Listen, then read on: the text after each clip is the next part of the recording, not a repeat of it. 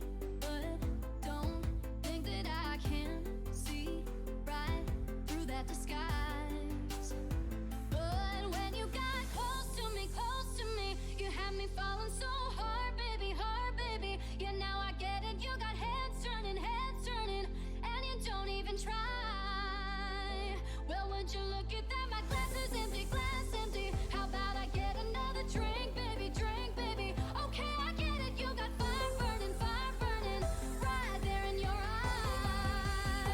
So when you got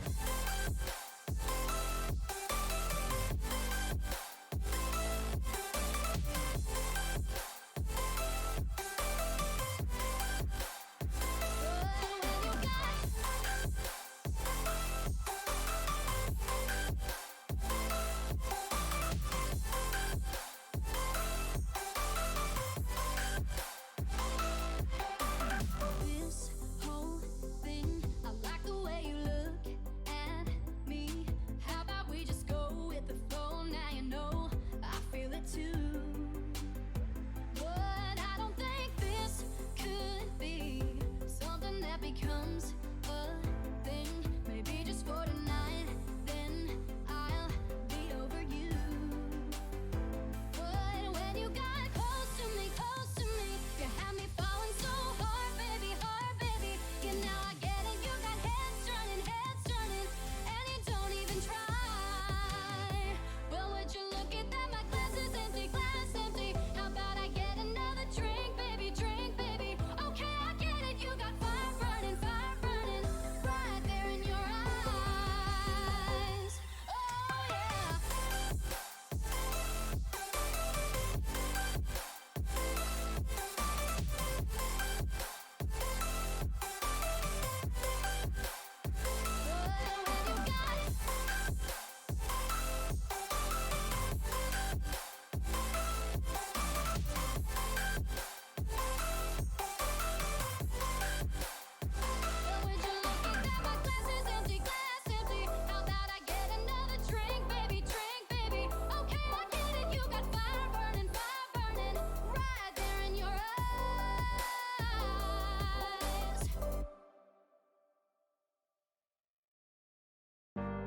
Just another doorway to open up and see what kind of lifeline will be waiting there for me.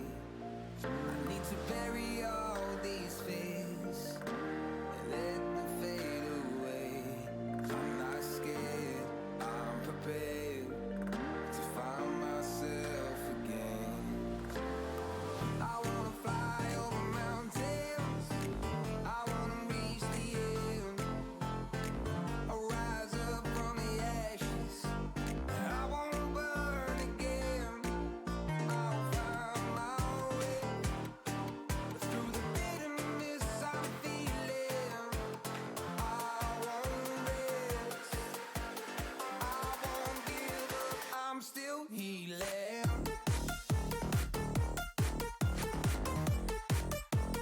I'm still healing.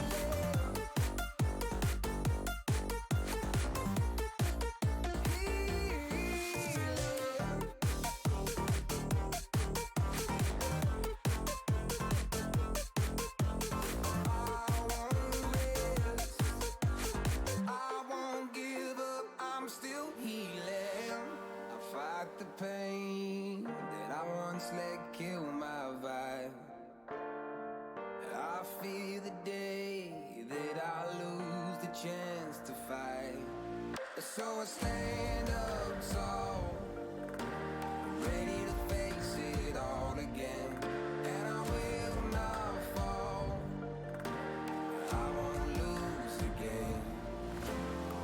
I wanna fly over mountains, I wanna reach the end. I'll rise up from the ashes, I wanna burn again. I'll find my way through the bitterness I'm feeling.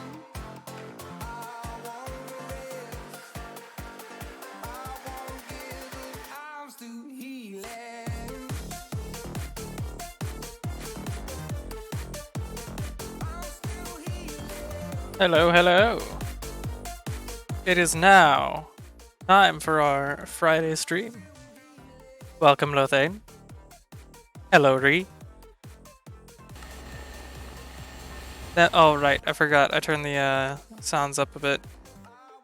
Just so I could hear stuff when I was testing.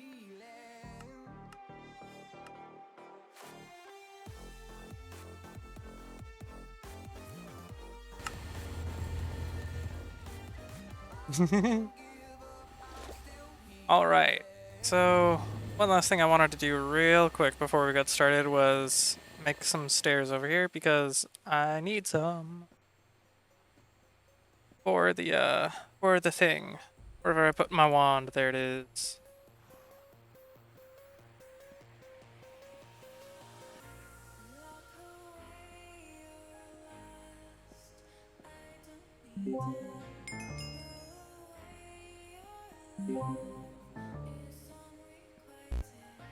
Oh, oh, we know, Lothane.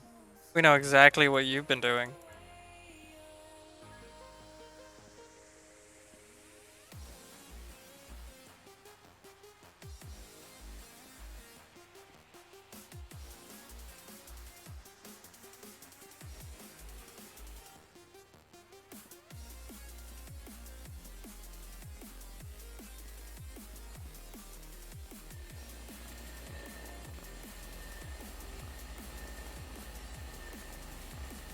Let's make some of these stairs real quick. I have no skystone bricks, so we need to make some.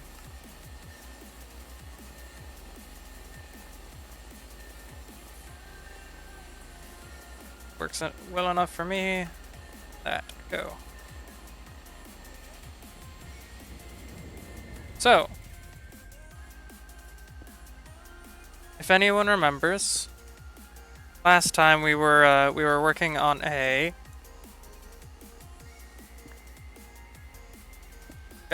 there we go. We were working on the Plutonium Reactor, and we were having some water issues. So I did some playing around with the setup, and I kind of expanded the water stuff by a kind of fuck ton.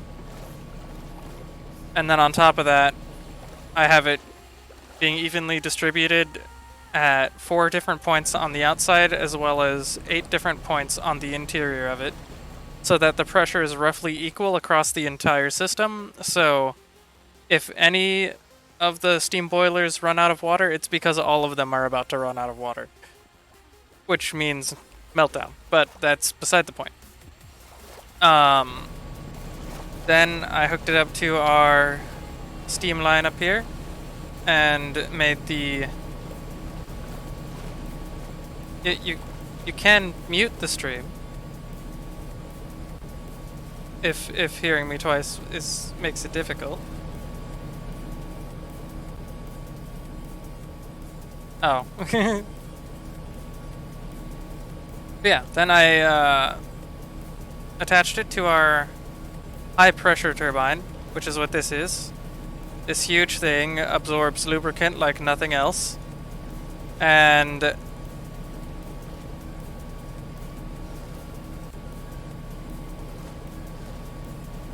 basically, this reactor down here is producing more steam than that one uses. Like, as you can see, it's still going up. And it generates 8.6 roughly gigawatts of power at 131 kilorads. And if we remember, both of these smaller turbines combined only put out 1.67 gigawatts of power at half the speed. So those are nice. These are generating the fuel for that, and that generates way more power than this does by like 6 times or so. There's bacon in the centrifuge.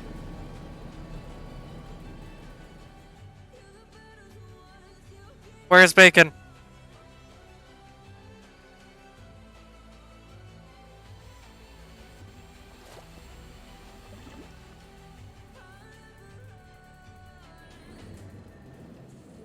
Don't tease me like that, Lothane.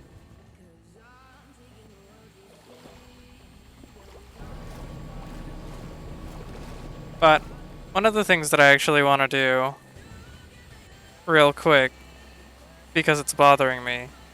Oh, also, before we get started on the fusion reactor, oh, I forgot to update the things. Hold on. But basically, so we did those. I haven't built the housing for the high pressure turbine, but one of the things that we have to do actually is build a second breeder reactor. Because this massive reactor is actually using more fuel than we're producing at the moment. If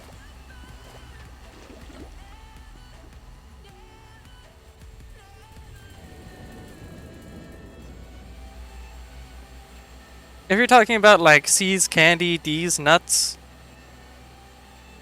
does D's nuts produce bacon? Nuts? I'm aware it's a meme.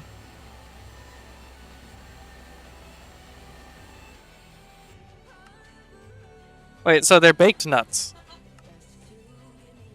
Or are they bacon D's nuts?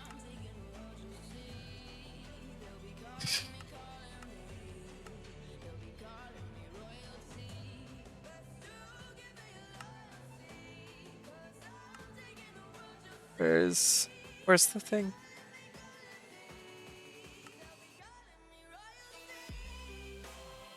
But one of the things that I really want to do first, it's not going to be expensive, is the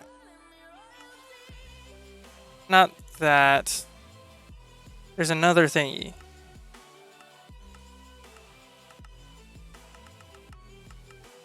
Guess it's not in there. Cosmetic machines? Silver iodide cannon, this thing. Powered by 2 steam engines. Speed and torque don't matter, so we just put them together. And then we're going to throw a bunch of sawdust in it so that it never rains again. It rains so much in 1.7.10. It bothers me so bad. I hate it. So, let's fix that real quick. We need a daylight sensor.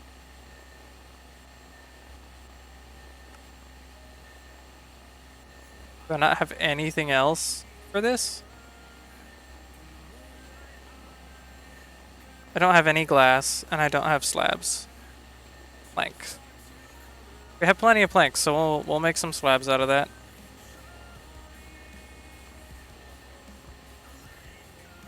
And then I need glass, I guess. Because we are out. So let's make 4,000 glass. Because we're going to need it at some point anyway.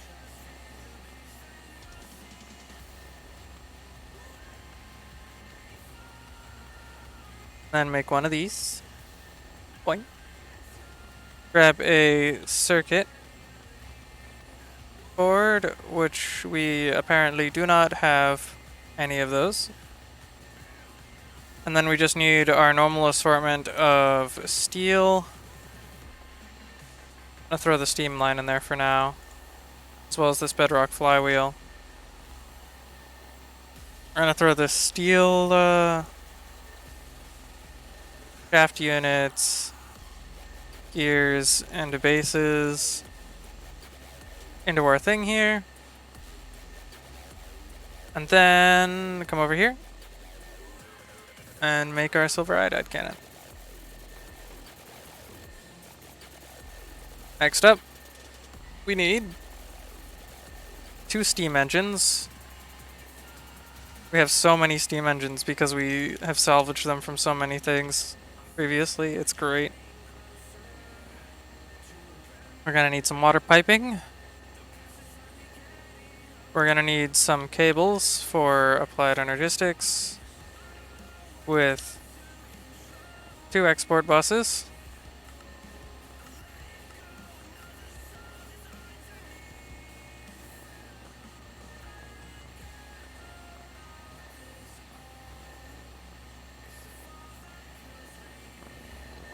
Oh, there we go.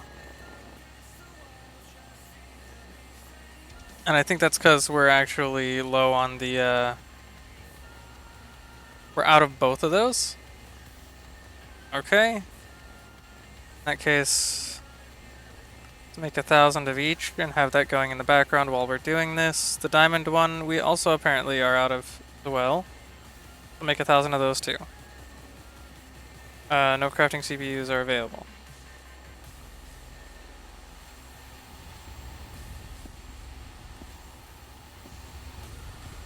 Yes, I did get it working.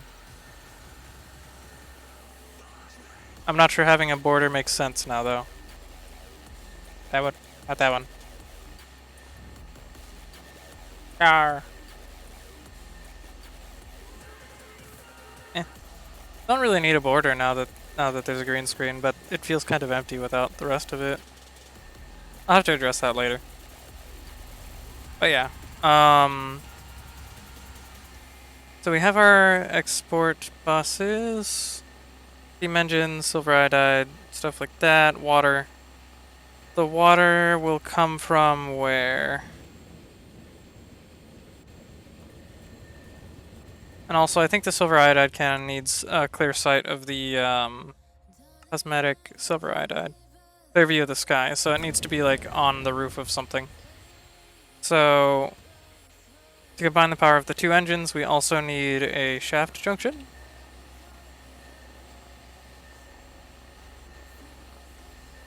Which we do not have any left over, so we'll just need to make one. It's just the 3 bases, 3 shaft units, a gear in the middle, and 2 ingots.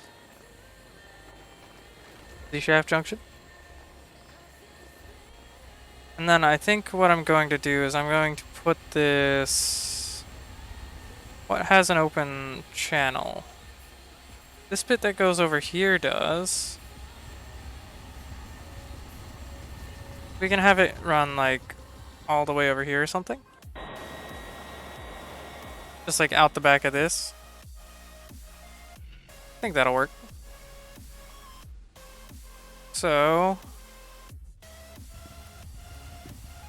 we did remove some steam engines off this, so I think we're good to bum the water off of this line here.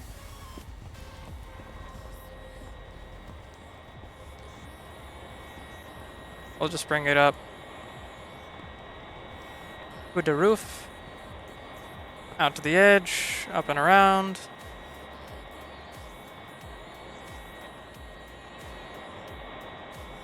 And then right here is where we're going to put our netherrack, which will allow us to bring up our...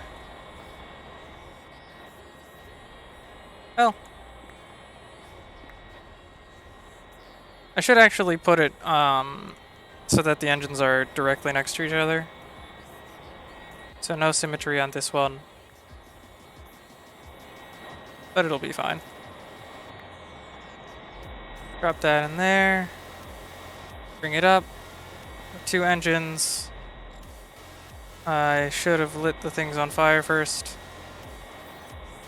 Do I have the flint and tinder on me? I do not. So we'll go grab it from the AE system real quick. I should make one of the wireless things too. Eventually.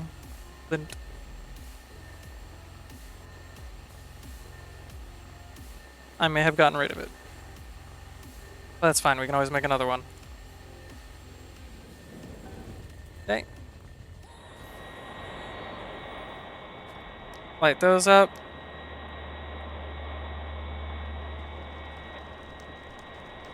Things in the way, and then shaft junction, and we're going to merge the power so that it goes straight out like that, and this takes power in from the bottom, I think. Let's take a look.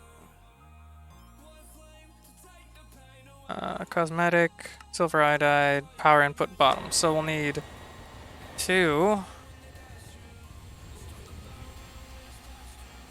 Atom 2 bevel gears. Bricks can go away. Just that. Go ahead and throw that in there. And then the bevels will go here.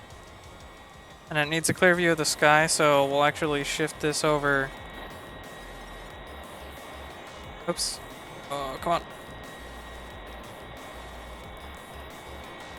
There. Only took me so many tries.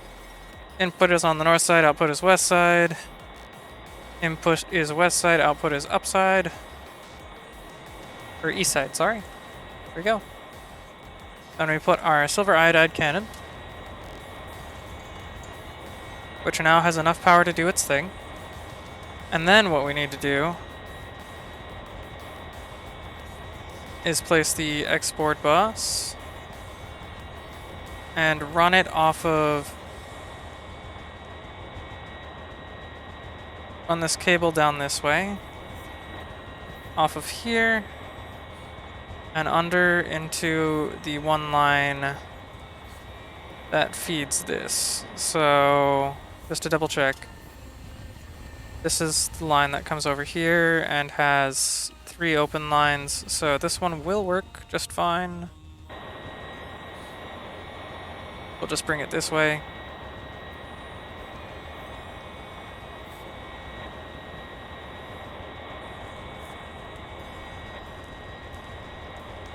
And then sawdust. And there we go.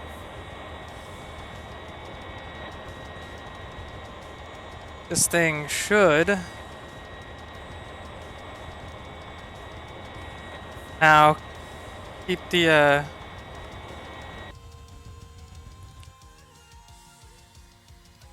it will fire chemicals into the air, in this case sawdust, to change the weather back to clear if it's not. So it'll never rain again, ever. We are weather controlling now.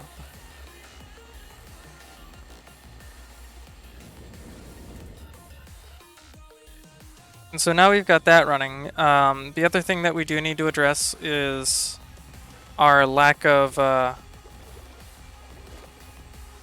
fuel. We're not losing fuel that fast, so we don't need to make like a huge reactor or anything, but we need a reactor because this is pulling like 1 plutonium roughly every, I think, 20 seconds or so. But I think this is only producing a plutonium, like 1 every probably 30 seconds. And either we need to make it so that this runs hotter, which is mildly dangerous, but possible. Add another, core somewhere. Maybe like in the very corners we could do it. It's possible. But either way, this would be, I don't really want to have to change the design on that since it works and it's happy. It's just like this will, as it stands, never go critical. And so I would like to leave it that way. So that means we will just be building another reactor.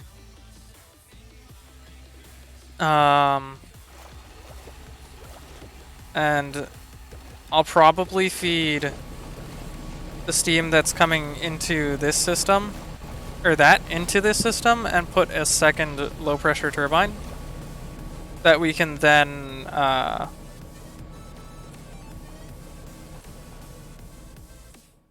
hopefully run a full 1, maybe 2 extra turbines off of, and with all that power we should be able to easily get the fusion reactor set up. But for now, that means we need to start off with getting more breeder reactor cores. We have 4 already, and I think what I'll do is I'll just imitate the same setup here and just double our output so that we always have enough for the input. And so, easier to see from the bottom actually, maybe not. We have 2, 5. So 5 around the edges, and then we have the ones that are in the middle, which are the 4. So we have 14 breeder reactor cores in there. Excellent. Means we'll need just a few more. Luckily, this that'll be one of the 14. We can just convert the fuel core into a regular one. And then what we can do is we will take these fuel canisters. That's 4 more fuel cores. So in total, that's 5, 9. We need 6 more. Oops. So, fuel canister. 1, 2, 3, 4, 5, 6 more. And that should give us 10, 11. I mathed wrong somewhere in there. That's 10, 15. I needed 14, but that's fine. Then we need to turn them into fuel cores. And we're making 10 of these. So we need 10 hoppers, the rest of it's easy.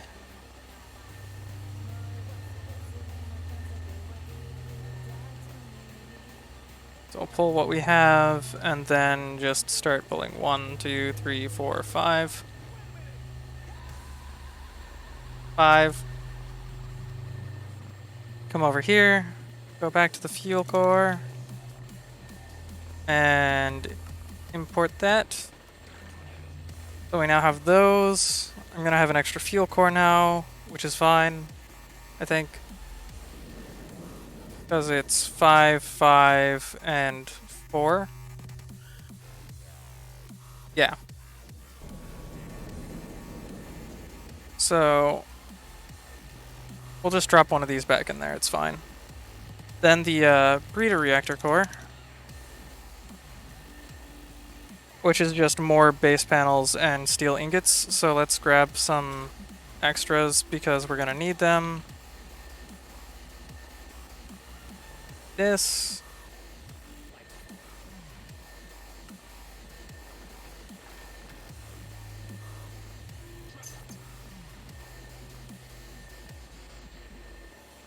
And then, from this point, we need how many sodium heaters? It's 1, 2, 3, 4, 5, 6, 7, 8 in total. 1, 2, 3, 4, 5, 6, 7, 8. Yep. So 8 sodium heaters. Which I actually have those made already because I made way too many the first time. That'll work for that. And how many control rods do we have? 24. I know the ones in this design aren't necessary, they're just pulled up all the time. But I like having them just in case I need to slow the reaction down. And so that's 4, 8, 12, 16, 17, 18. It's 5, 4, 4, and 5. 8 plus 10 is 18. So 18 control rods.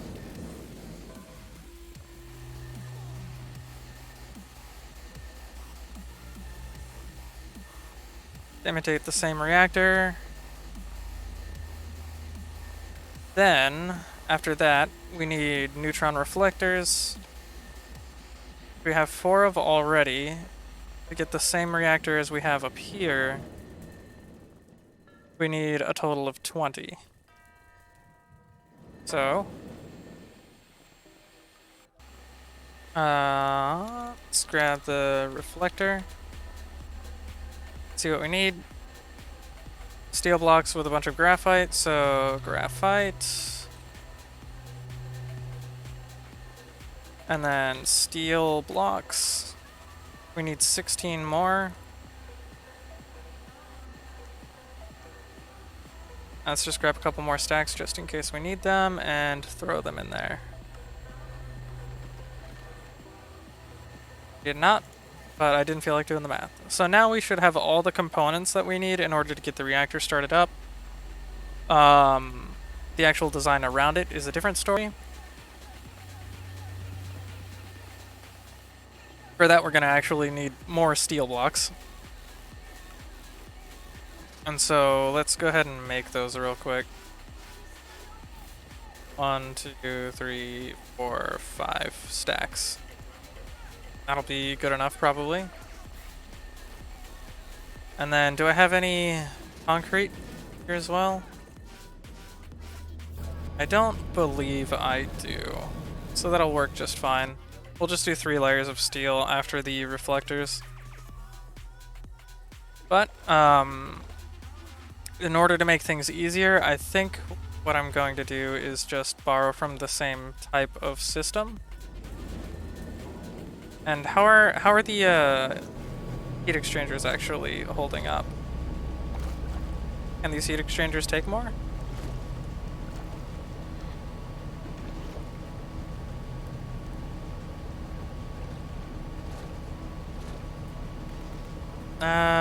Technically yes, but I don't know if the water system could handle it. How are we doing over here on the water? 2 steam engines powering it. Operation time is really fast, but it's not using all of it. So I think we'll just make our own entirely separate system so that that one stays stable, and then we'll input the steam, the extra steam into this one over here. So let's go ahead and work around that real quick. Gonna grab some bricks just to lay out the space that we're going to use. And I'm gonna just do it straight behind this one. A little bit wider than that.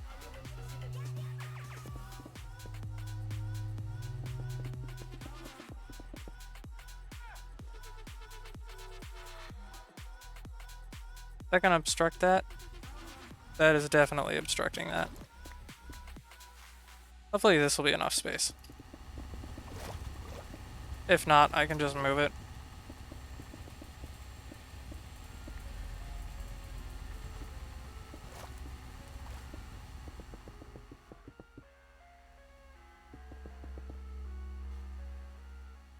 Let's real quick check.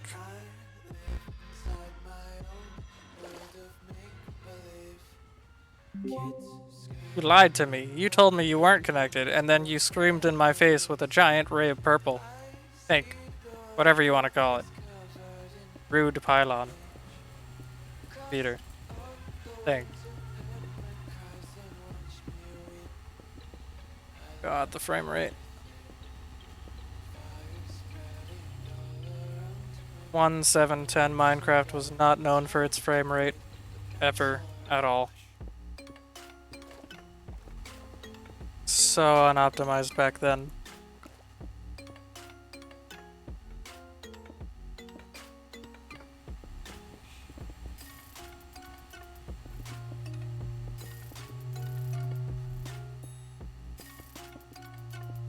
All things considered, like, this green screen thing works really, really well. For it being a homemade green screen. I'm sure, like, if we got a really nice camera and a bunch of professional stuff, like, it would work better, but this is perfect for what we need. And better's arguable anyway. So let's see. What I did here was I pumped it into this reservoir, the molten sodium, and then moved the molten sodium into the actual heaters themselves. So I think what I'm going to do is I'm going to come over here and fix up some of that. And we do need to be really careful with the superheated molten sodium because it will melt like soft blocks around it. Basically, what? Love you too. Come back soon. So, basically anything with a melting point that's under 1800 degrees Celsius, I think it is. Sorry, under 1575, it will melt the blocks. It's how obsidian ended up down there because I moved the pipe too close to the bricks and it turned into lava.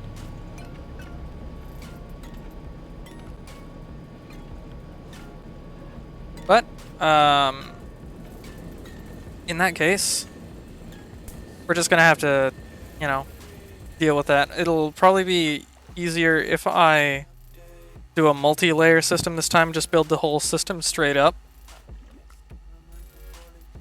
And then have the system just feed directly into this from the top of it. I might be able to make that a little bit more inconspicuous, like flat against this thing.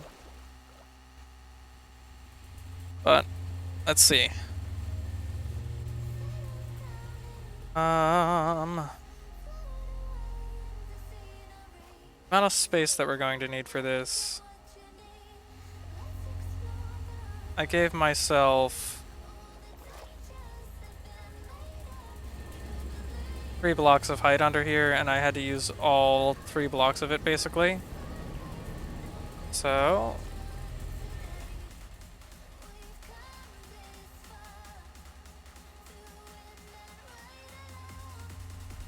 here's what I'm thinking. From this point, it's 3, 6, 9, 12, 15 blocks across in total. So I think I want to mark that out.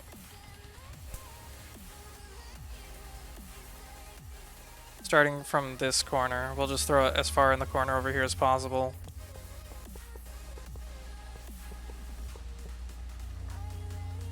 $13. So it is 15, but that's with the extra stuff. 1, 3, 4, 5, 6, 7, 8, 9, 10, 11, 12, 13. This is roughly the space that it'll take up with the actual building itself, so let's do that.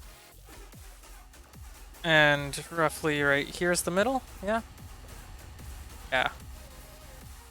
So if we go floors at this point, 1, 2, 3 reactors, and then the amount of space that I need for the piping is roughly 5 blocks above it. So 1, 2, 4, 5. Considering that this starts a few blocks lower than the other one, it makes sense that it comes out a little bit differently, which is entirely fine with me. Next up,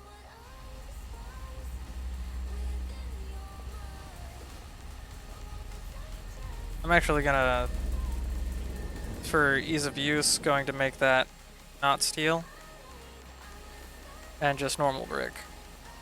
Because the steel's expensive and I'm gonna be using it for radiation shielding, so...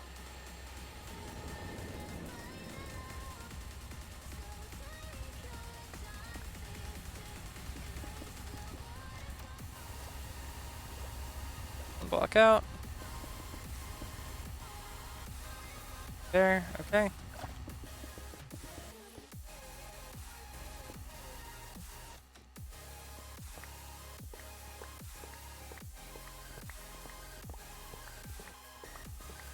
So we'll just pull this apart really fast.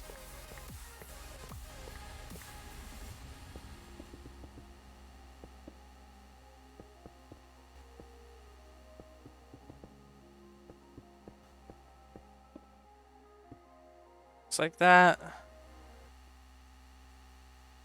And you know what? We'll actually just start with the reactor itself. Throw it up there.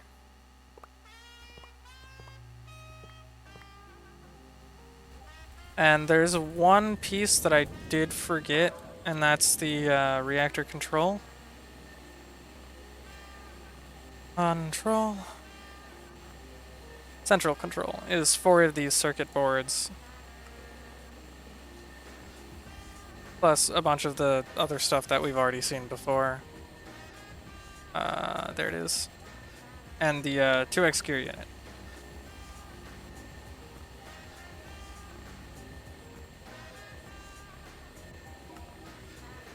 Just like that.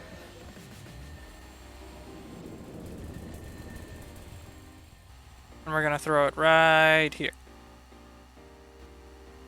And then to imitate the rest of it, one of the things that I am going to have to do is run a steam engine down here as well to power the central control, so I can move the control rods and slow the reaction at least.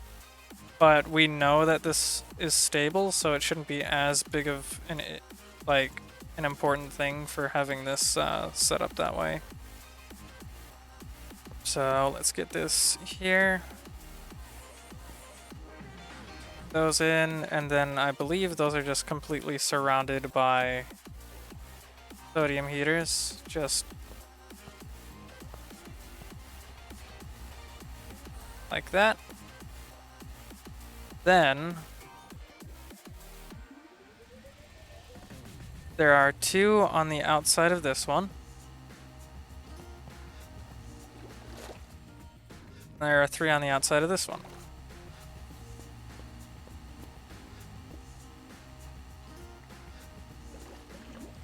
Then it's just mirrored on this side, I believe. Yeah, so we'll just do this. 1, 2, 3. 1, 2. That's the actual core of the reactor itself, and then we just throw the control rods all the way around this side. It's like this for our strangely shaped reactor. And so when these are down, it'll cool it down enough by slowing down the reactions and preventing certain reactions from the reflectors that we will be attaching here in just a second to basically prevent the it won't even get hot enough to make molten sodium, basically. But it'll continue reacting, so it'll still technically be making fuel. It's just going to be extremely inefficient. Which, there isn't really a problem with that. It's just, you know, in case of emergency, pull lever kind of thing. So, that's the core of our reactor setup. Now, just want to throw our shielding around the end.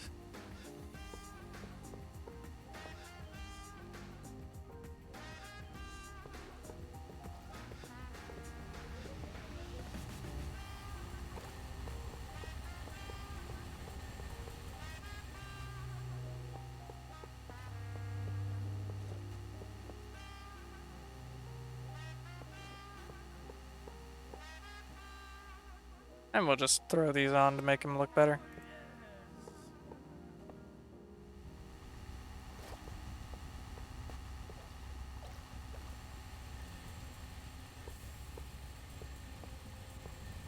I heard a hiss up here.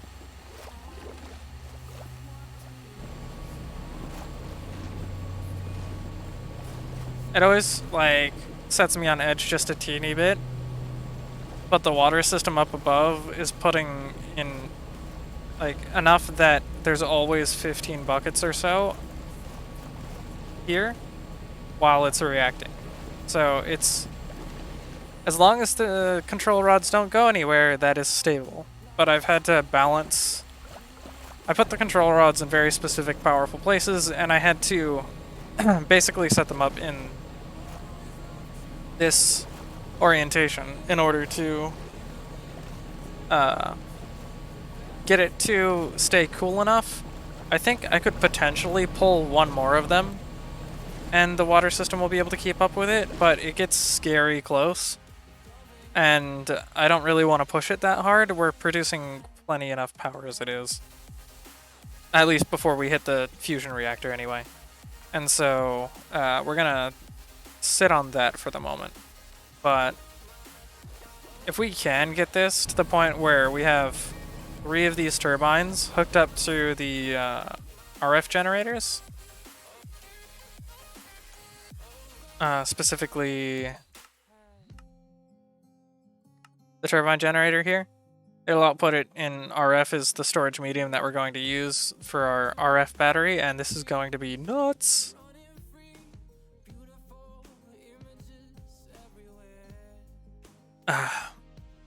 Of course, then when we want to actually use these, we're going to have to use superconductors, I believe. Yeah. So superconducting wire, and it's going to need to be insulated, unless we want to die.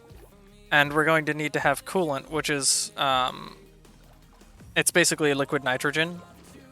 And we don't have a setup for making liquid nitrogen yet, but we'll get there. It's not super difficult, I think. I'm not entirely sure. We'll figure it out. I've made it before, but I think some changes have been made to make it a little bit more difficult to make liquid nitrogen, so we'll see. Now, the one thing that I wanted to do was grab a reservoir again.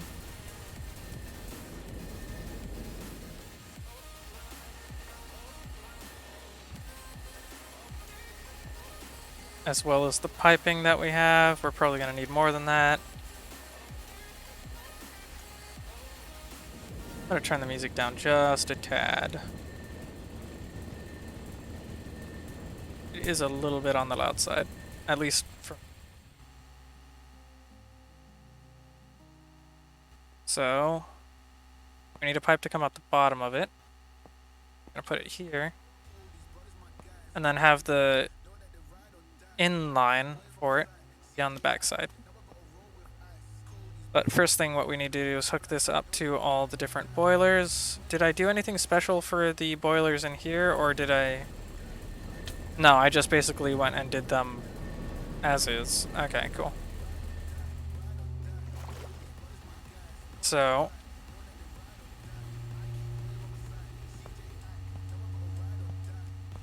this molten sodium isn't a danger to the blocks around it. It's the superheated stuff that comes out the top. So that's where we need to keep it away from, like, stone bricks and stuff.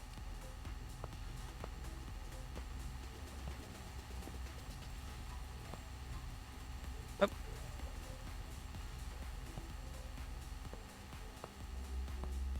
Yeah. Here we go.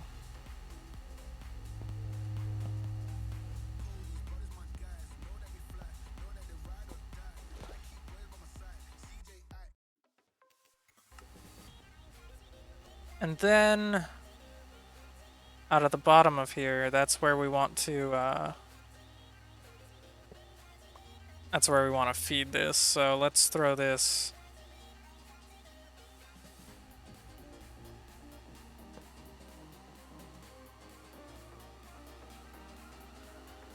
I mean, right there should be fine, I think. Where'd it go? Where'd it go? Reservoir. Magnetism. There. Magic the reservoir somewhere else. There we go. Throw that in there. Just like that. So then... what we have to do is we have to start putting some... molten sodium into the system. And we will pull that off of this line here. We don't need a lot of ME cables for this. At least for this particular setup. We only need, I think, 3 in total?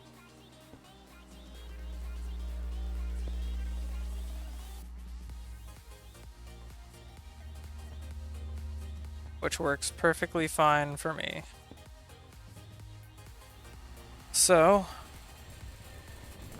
we'll go ahead and hook up our system down here. We need a fluid export.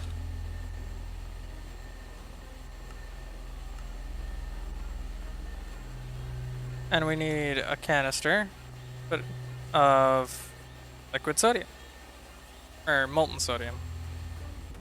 Which is technically the same thing. But let's go ahead and throw this on here. The sodium. And once it recognizes that it's there, it should start pouring it in. There we go. We'll wait for all this to fill up.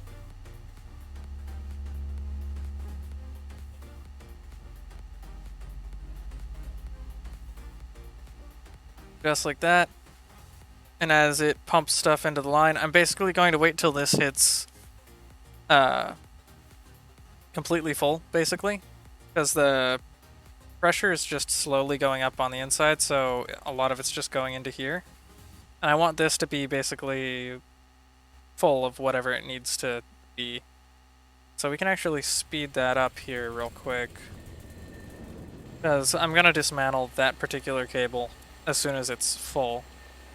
So let's, where is it? Acceleration cards? Do I have any? I do not. 1, 2, 3, 4. I think it can only take 3, but I may have mistaked. Let's see. No, it can take 4. Cool. Go.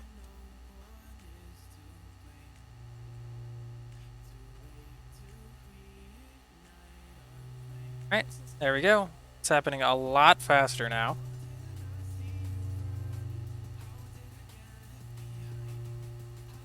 And basically, I just want to have the system be a closed loop so that there's nothing putting any more sodium in or taking sodium out. This is and it'll just be a closed sodium neutral system, so I don't have to actually worry about managing it at all, is the hopeful idea that I have for this. It's the system that's over here is also a closed loop. I'm just going to change the heat exchangers from being down there on the side to just above the reactor itself.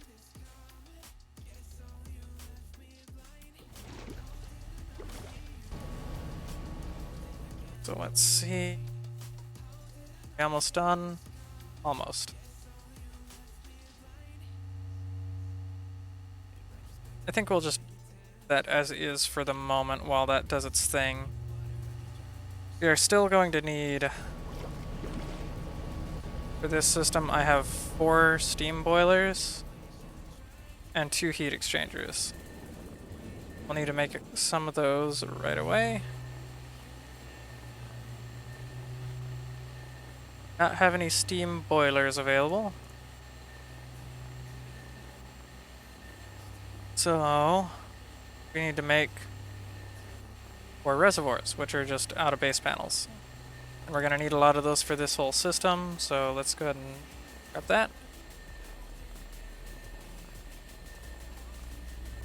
1, 3. Okay. And then we turn those into steam boilers, with just more base panels and ingots. And then we need heat exchangers. And I believe I only need 2 of them for this, just to make sure.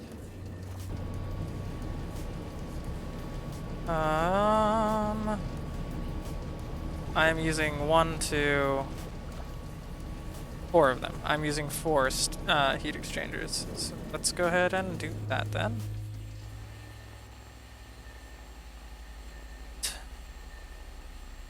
Exchanger requires cooling fins. 4 each, so we need 16 in total. And then we need some gold ingots.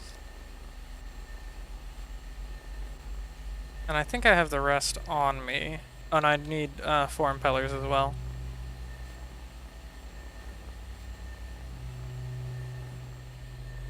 go. Alright. So the tricky part about the way the heat exchangers work in this particular instance is going to be that they take the hot from the top and put out the cold from the sides. And the power goes... do they even need power? I think they do. Yeah, they do. And power goes in the bottom. So, I think what I'm going to do is, at least up here, we're going to do a similar situation as the bottom. But we're going to bring it 3 away so that it brings the superheated molten sodium further away from the bottom down there.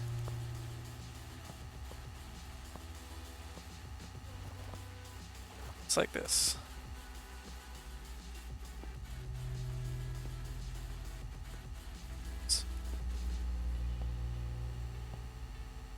That.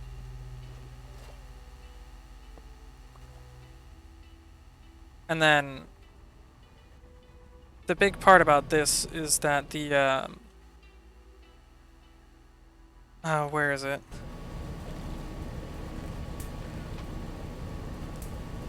Import bus. Yeah, so the waste and the fuel that we're making will be coming out the bottom.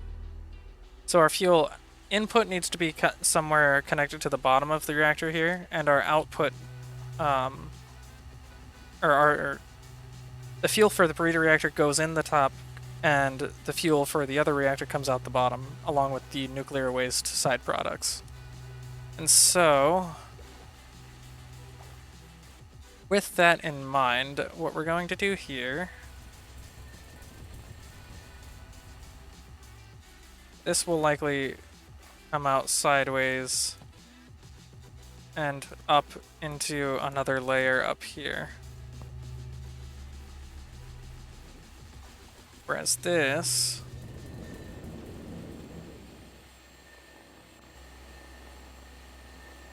import, need 1 of, and also 1 export, 1 of.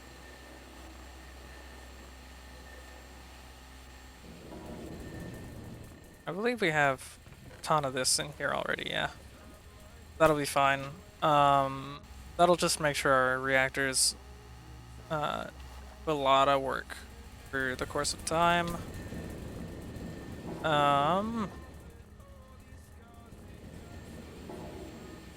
let's grab 2 chests.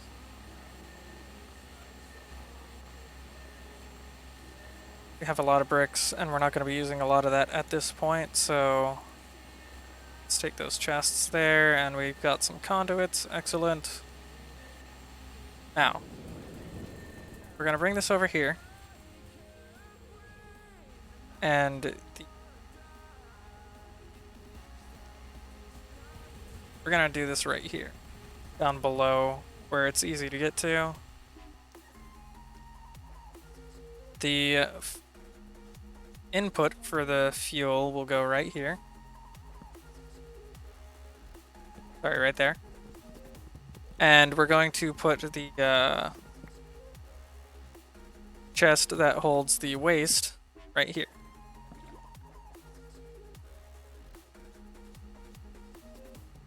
And this cable can take as many lines of things as I want on it.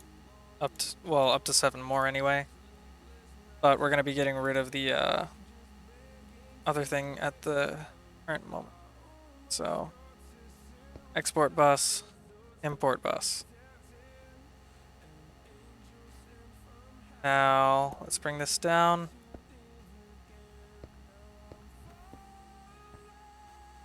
This, and this.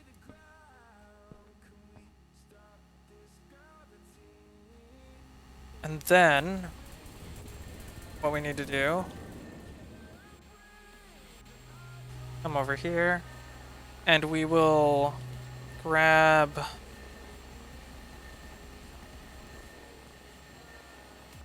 does the breeder reactor fuel Is it fissile on its own? It's not.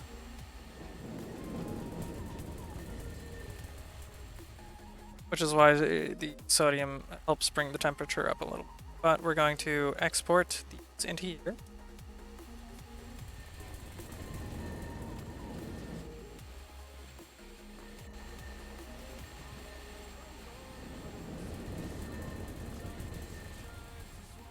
And then, out of the bottom here is the important part for the item conduits.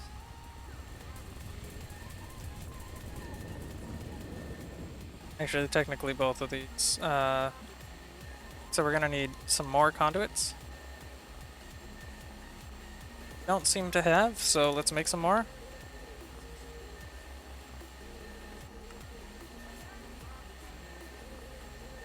There we go.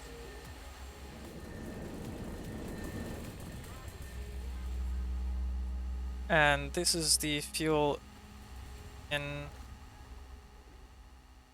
Don't want that yet at the moment. Just want to hook up all these outputs for the plutonium and our waste product.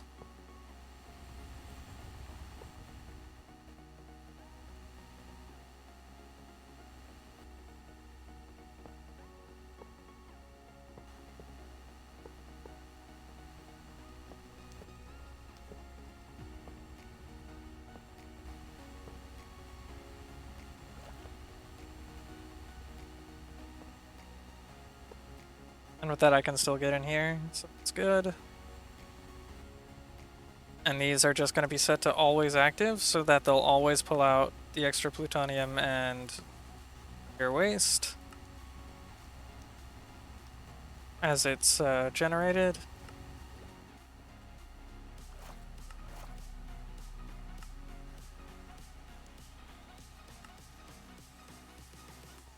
So now from a technical standpoint, I could start up the reactor and it should technically work because it'll never get hot enough to create superheated molten sodium with the control rods down. But at the same time, I don't really want to do that because, you know, on the off chance that it accidentally makes some superheated molten sodium, I will not be able to dispose of it immediately, so. Just double checking all my connections real quick. Don't want to forget one because it, the nuclear waste actually eats neutrons and slows down reactions, which is not what we want. So it looks like we are good. And now, that's literally just going to be on all the time. This will not.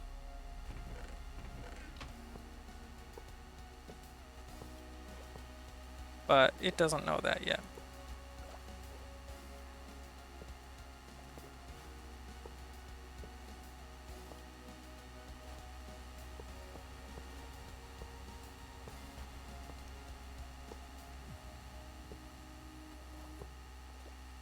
Connect those up.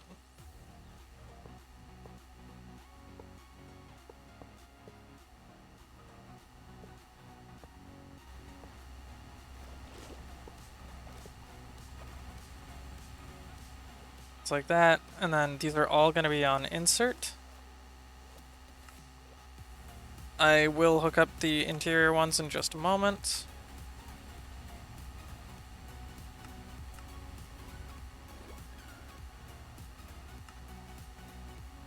Whoa.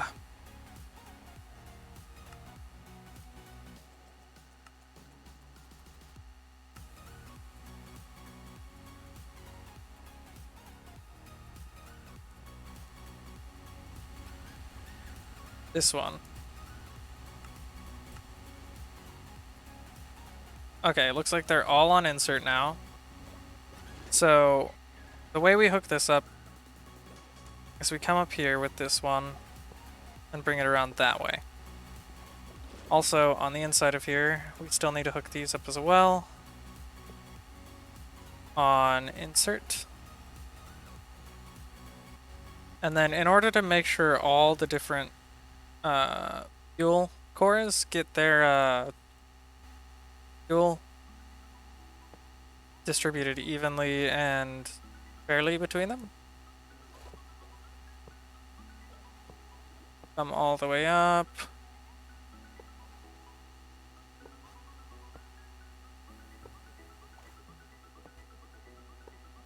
That. Luckily, these conduits don't actually get murdered by temperature, so that's good. This will be on extract. We don't turn this over yet because we don't want to start up the reactor, but we do want to turn on round robin. So now, this is a technically primed reactor with an on switch, but we don't have the power going to the control thing yet, so we can't pull the control rods. So it should, in theory, never produce molten sodium or superheated sodium like this up here. So let's go ahead and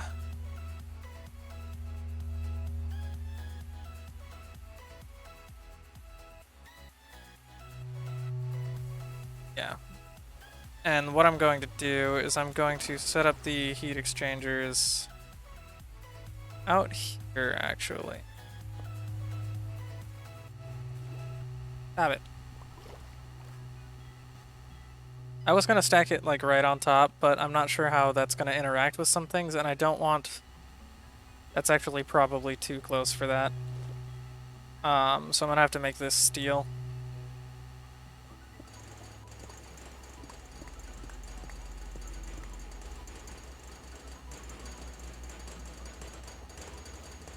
Need to do it kind of quick so that our plutonium reactor doesn't have anything funny happen to it.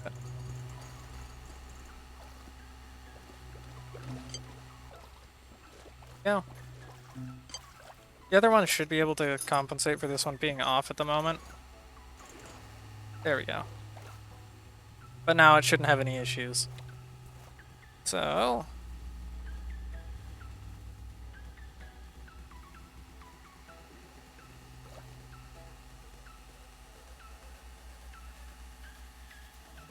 the design that I have is as such.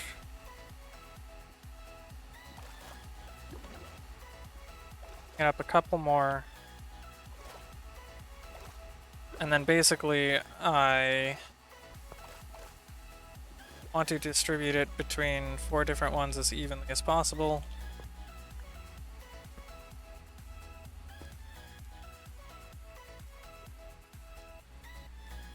So let's do...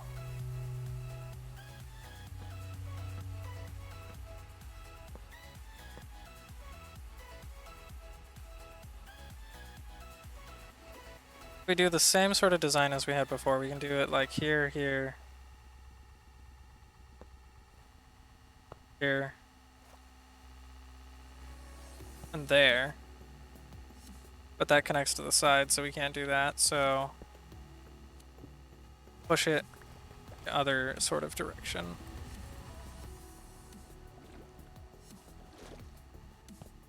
Like this instead.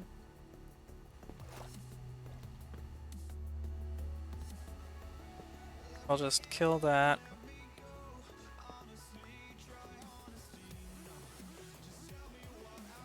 Like that. That should relatively evenly split it. I'm not going for like a super even split here, because it doesn't really need it. These heat exchangers are doing just fine the way they are down here. It's hard to see, but here we go. It's actively churning through all of them, and it's not experiencing really any issues, so that'll be doing just fine. And then in order to power that, I'll need 2 steam engines. And I believe this system has plenty of water available, so we should be able to feed it into this heat exchanger up here without any issue as well.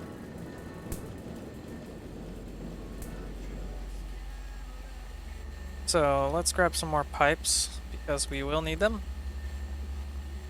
Grab 2 steam engines. And we're gonna need more junctions as well as some bevels.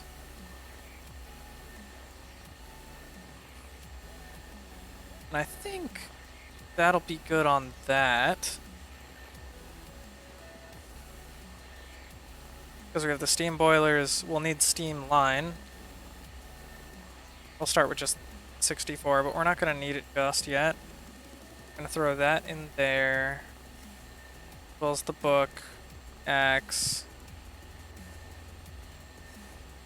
Rotarycraft book. Regular transducer is still useful.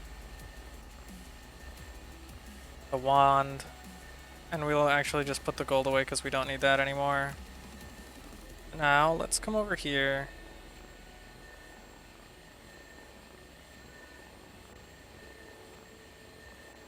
And I have a little doggo next to me, and she's a dream. Little dream noises. It's cute.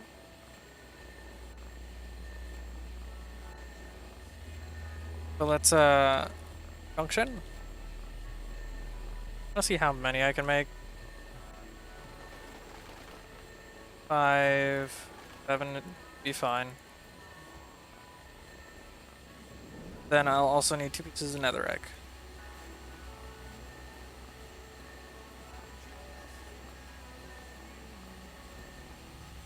What, Lothate?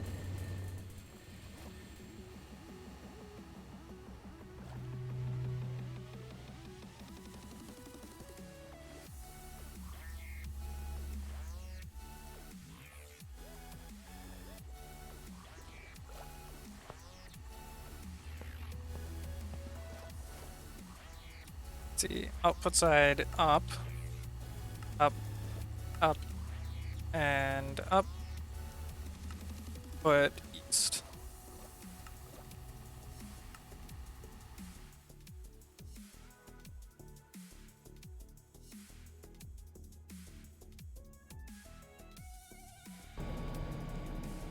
And secondarily, I'll also grab some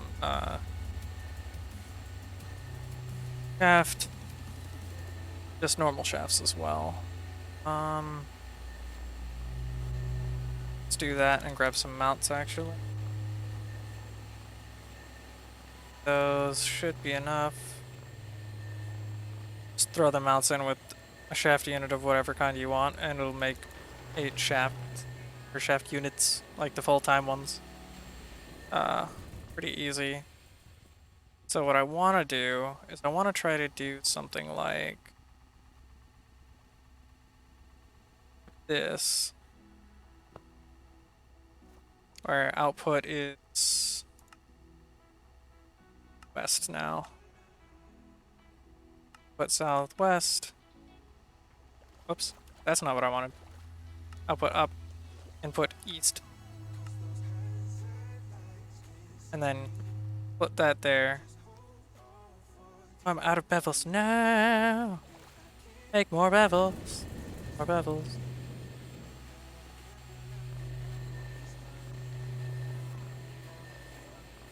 And the bevel is made pretty similar to the junction. Get 4 per craft. Just instead of these 2 being a stick and an ingot, it's just 2 bases. Stick.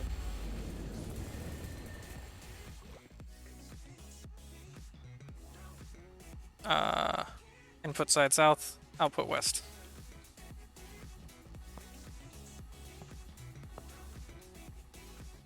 It's like this. I'll need to flip those around on their own in a minute, but for now, place these. Input sides are both south, outputs are west.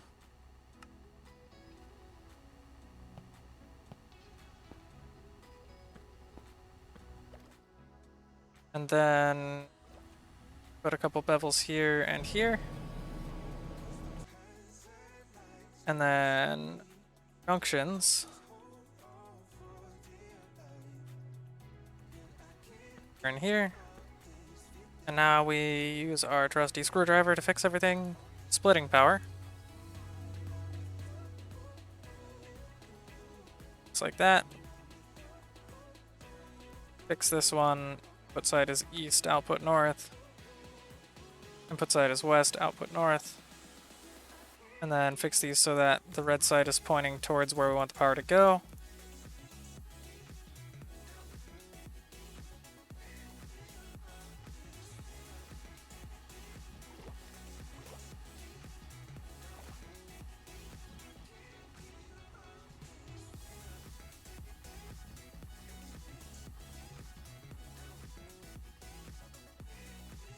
Check.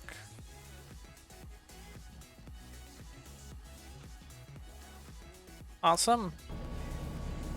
Now we can throw our 2 steam engines on here. Orient them the correct direction. And then here is where we're going to borrow water from that other section. It's down here. Like so.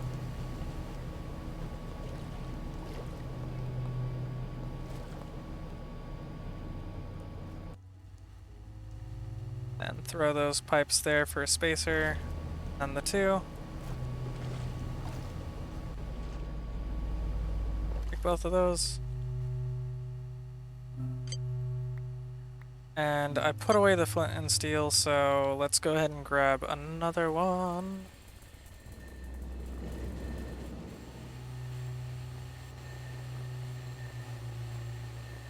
Where did I put it away?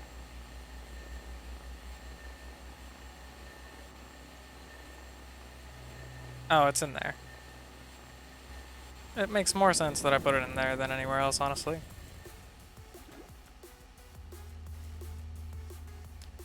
But now we do that for those.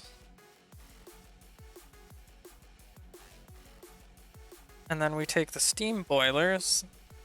We also need a water supply for those as well. Throw these here. Oh wait, I can't throw them there. I have to go on this side. So, let's see. Those 2. And these 2. Works well enough, but I do need to clear out these 2 spots.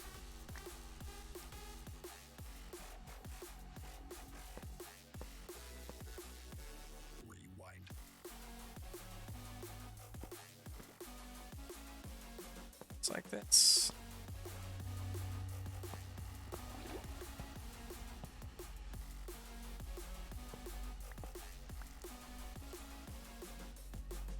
And then these will run Steamline out the top. Steamline is one of the few things that just sort of breaks the rules of physics, where all of this just sort of it will never rupture for some reason. And that's fine with me. But there's that, and now to run water steam boilers. I don't think the system's using enough not be able to handle this, because I was initially using that water system as an intermediary supply of water for that. So we should be good, because this uses far less water. Okay. Now we've got that set up. All these are receiving power, yes. Power, power, power, power. And that's their power requirement. Excellent.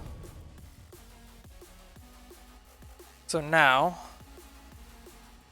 I need one more steam engine. Power the central control. And we are currently using 20, so I need 2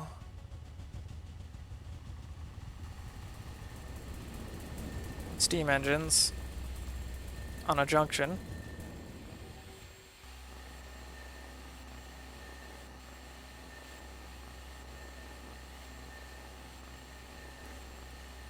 With 2 more pieces of netherrack.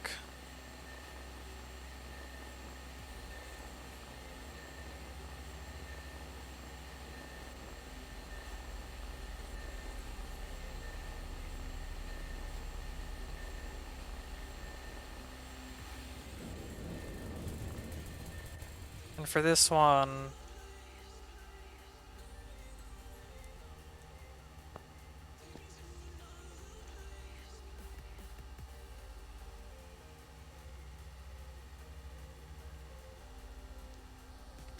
that.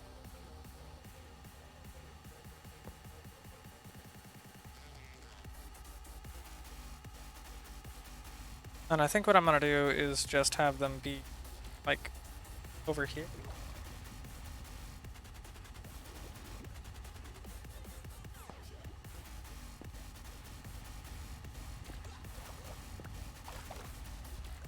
And then have the water come from this system as well.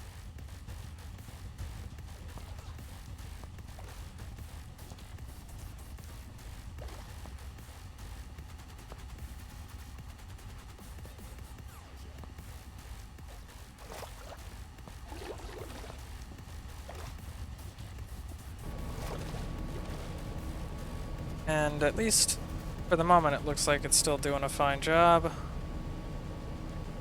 We have 3 liquid spillers there in different places, so it shouldn't ever really run out.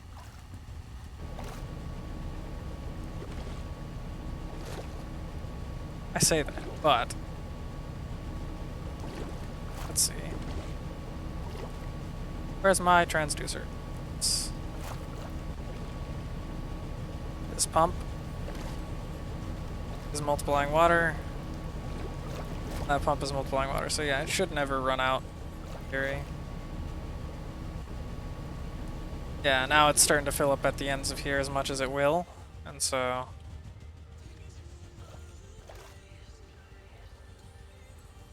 pressure is starting to rise again. Output up, output south. Junction. Merging power output to that way, north. And hook it up here. That. I believe that's, yep, that's the correct direction. Now we can come down here.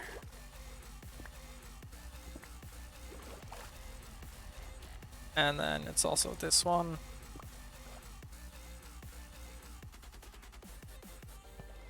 We'll just put bases for the netherrack to be placed against for the moment. There. Then fire.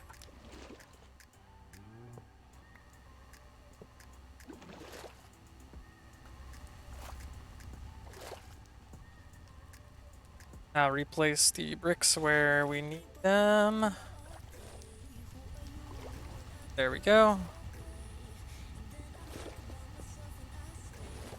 These, once they're heated, will start spinning and start powering the reactor central control, so we will be able to lift the,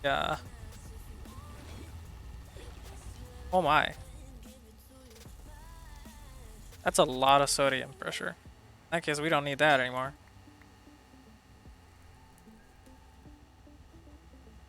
Alright. Yeah, get out of there. I saw you. I saw you hanging out in the molten sodium. Okay. And so now, the one other thing is that these heat exchangers from the sides, which means we need to rewire this just a little bit, will output the quote-unquote cold molten sodium.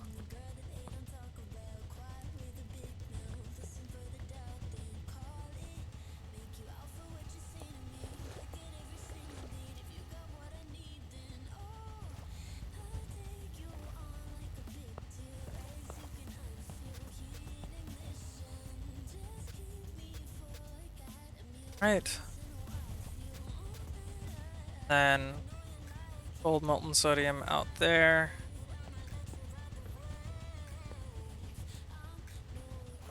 Yes.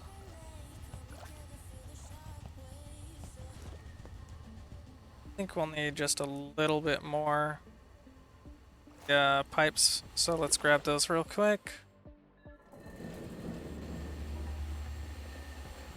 Pipe.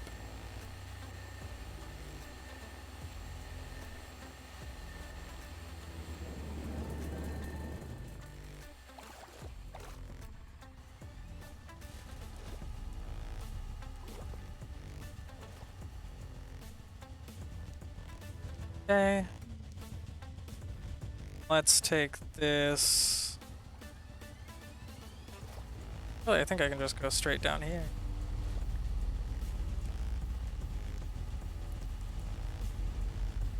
Yeah.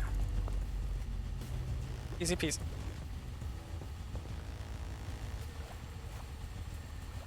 And then we'll just wrap it back into there. All that extra pressure.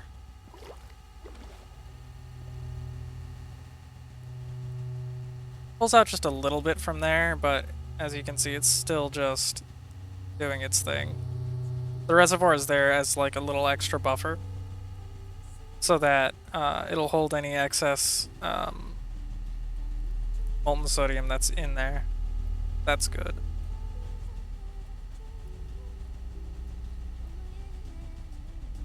Then it'll feed the rest of it into the system.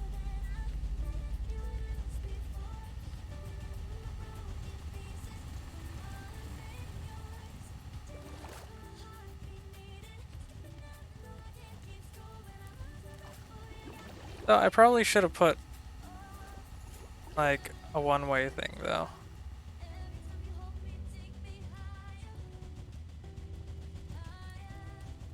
Yeah, let's do that real quick.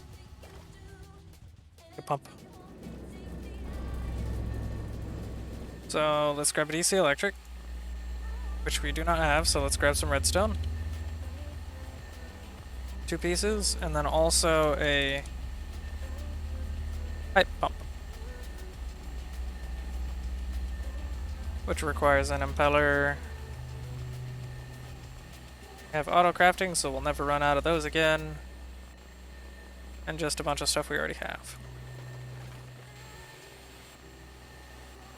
And then also the DC electric.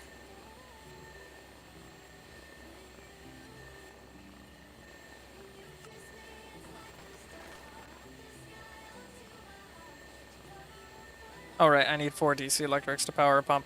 Yeah, that's fine. Redstone. It's more, and then we'll need 2 levers. And remember to use steel blocks for this because it's going to be real close to the superheated molten sodium.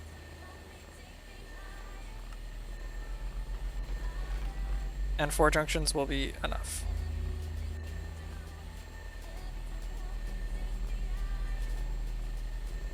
I ran out of ingots, that's why.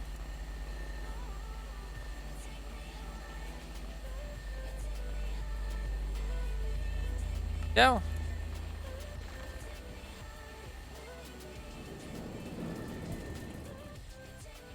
So now, up here, using this as a feed,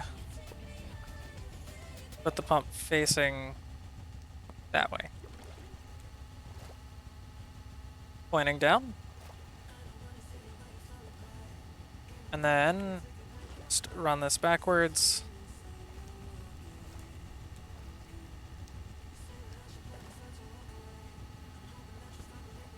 Junction, junction, junction.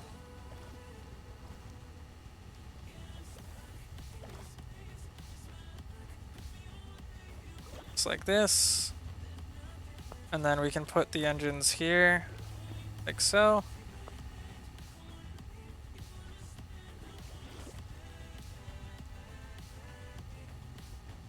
Now those are all facing the correct direction. Engines are now all facing the correct direction. And then we'll throw these here because we need to.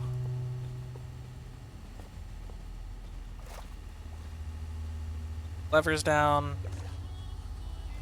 Because the only downside to the heat exchangers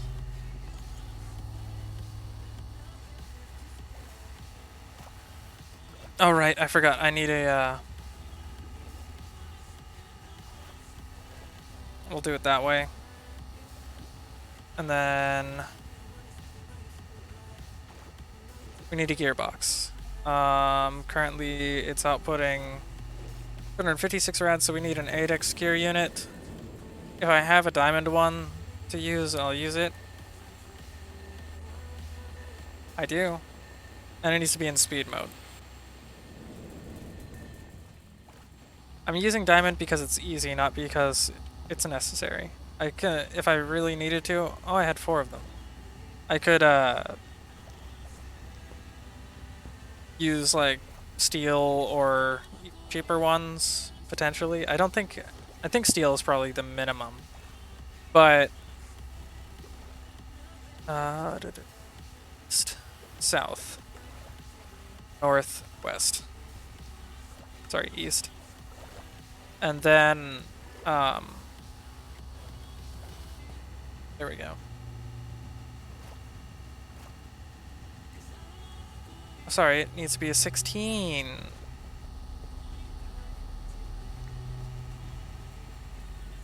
I did my math bad. In that case, I do have a 2x. 18 times 2, or 8 times 2 is 16. So they both just need to be in speed mode, and I can remove one of the, this steel shaft here.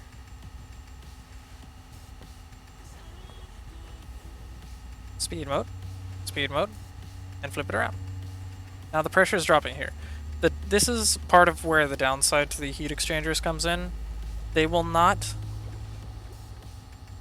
move their liquids and the cold liquid out of the tank if there is too much pressure outside.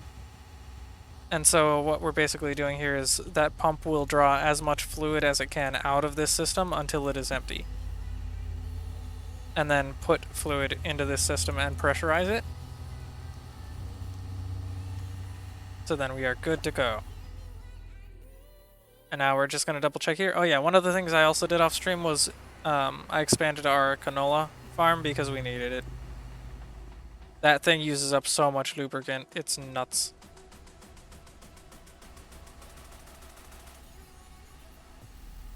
$36,000. We need to remember that. So now this should be 100% set up and ready to go. So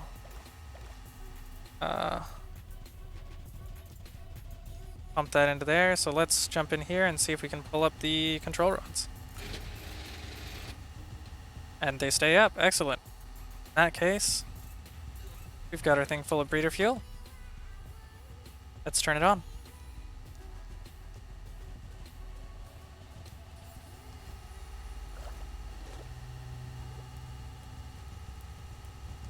And the breeder reactor cores do take a minute to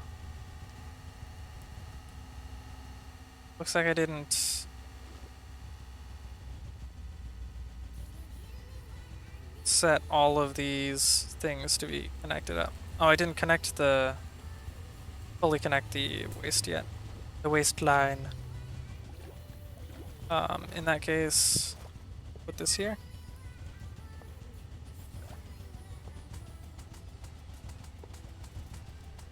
This is going to be insert.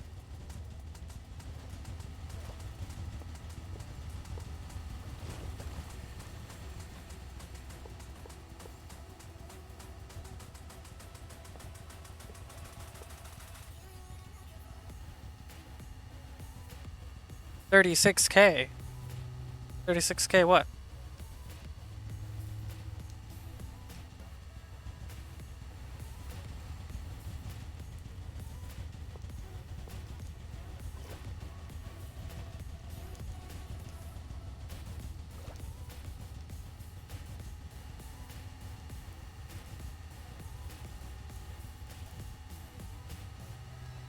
Oh, this one's not connected either.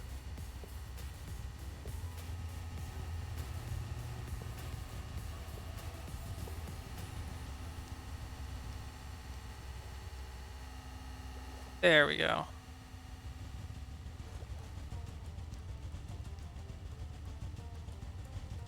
Oh, right, yeah. 36K. It's the amount of lubricant pressure that we have. If that's still going down, we need more canola production. If it's not still going down, then we're fine.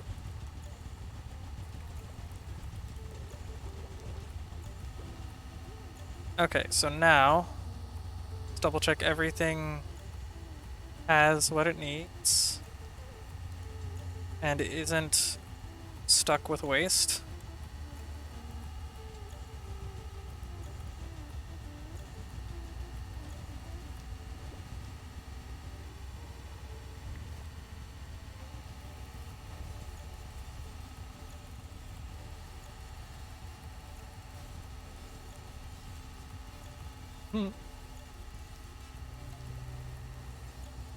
I do like to think I am a lube pro.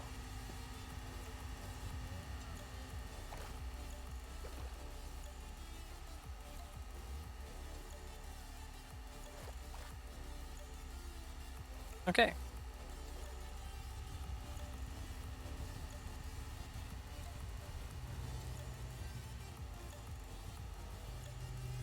Now we just need to make sure that this is coming up here. It's going into the heat exchangers. And normal molten sodium is coming out.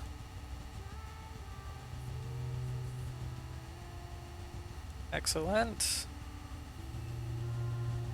And it just pulls it straight out. I don't think we're even producing enough superheated molten sodium to all of... Oh wait, no. It's going to occasionally use that one. And this one. This one, it is using. Slowly. And this one is being consistently used.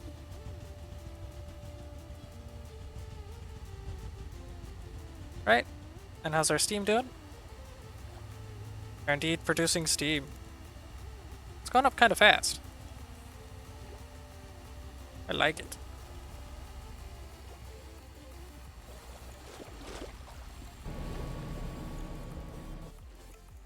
Now we have to decide if we want to use that for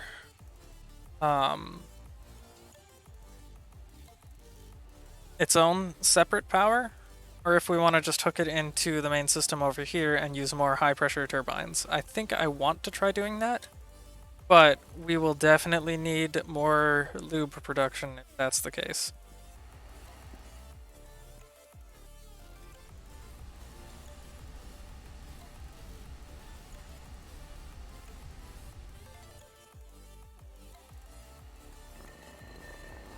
Nighttime is not a good representation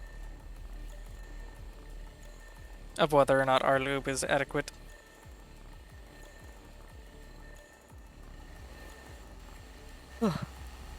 My coffee. There we are.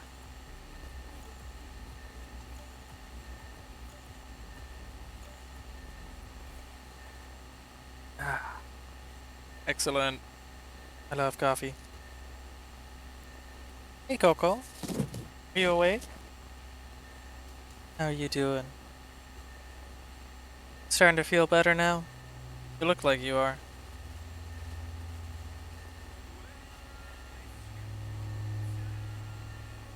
Poor doggo had an ingrown toenail. She's got like one crazy nail that just goes nuts.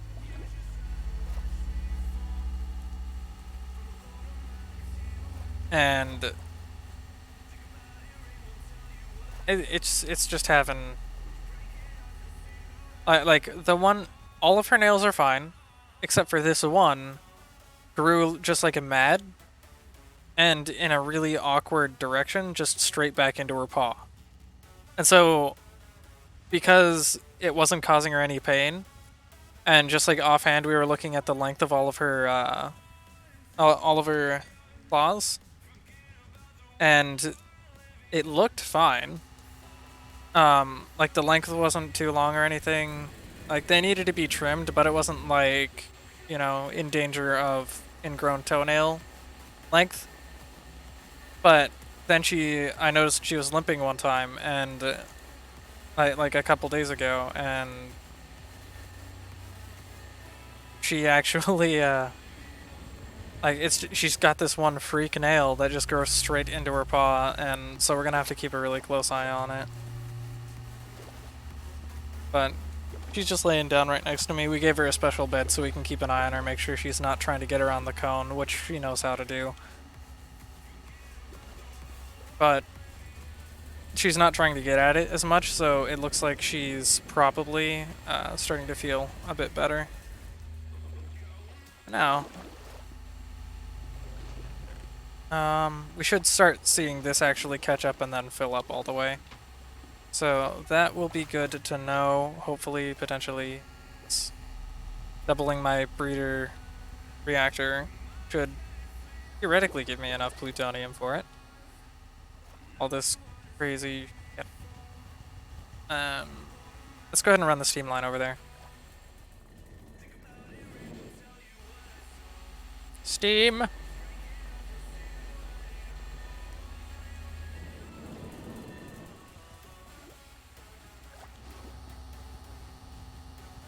I'm actually gonna just... It's going low. But gigantic air quotes. And bring the line over here. We will then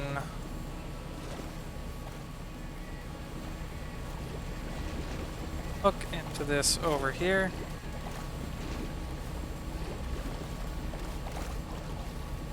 There we go. And now that will also feed this steam line. The steam pressure will go down, at least for the moment, until this pressure equalizes with the rest of the system, and then it'll slowly repressurize the other stuff, and we'll be able to get a better idea on exactly how much steam we are producing between these two reactors.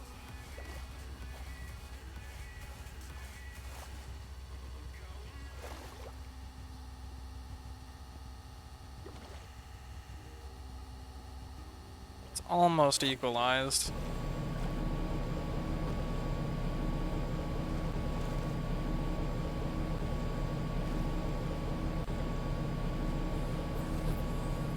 Still absorbing some though, not quite equalized yet. And looks like we're doing good here. Let's check the molten sodium down below. We're doing just fine. This thing's never gonna have any choking issues. We're not having enough sodium, so that's good.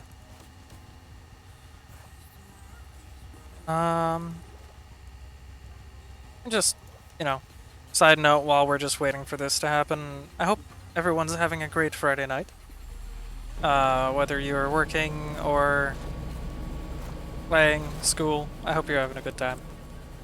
It's important to try and enjoy what you can. I try to anyway.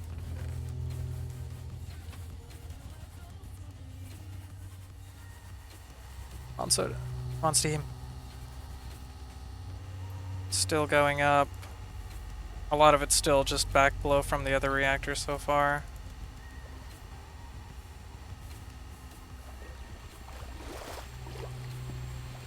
Let's see.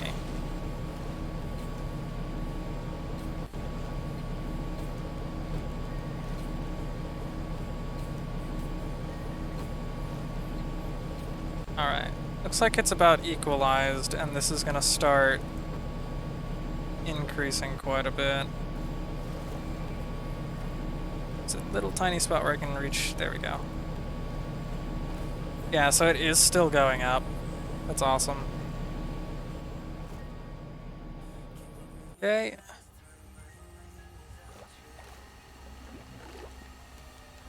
If I go and throw this stuff up here.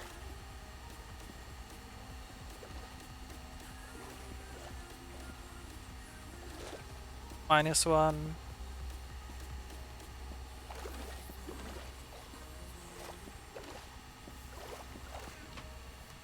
Hello?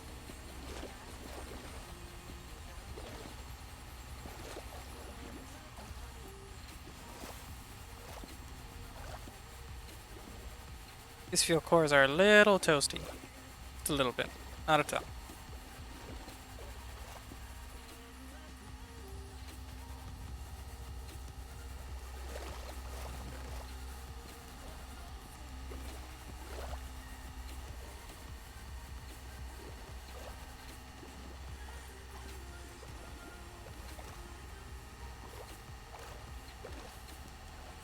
I mean,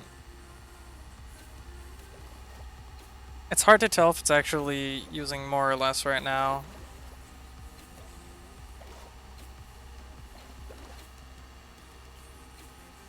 We might still be slightly negative, which could be a problem, but I could also throw the uranium fuel in there as well, because we're producing a lot of that.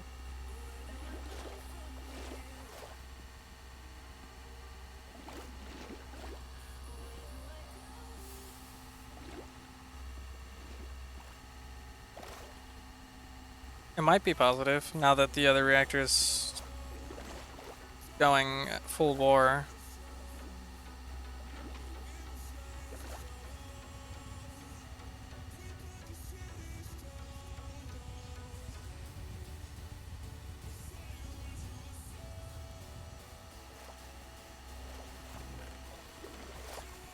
If we're not positive, we are extremely close on plutonium production for our large reactor.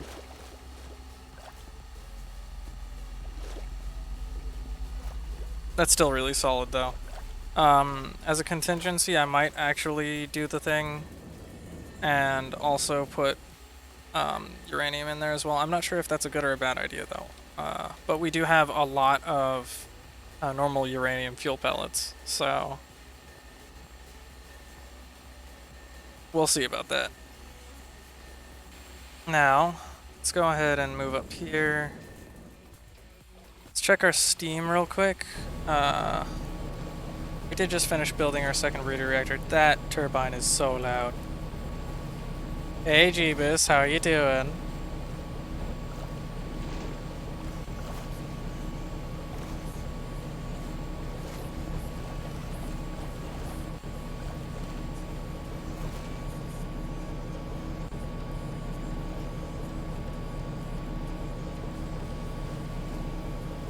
Just okay? Really, guys? Boo. And kitten. Crazy cats. You been working today, Jeebus?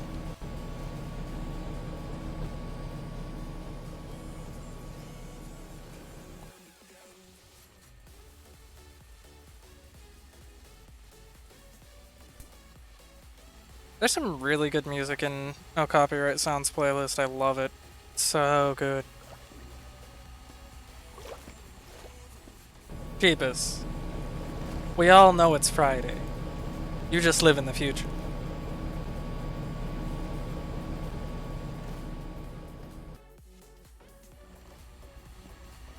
This line hasn't even built up enough pressure from the breeder reactor at all to push all the steam all the way out into here yet.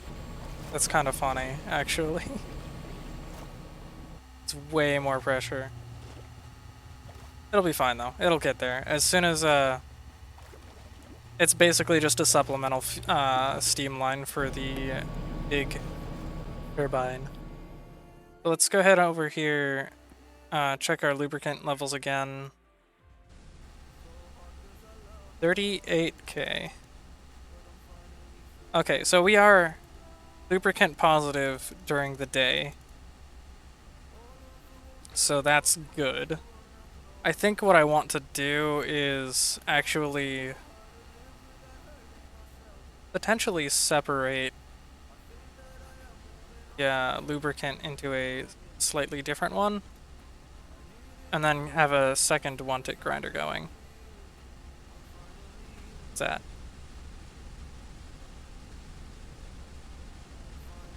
That's so good. 30 clothing. Yar.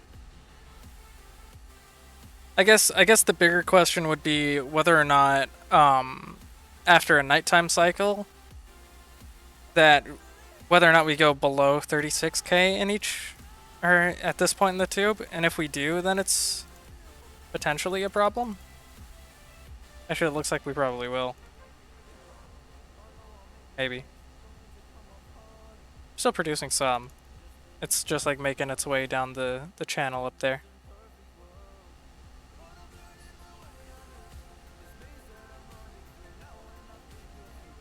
But I'm basically thinking that I should do like a supplementary one where I want to try to like add a couple extra farms into a line that just fuels this in case it gets low.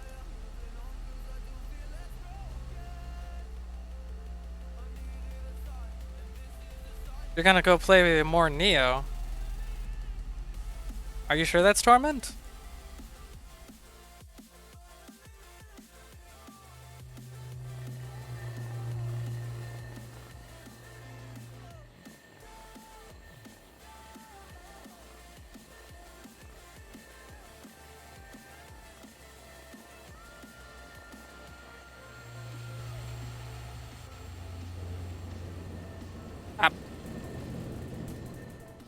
I enjoyed playing Neo. I didn't actually get much of a...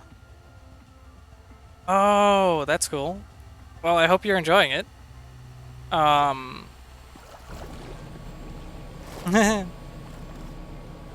Trust me, everyone who plays any of those games, their first times playing it, they're not super amazing.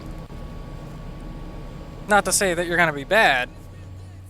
Like there are people who can play okay, but there's never a point where if you're new, you're not gonna get your ass kicked a bit. Let's see.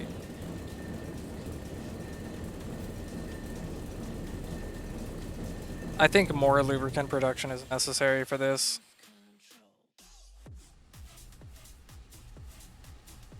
I know you're saying you're bad.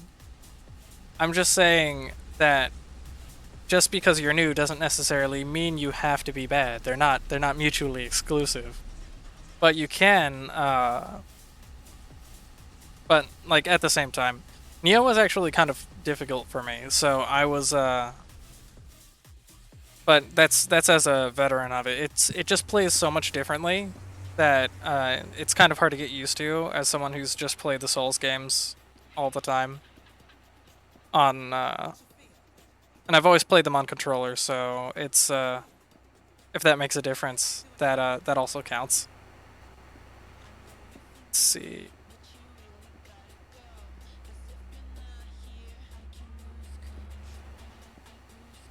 I think what I should do is grab some bricks here.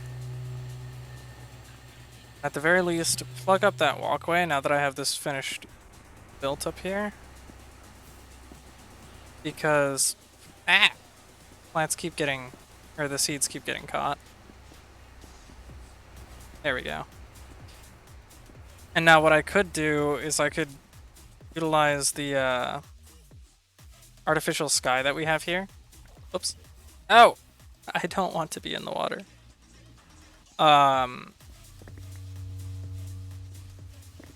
Because this basically allows me to stack these. So it's not really making the channel itself longer, it just, I can just stack it up higher and higher and higher.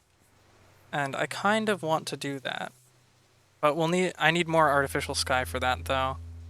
But we definitely do need more lubricant production, I think, because we're starting to have a couple issues.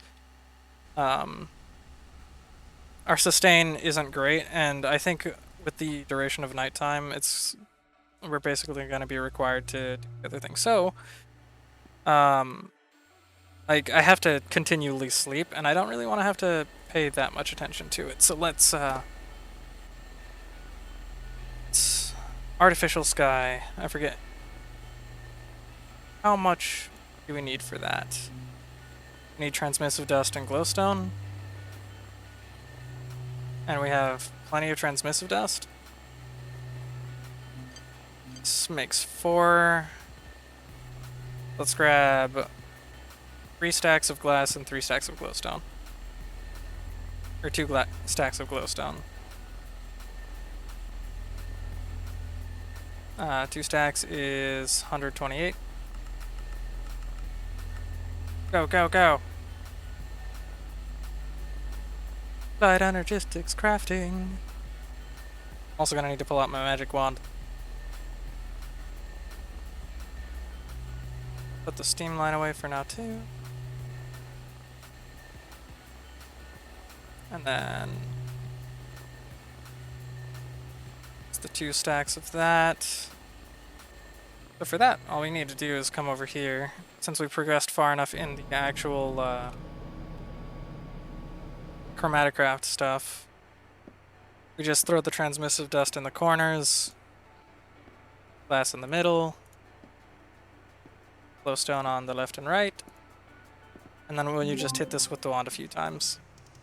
Finish crafting the artificial sky, and then we can stack the farms up a little bit higher.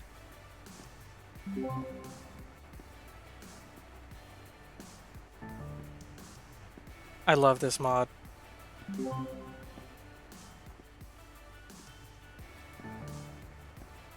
Hey.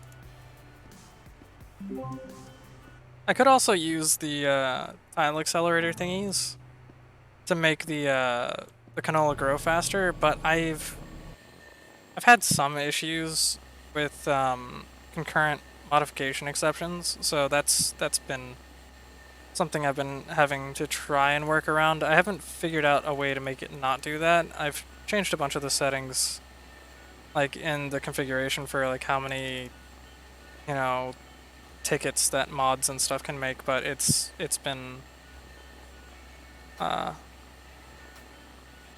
very fruitful in those attempts. So we're gonna need our artificial sky here. Go ahead and float our way back up. And then what we want to do is throw this here, just as like a pseudo roof. And anything that's below this, as long as it thinks that this is actually line of sight to the sky. So we can throw the artificial sky here.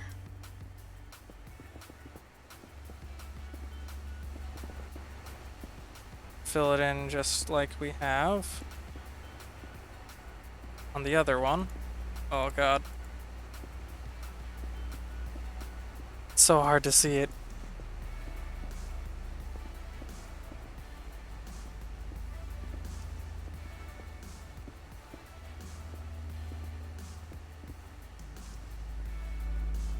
Ow!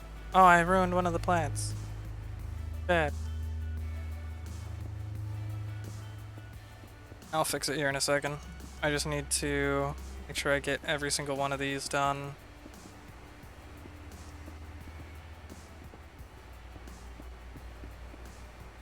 Okay, now, is my hoe still with me? No, I think I put it back in the system. So back down we go! Oh.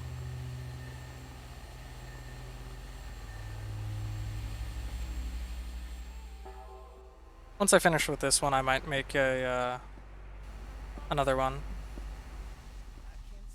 out of the magical crop stuff. Let's see. Bonk. Turn off the fans for a moment so I can fix this.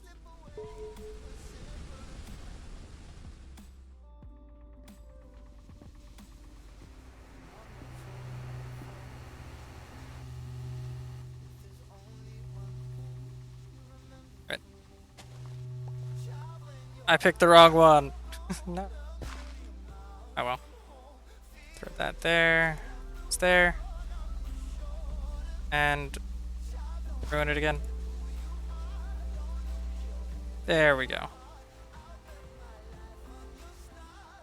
Low frame rate sometimes just doesn't pick up inputs anymore.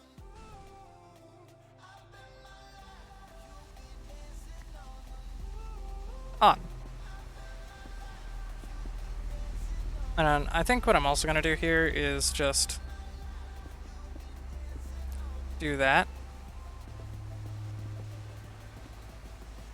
So I can see where things are. Like over there, we've got all the seeds coming out from the other farm. And this way these ones don't get caught on the edge there.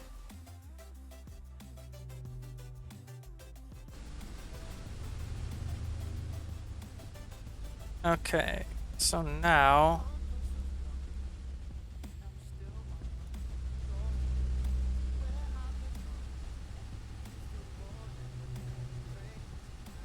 So basically what I think I'm going to do is I'm going to have a secondary system of a one-tick grinder attached to the farm.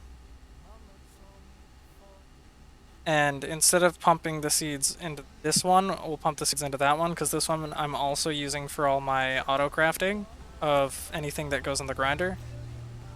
And so if we're clogged with lubricant, which we usually aren't because we're currently negative, I believe, on our lubricant overall over the course of 24 Minecraft hours. What I want to do is I want to get rid of the pipe pump entirely. Actually, why don't I just do that?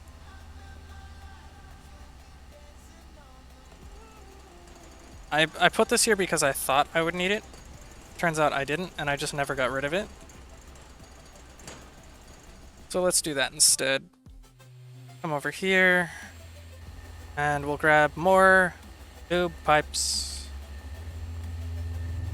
Well, lube hose. Whatever you want to call it.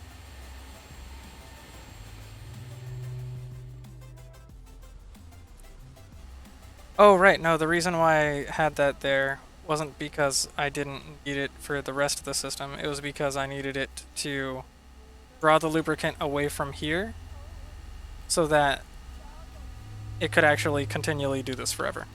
I forgot about that part. Okay, so now where these are, I might actually make these on the same level just to make it easier. Oh, I think let's do that. Gonna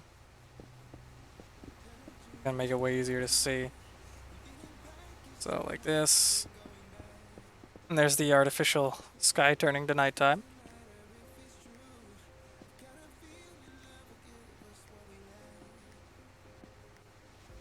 And we just need to run this around in a way where we can make sure that we have enough space for another thing of fans with engines on them. But we do want it to end on a flat right here, so it'll fall in like that. Oops. Many.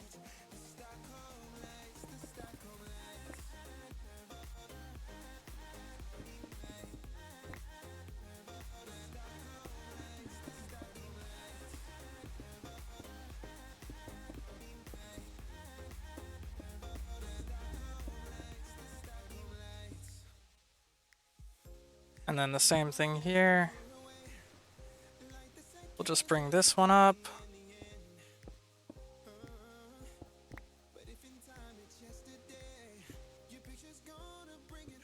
It's a shame we need more lubricant production. I was really hoping to get the, at least potentially some progress done on the, fusion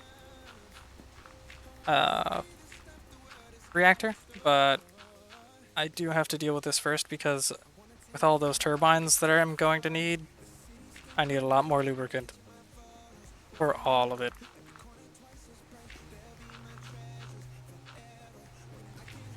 Let's go.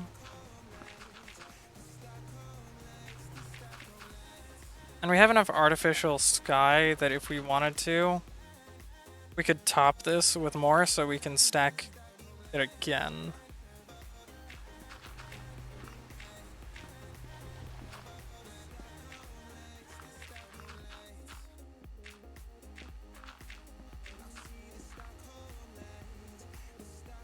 Around.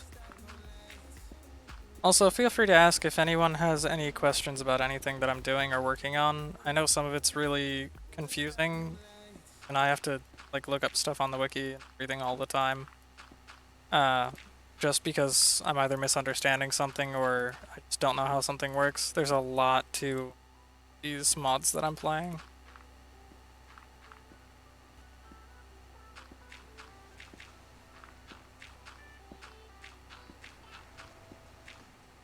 Okay.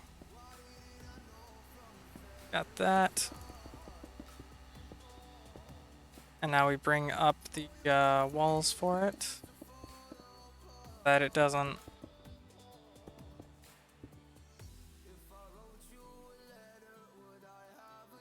so that we don't lose the seeds over something else. It's getting launched out.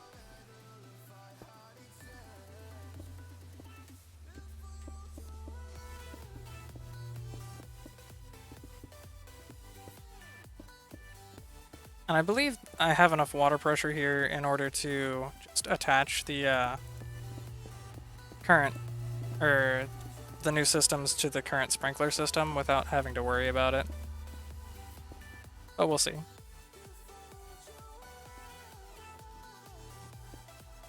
That up one.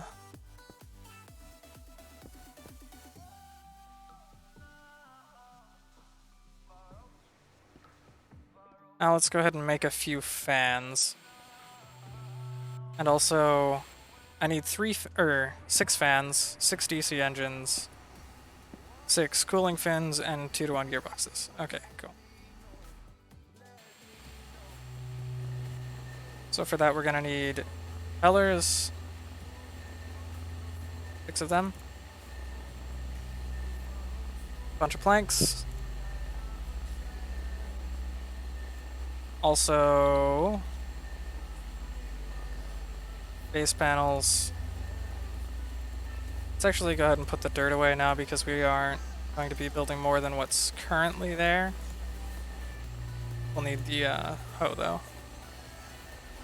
Ingots of the HSLA steel, some shaft units, and gears probably. Well, how many? I have a bunch of 4-to-1s, but I don't have any 2-to-1s. So we'll need to make some of those as well. Oh wait. Oh no, those are steel. I don't want to use the steel ones. I could use well, nah. Plank. In order to make the wooden gears, it's literally just 5 planks, but it does make them on a actual per block basis a bit more expensive. So 6 times 2 is 12. And then here, these. So now 6 of those, and then 6 times 5 is 30 planks to finish those off, as well as we need the cooling fins as well. How many do we have? We have 3. We need 6. Cooling fins are really easy. It's just 3 base panels on the bottom, and then a bunch of shaft units. Easy. Then once you have your gears, what you want to do is make sort of a little table-looking thing. Gears. And now you have your gearboxes. Then we need to make our fans. I forget the exact thing for those, but yeah. So it's 1, 2, 3, 4, 5, 6. 6 impellers. And the shaft units, more base panels. And then I'm not really going to worry about numbers on that, but 6 fans. We have the fans, the gearboxes, cooling fins, and we also need the DC electric engines. So, get on this thing. So let's go grab the redstone that we're gonna need. Toss the artificial sky and bricks because we're gonna need the inventory space for now, as well as the planks. Pull out some redstone, some torches and things. And I need 6 DC electrics, so let's do it this way.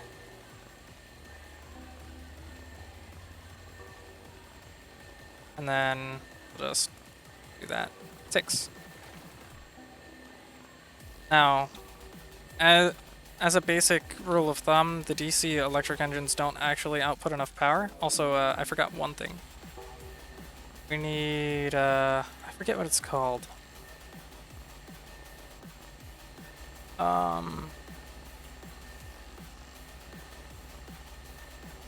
It's the little thing that, this one, diffuser, there we go. I'm gonna need 6 of these as well because the diffuser makes it so that the fans go in a much larger area of effect around them. Let's go ahead and bring these up here. Now, each of these fans are going to go in these spots. That, 2 in between. They can do 3x2s with just one of the diffusers. So that works out well enough for us here. And we just slap the diffusers on.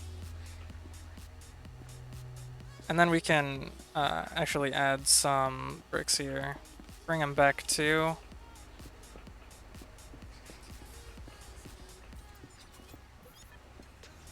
And then throw our engines. And our gearboxes. Let's grab the screwdriver as well. And we want them in speed mode with a cooling fin on them. Without the cooling fin, they will eventually break, and so it's pretty important. Speed mode. That speed mode. Cooling fin. Engine. Engine. Speed mode. Oops. Cooling fin.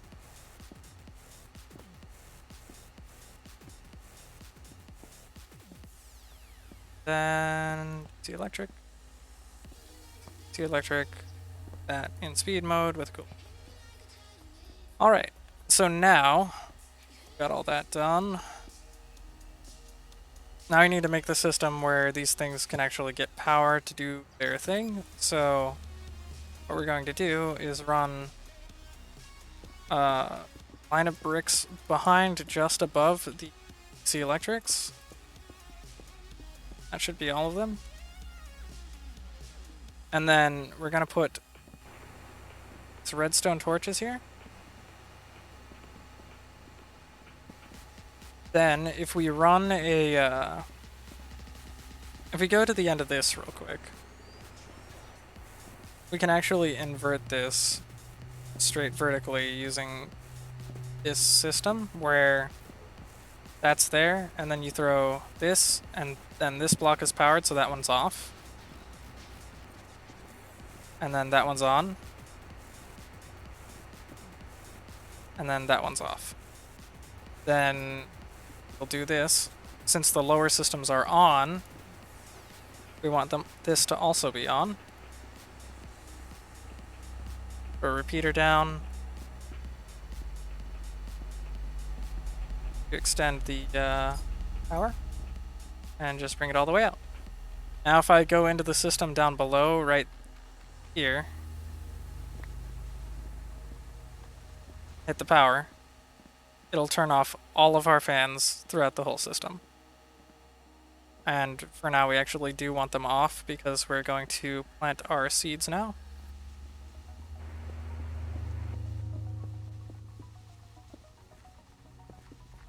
As soon as I fill in the rest of this. And just in case, I'm going to throw a second layer of bricks on these because I don't want to lose them on accident.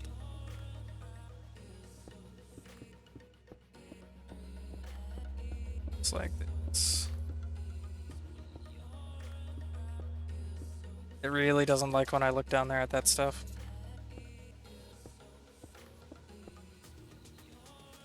Welcome home. Bring these forward.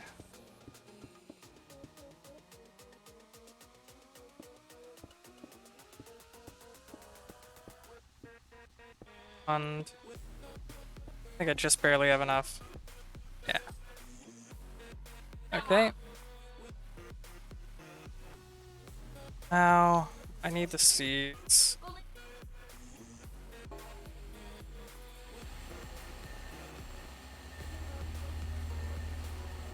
I don't think 102 is enough.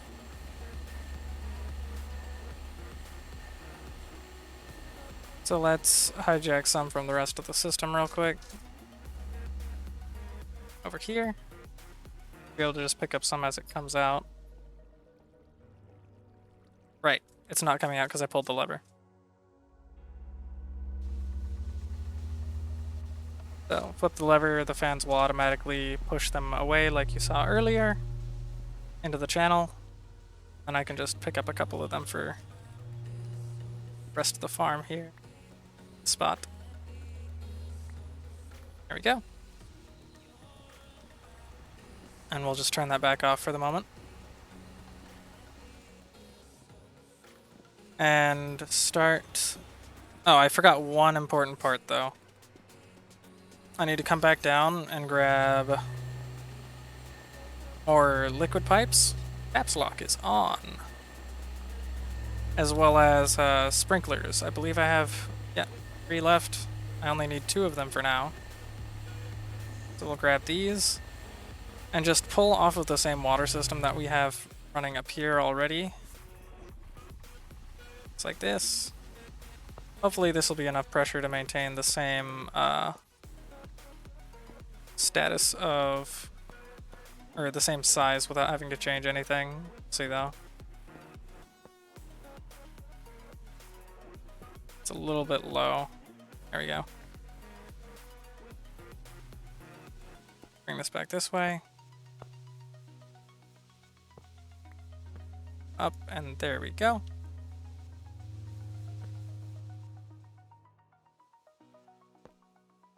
Excellent. Now let's see, can we get all the corners and everything? What? Oh, awesome.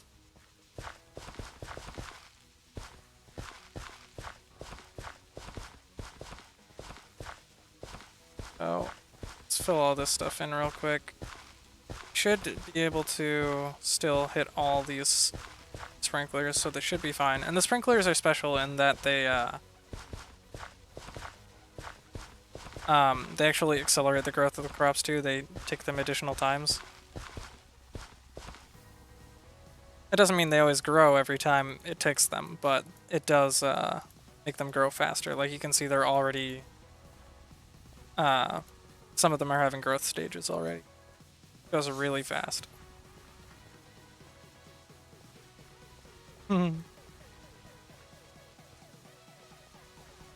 And almost done with this one, then we move on to the other farm.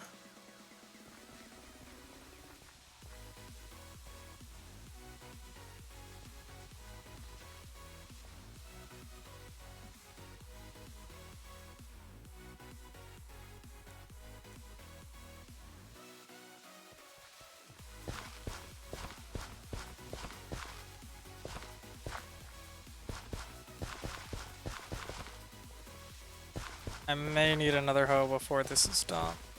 Let's see.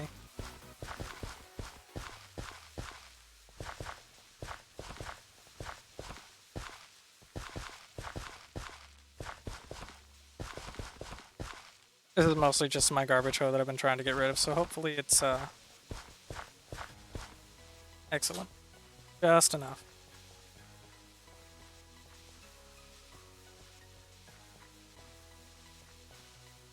Oh.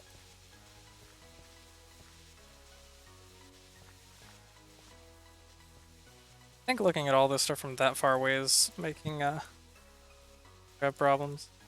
Well, Minecraft. It's like my computer is doing fine. It's just this old version of Java that runs on this version of Minecraft and how unoptimized it was 7 years ago is just having a terrible, terrible time. Because the mods are pretty graphic intensive. Yeah. Now we just turn it on. And now we should be at our production for lubricant again. These things up here should be getting thrown against the wall.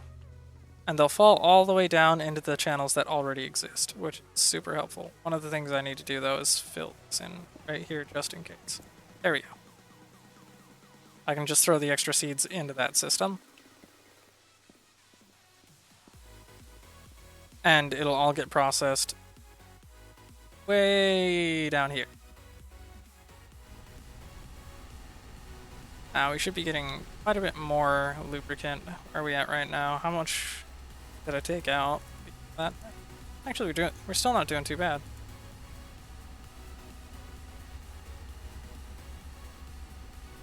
I think what I should do is potentially... Yeah, so what I'm going to do here is I'm going to change up that system a little bit. Because right now, if we're producing too much lubricant... do I have any reservoirs left over? I do not. It's fine, though. We'll just make some. The system that we have now, that liquid or pipe pump will eventually pop. Yeah, it'll eventually pop this pipe here, because if the lubricant system is positive, then it'll just keep filling it and filling it and filling it until it gets to, I think it's like 85 or 90,000 millibuckets, which is like 90 buckets in a single block. It will pop. And I've been having issues with that, so let's put this here for now, right? Hopefully that's not going up too fast. And then what I'm going to do is place another one, like, right here, I guess? And what I'll do is hook this into the ME system. How many channels do we have left here? Plenty of channels. So, let's grab some fluid stuffs. We have an export bus already. Let's grab an import bus. And then both of these, the import one I don't believe needs to be calibrated, but the output one will. So let's grab a bucket.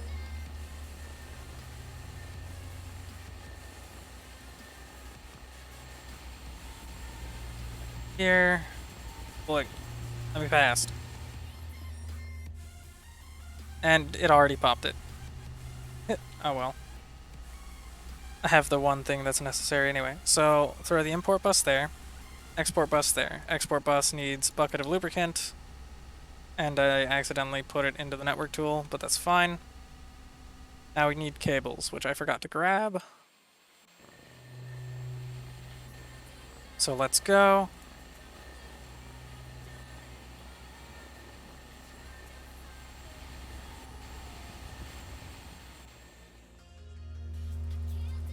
And on this line, I can just throw these on here. Should be good. As soon as it figures out that it's connected to the rest of the system, it'll start filling up.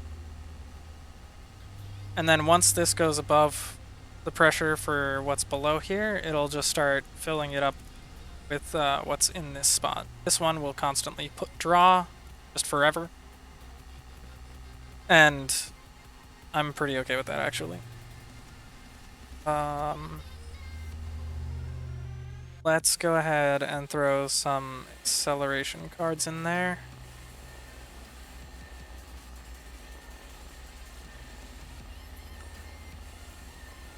Four, 5, 6, 7, 8. What I want to do is I want to just keep these up here just totally maxed out.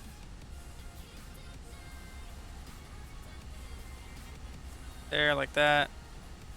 I don't want that in there.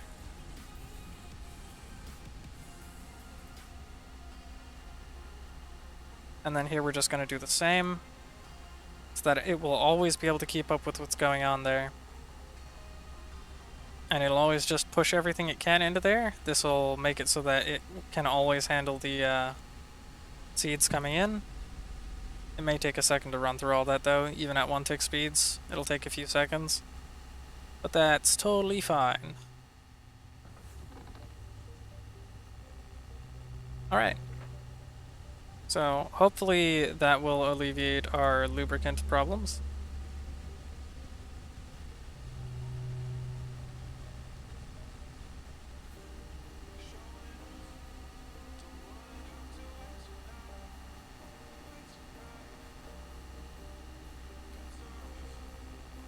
Let me grab some water quick from here.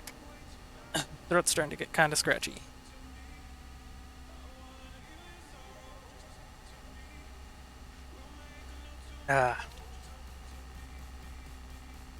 Remember to hydrate when you are streaming. Talk a lot. Water is good. Okay.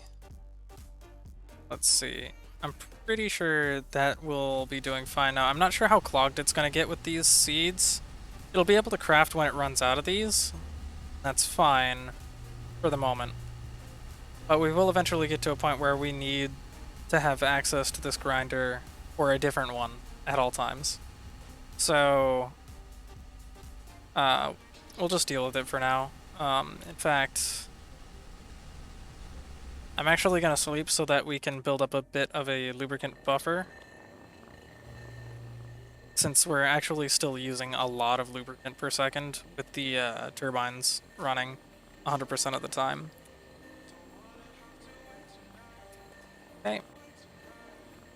And so now with that, let's go ahead and check on our Plutonium Reactor and see if with the second breeder reactor we are now fuel positive or not. This number went up, and it's still trying to pull occasionally from these ones over here, so we are now just barely fuel positive. So that's a good thing. Let's go ahead and grab, sort of, what can we expect from this line now that it's been given some time. We're at 50,000 cubic meters of steam. Oh boy. Yeah, it's starting to go up kind of fast now. So, I'm not entirely convinced we'll be able to run a second high-pressure turbine. One is fine. A second one is going to be really expensive on the lubricant and steam, but it is incredibly useful. Can try it. Build another turbine, see how well we're able to do with that.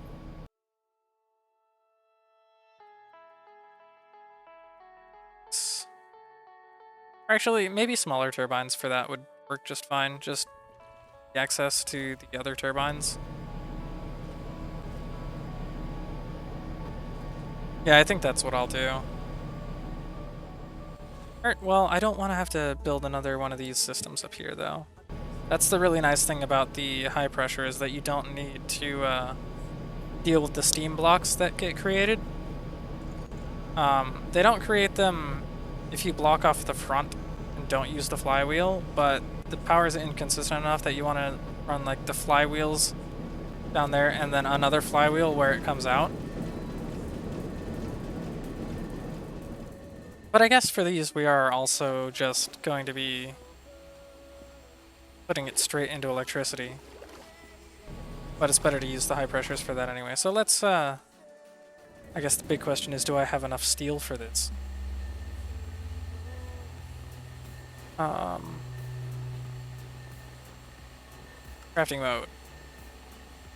I need 8 of these. Need liquid pipes. That's easy. It's just glass and steel.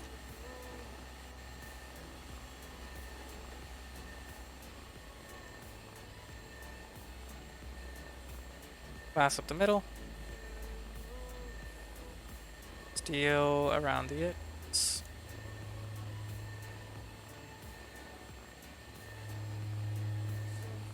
Hi, Muffin. What are you doing, kitty?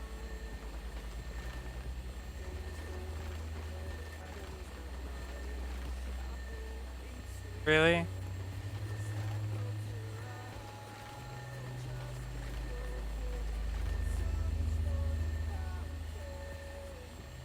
If I look away from all of my machinery, my FPS goes up. I wonder why.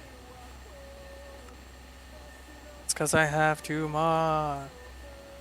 Okay. Back to crafting mode. We need 8 of these.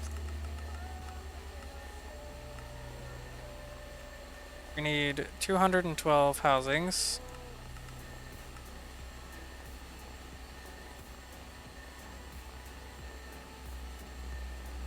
Okay, so let's handcraft these bases real quick.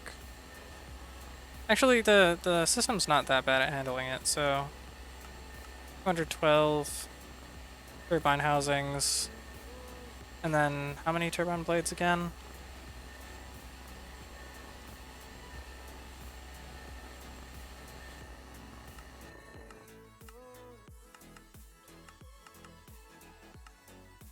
136.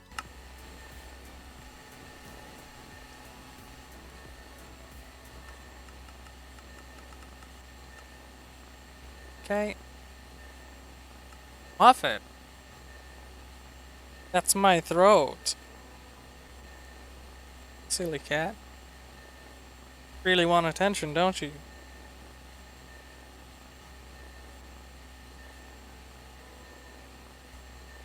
Giddy.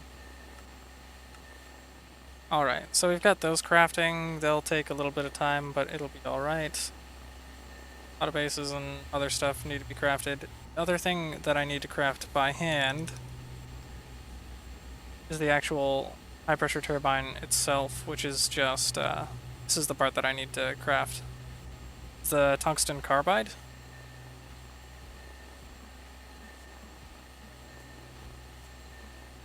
And I need 7 tungsten carbide steam turbine cores. So compound turbine, need 7 of. Don't have the tungsten shaft cores. So let's grab the shaft units for these. 4, 5, 6, 7. And then we also need, I believe, more sintered tungsten as well. Yep. So let's grab a couple stacks of the tungsten flakes and cook them in here.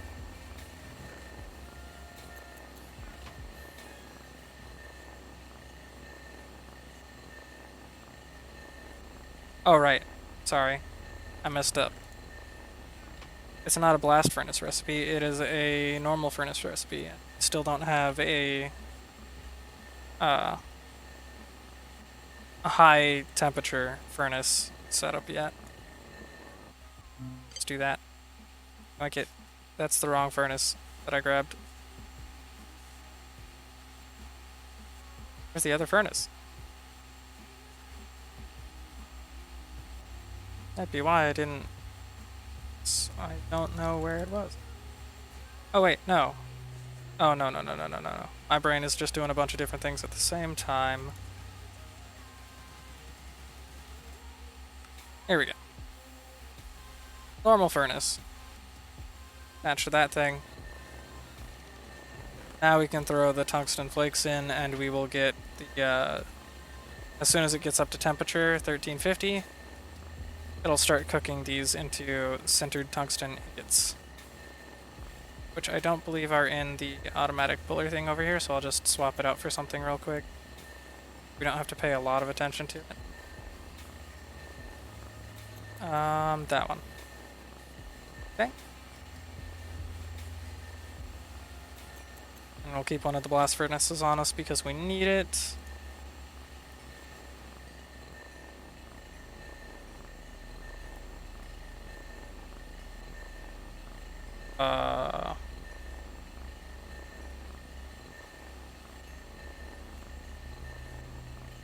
Not pulling. Oh, because the furnace is... normal furnace is a weirdo. And can only have its products pulled out of the bottom. That's why.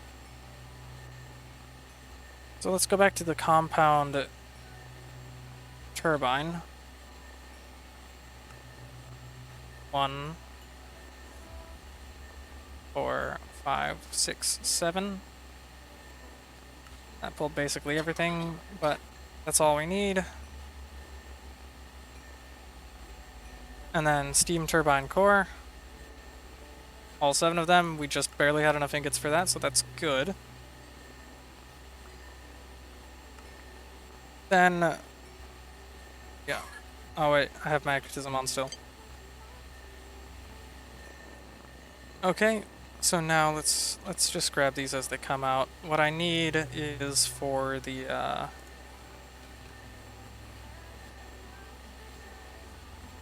what's it called? I'm just gonna cancel that because it's already in the system. What I do need... okay, we do have some available. Alright, so... let's go ahead and craft up... feller blades. And I'm just gonna have it actually craft like 500 of them. As we're gonna make them all real quick, and then we'll just turn them into turbines. Oh. Oh, right, work table recipe.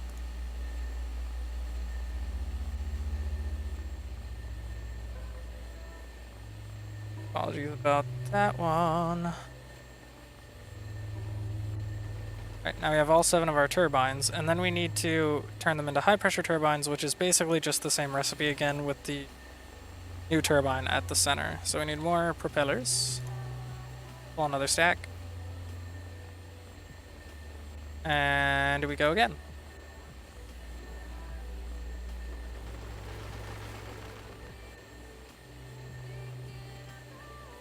There we go. So now, here comes the hard part.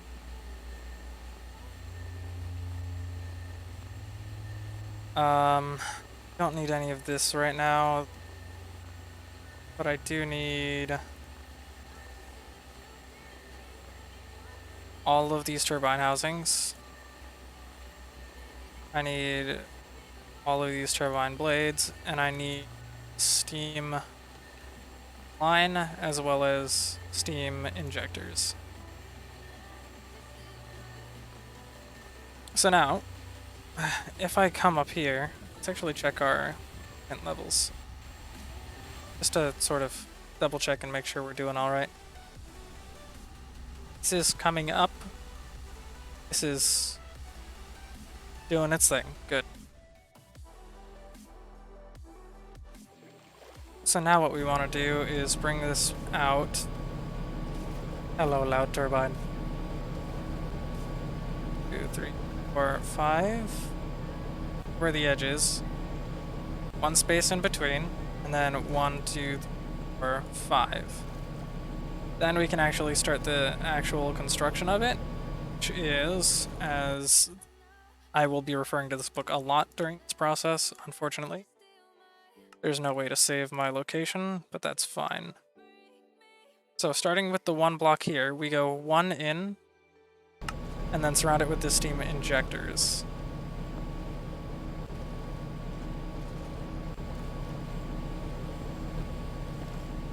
And a thing of 8. And this giant square thing that we are making will eventually turn into that thing once we put the last block in. Do it just like that. And then the next layer, it's pretty simple.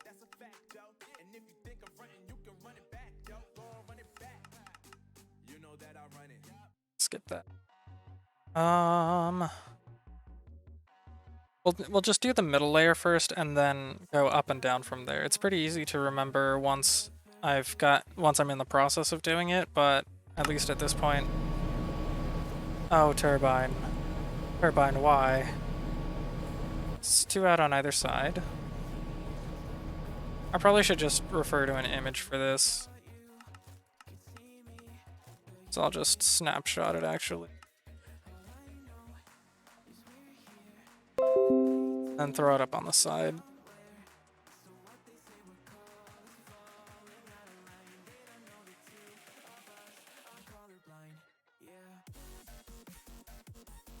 And then I'll just change this as I grab new layers. Then it's blades, that, blades and a housing, with another housing,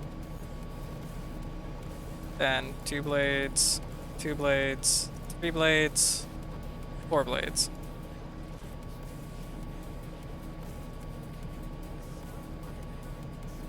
Then basically just follow the outline, except for the last one here. Doesn't have the full corner in it. Then we just copy what we did on the other side. Yep. Complicated multi-block time. Let's go.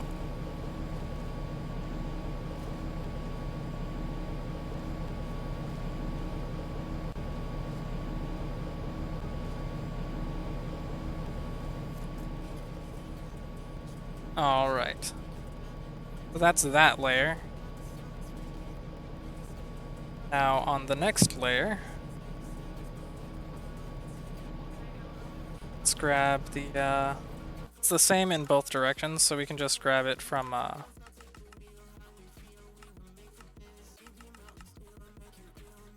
3 more hours till you're done with work, Lothane?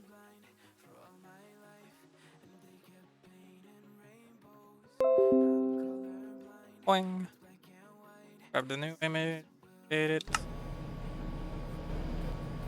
So this one is, first row is the turbine housings. 1, 2, 3, 4, 5. 1, 2, 3, 4, 5. And then from this point all the way to the front are the blades.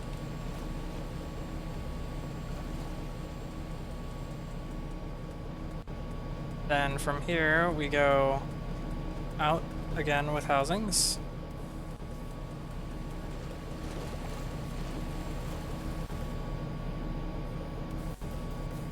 And from there we go out one with all the blades. That's a fluke, but it does need to go there eventually anyway, so.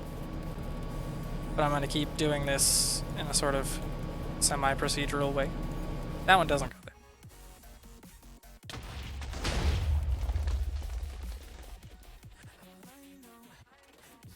The fuck just happened?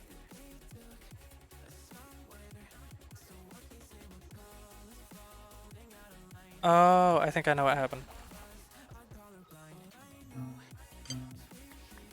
Magnetism. Pick up what's left. Oh, that was a lot of steel that went away.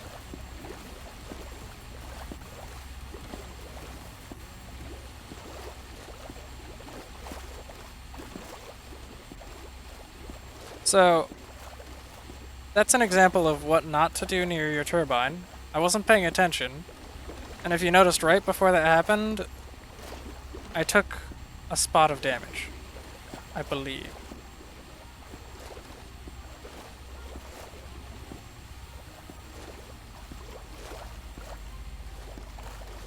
But basically,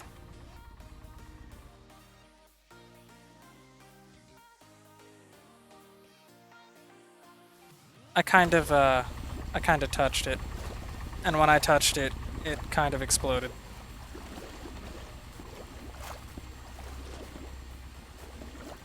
And now I can pick up the scraps of the turbine everywhere.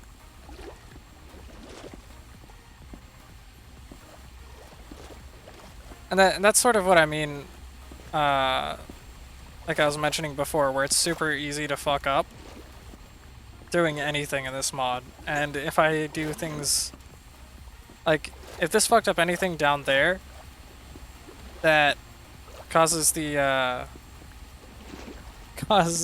reactor to have problems, we're about to lose the world. Which I probably should check and see if it's alright down there. So,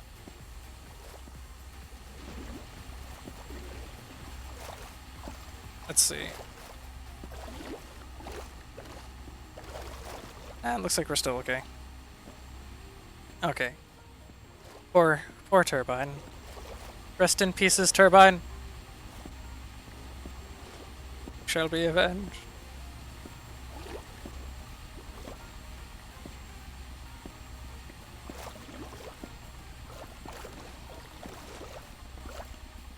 Oh my, it went... The turbine went everywhere. It's up on the farm. Dang it. Oh. My poor turbine.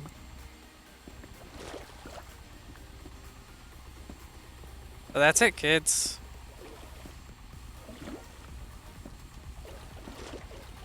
It killed... Oh wait, no, I killed a liquid spiller. I killed a few liquid spillers, actually. I went on full autopilot there.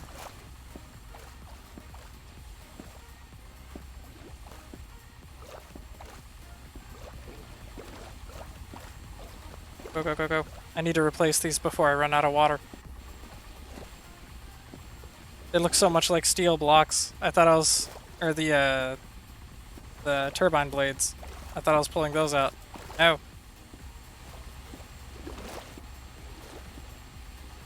These are like my contingency where if the water duplication goes wrong. Okay. This isn't supposed to be there. The poor turbine. I think I'm going to move these one further away from each other, actually. But before I do that, let's salvage the rest of the turbine from wherever it ended up.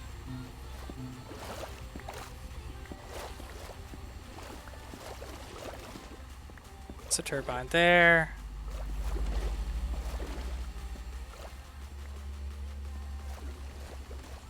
Yeah, obvious turbine pieces anywhere over... Oh, there's one on top of the tree.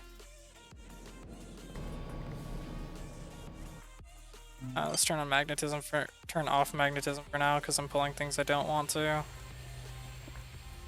Some blades ended up all the way over here on top of my things down here. And then up here as well, there are some. There's one all the way up here too.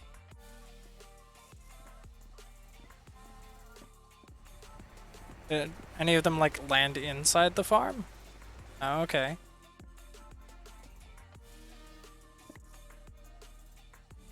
What about like down in here?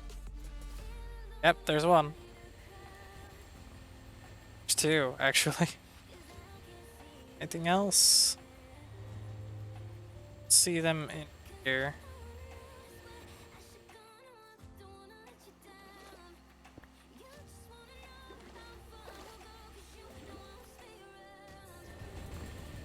Oh, that's a liquid spiller.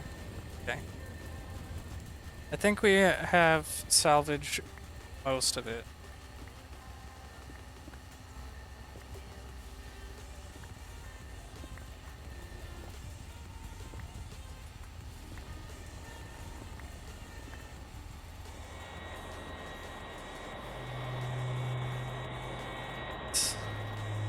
There's a piece down here. And down here. Any more over in this direction? Oh, yep, there's plenty over this way. Big turbine explosion. Oh, it went so far away.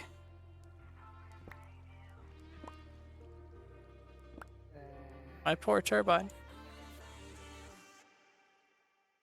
That's usually how it goes for me, Lothane. I'm exhausted a lot of the time when I'm actually at work, and then the second I get home, I'm like, I can do stuff, and then suddenly have energy again. Way more than I've had all day, even before I went to work. And stay up for hours and hours and be exhausted in the morning again.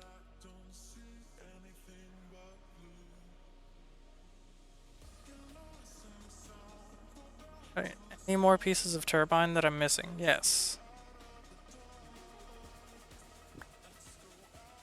Poor turbine.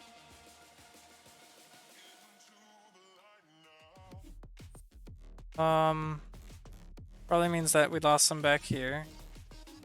There's at least one over there and one here.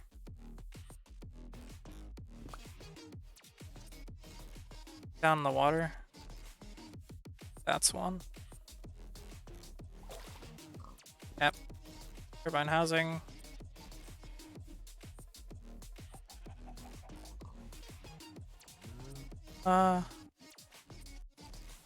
Left over there.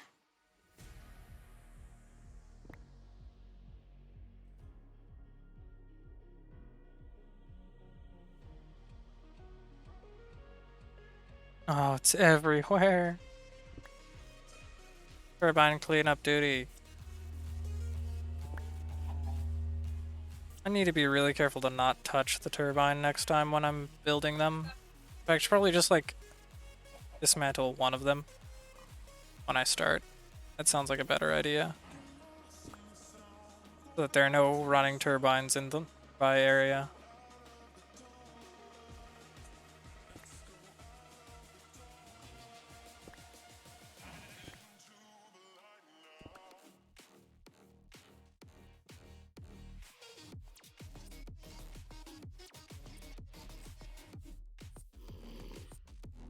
lots of turbine in the nearby village.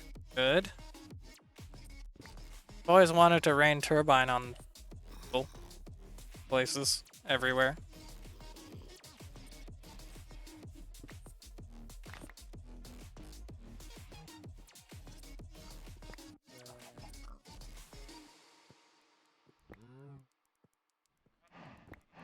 I wonder if like how much of the turbine I'll get back if I just salvage all of what fell to pieces. I think we're doing all right. Oh, let's see.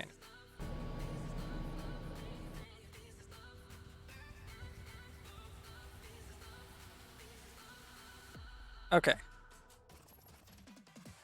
Looks like for the most part we picked up most of the obvious stuff, except for that one.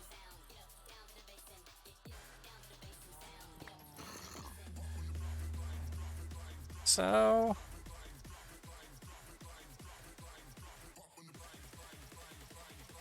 oh, there's one. Probably little bits lying around in the reactor itself.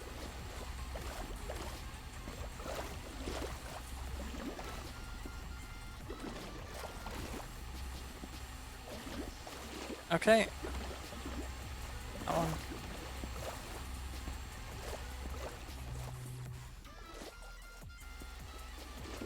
Alright. Looks like we are in the clear now. Even though our turbine is now in pieces. Going to move this one further away. So that we don't run into that problem again, just in case that was the issue.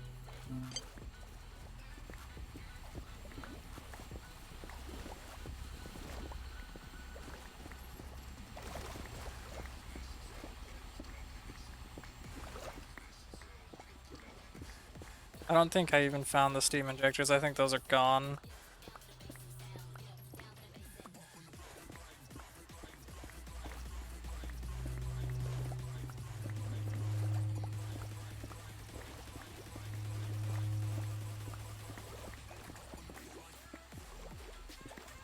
I think that's the first catastrophic failure I've had of any of the large machines I've made, so it's something.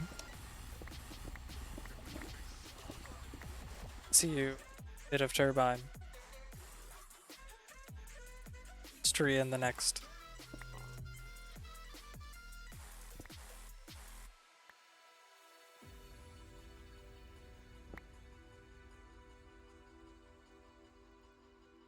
Magnetism off again.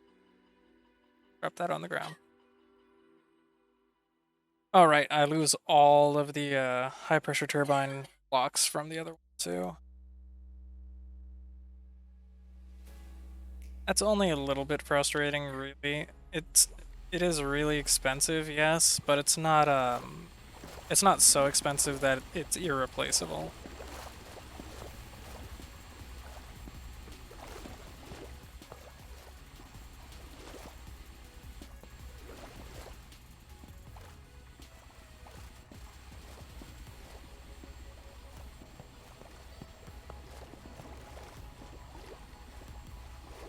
All right.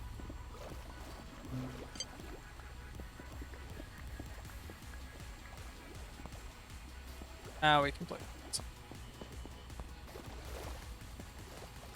Excellent. Most of the ring is still intact, so I can actually tell where everything goes there. Oh, never mind.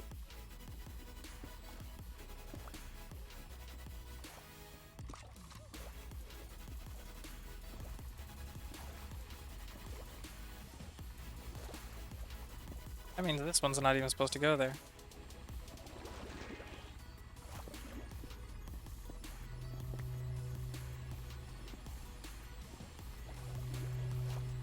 I'll need to screw it. It'll be way easier to try and do that than piece this back together slowly. Turbine explosions are bad for your health and for your sanity. and the nearby villages.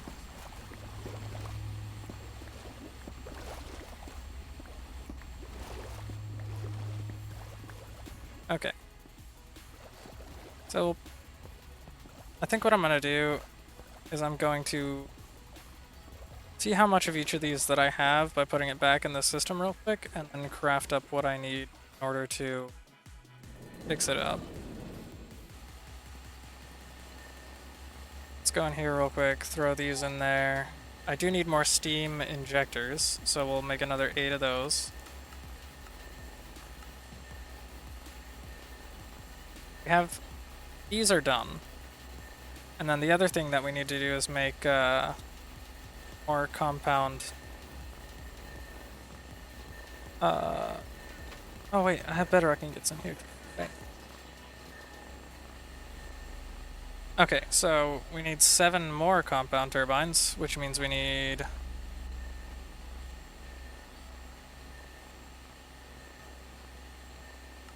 7 more of these. Then 1, 2, 3, 4, 5, 6, 7. And then I'm probably out of the tungsten carbide now, so how do we make the tungsten carbide again? I believe it's just tungsten flakes and coal dust. We can just, oh, magnetism on. Okay. If we come over here to this box, we have a bunch of coal dust that's being used for the jet fuel production.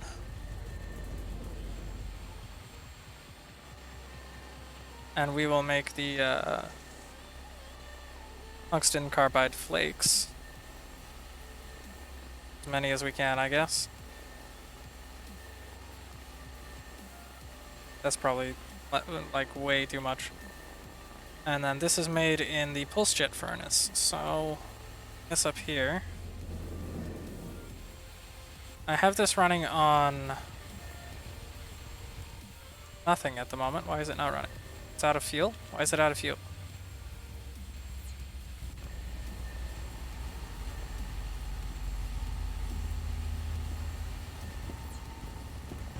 That's why.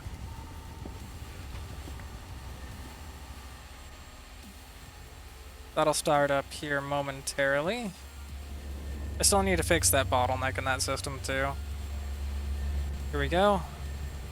Pulse jet furnace is back on.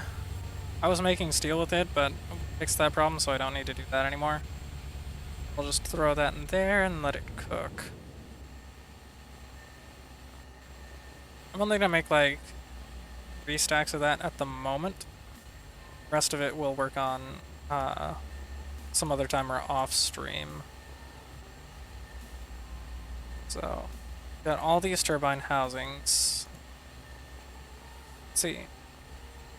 We have 319 of them. We need 212 per turbine, so that's 424 minus 319 is 105 more turbine housings. 1, 0, 5. Go. That should bring us to 424.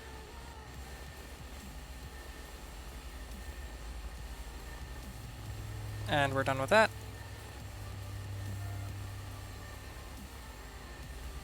Click on our tungsten carbide. Add a little bit more into there. Some of these out.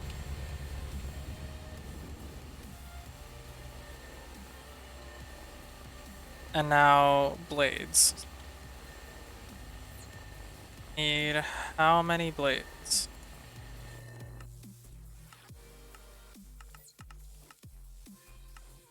$136 times 2. It's 272. Have 202. So that leaves us with 70 to craft, so let's do that. Go.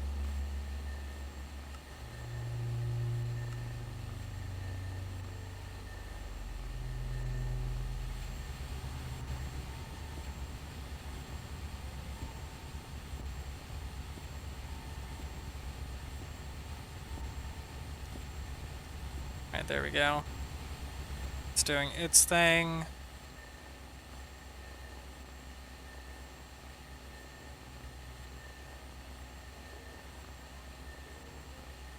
Then, let's see, plates.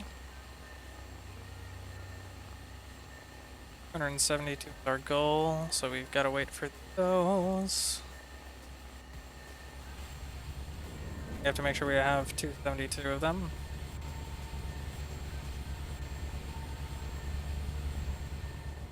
Didn't leave anything up here other than this. We did not. Okay, cool.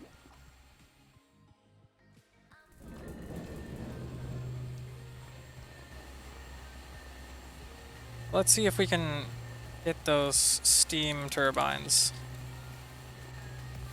done now. How many can we make? All 7. Excellent. We'll bring this back up here.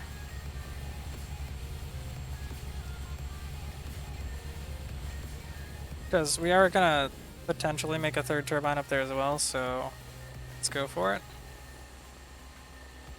But now we need propellers. A lot of them.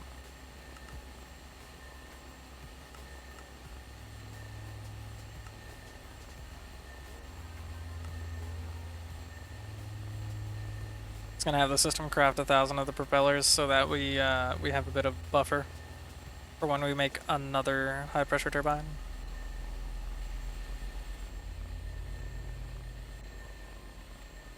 4, 7, 8.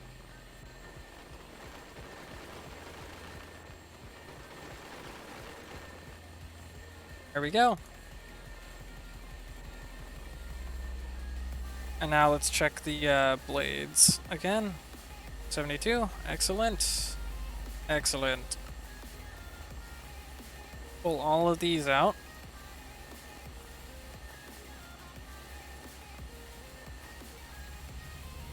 And then we'll do more with the tungsten carbide here.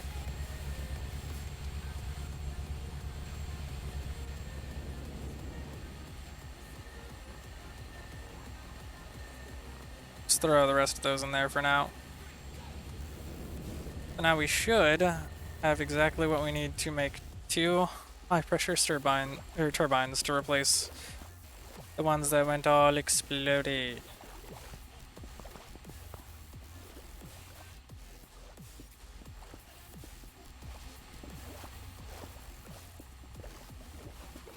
And this is 1 block further away, so shouldn't be too close to each other.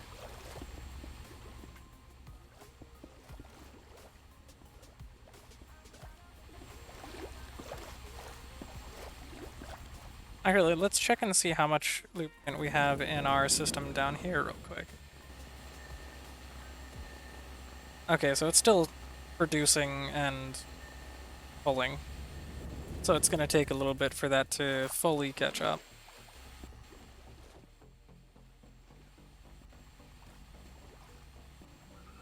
I forgot. Doesn't go there. It's supposed to be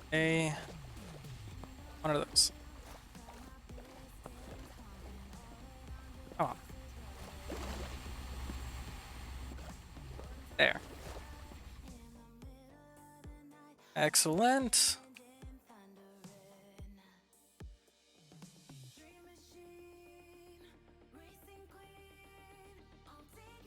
So now, before we get started on this, I am going to take a quick restroom break, but I will be back in like a minute or two.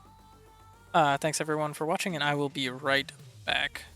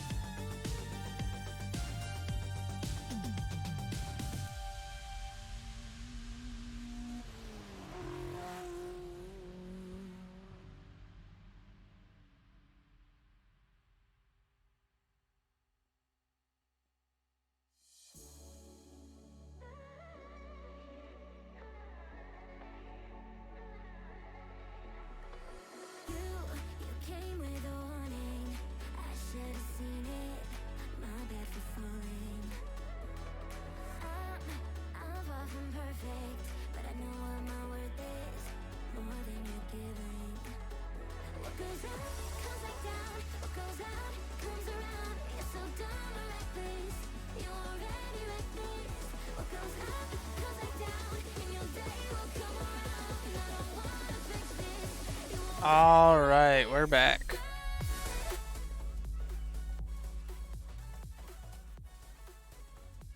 Now, some hydration.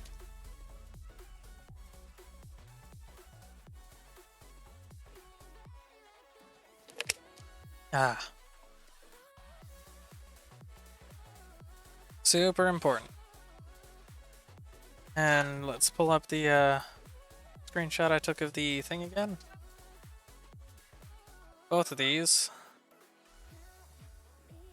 require a bunch of housings and stuff.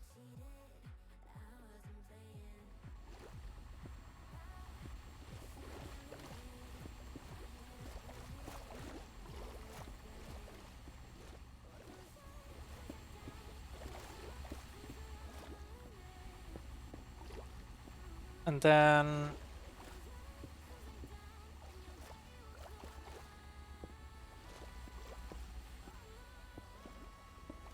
these.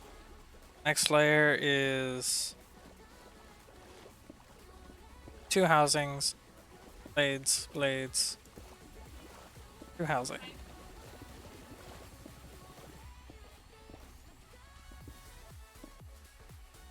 Then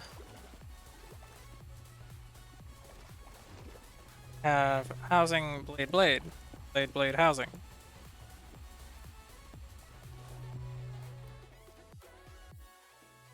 Did I do the thing over here? I see, where I mistaked.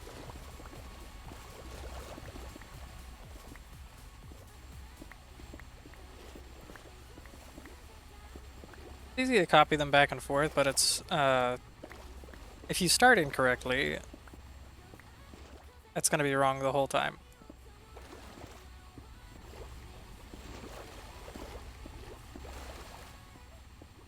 Just like this.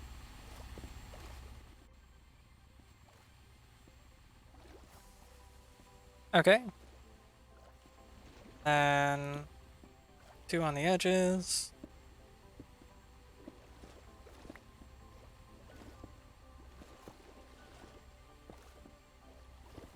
That. Out. 1 blade still. Bring that forward, but then we do 2 blades. Okay, now next layer. Let's see if I can actually... That's fine. Okay, so next up, we have 2 housings, 2 blades. 2 blades, 2 housings. Is this still too close? It is too close. Thought I moved them further apart. Judging by this needs to go like more over.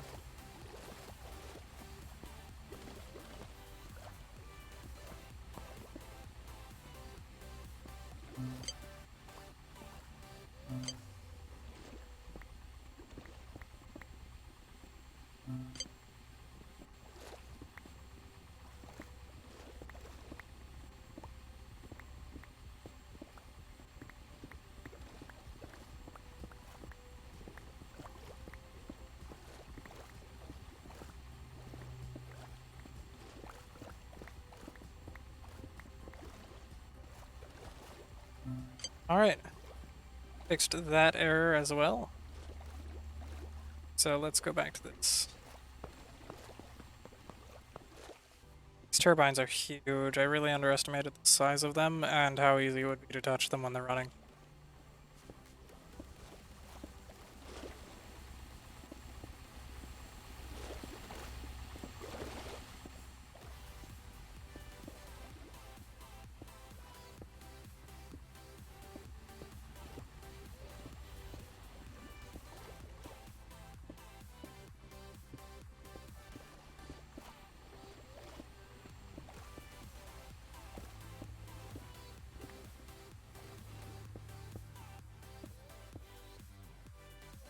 Okay, I believe that is correct. Up to this point.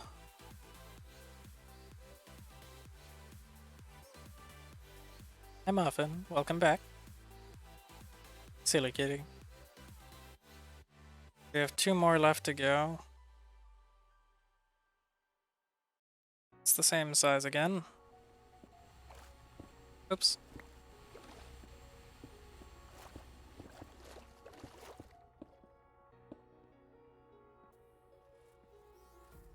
Coco, stop.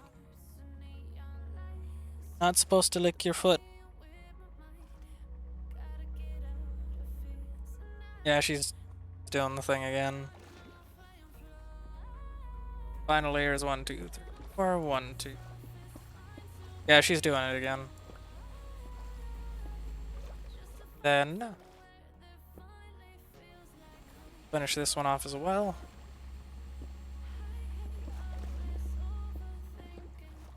Metal layer is actually like not that complicated.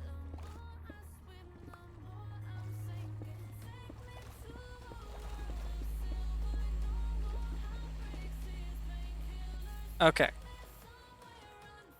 Hopefully that's big enough. If it's not, well.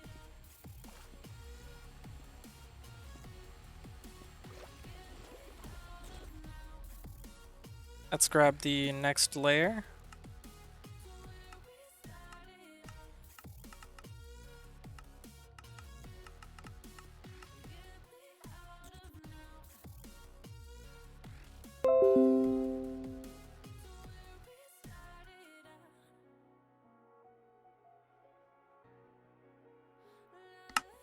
Stock our things.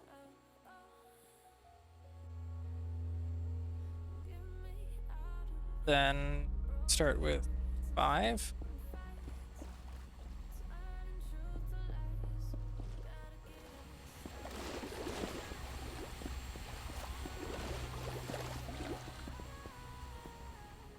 And then housings, blade, housings.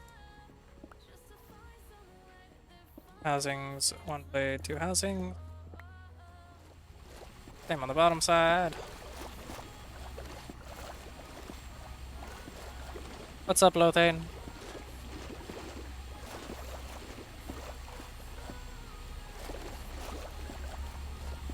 Me?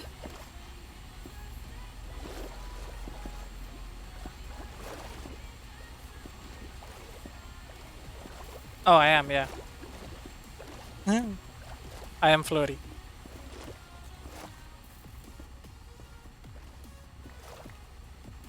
My hoversuit is special, okay.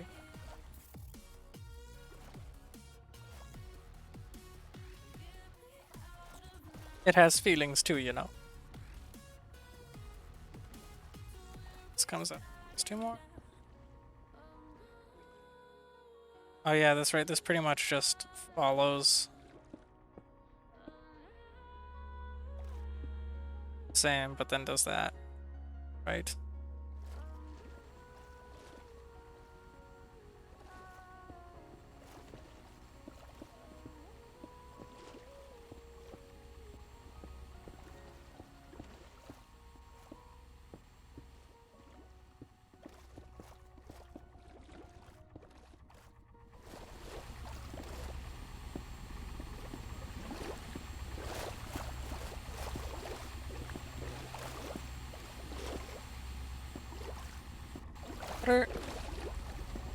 Kitten, what are you doing?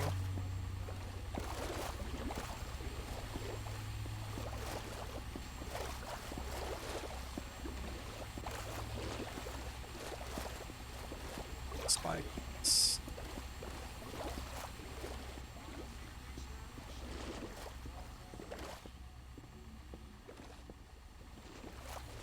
The rest of it's just blades.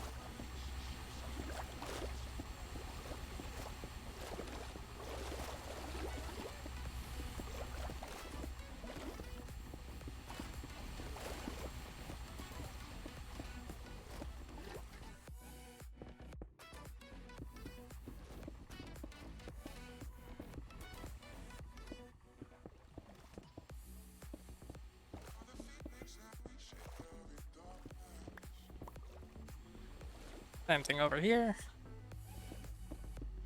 Color between the lines. See, Navarro, I'm already real good at that. I promise.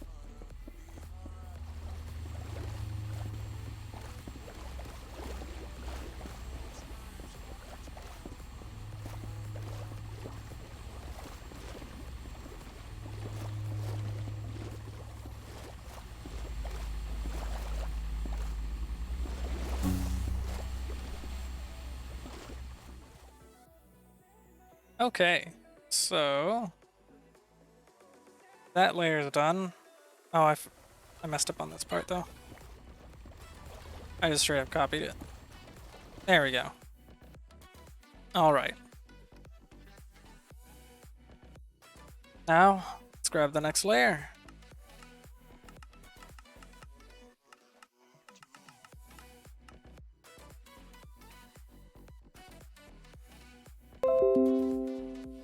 So loud. Stock on these things again.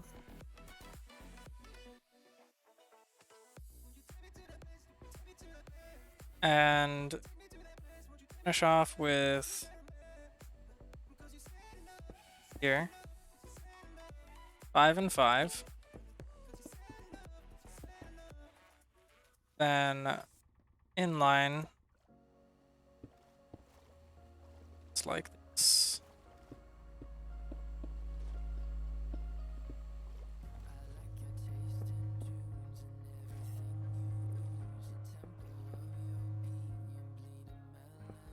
That one. That one. Then yeah.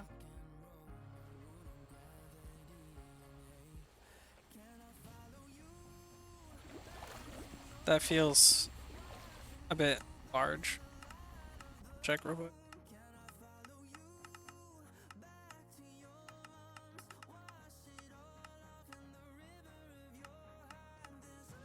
Really is 5 tall. Okay, yeah. That's right. Awesome. Then it's 6 here. Then 5, 7.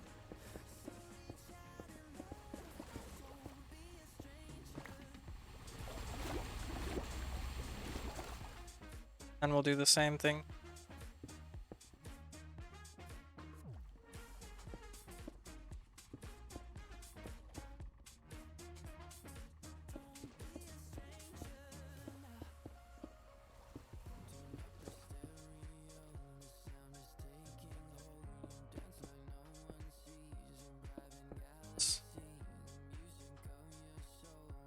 Just like that.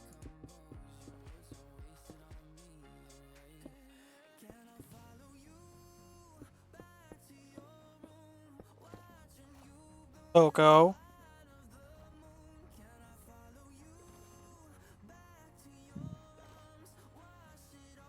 Don't do it.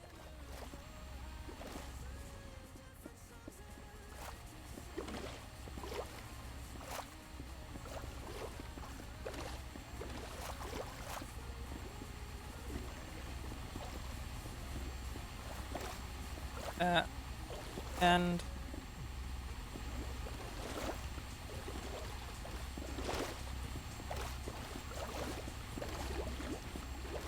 fill it in again.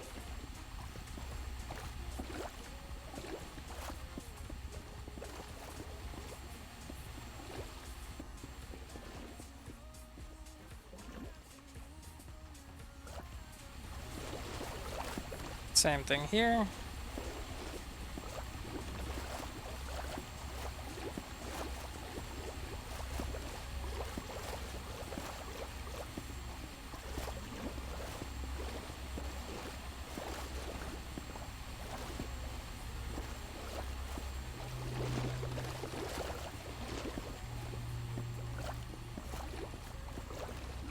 That one.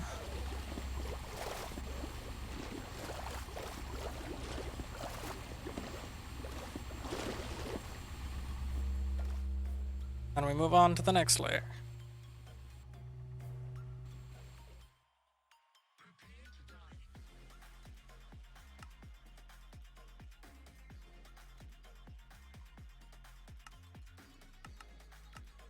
That one. So we've done that layer, now we're on this one.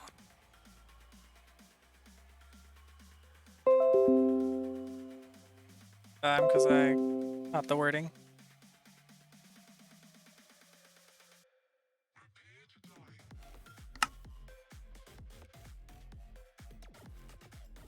Go. 2, then the cluster of 4.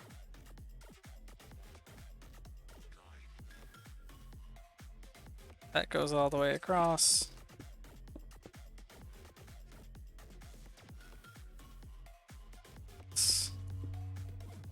And then 5 and 3.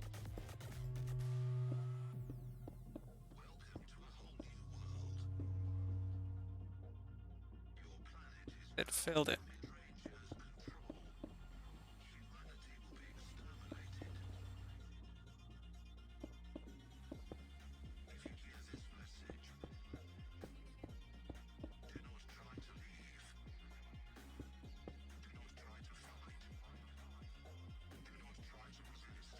Oh, hello there.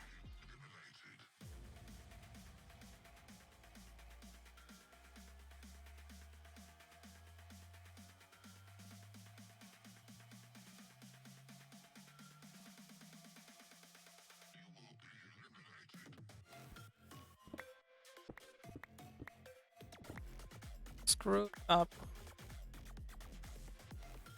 somewhere there.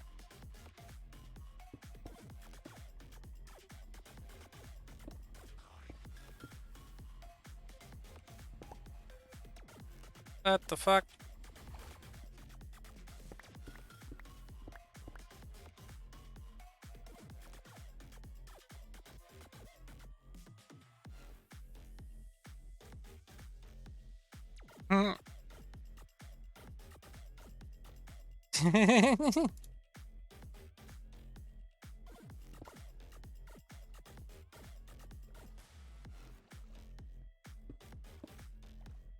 Right here is where they're supposed to go.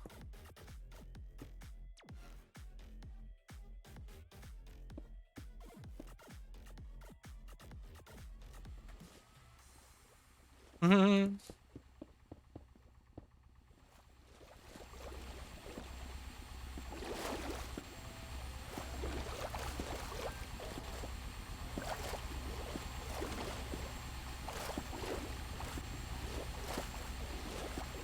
And then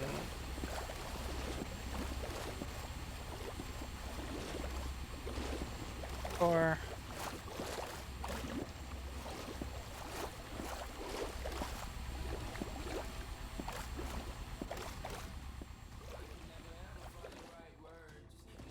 Oh, I did something wrong again. It's that. That's what I did wrong.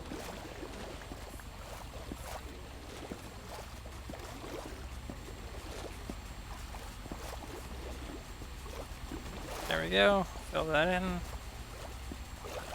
And then this on the back.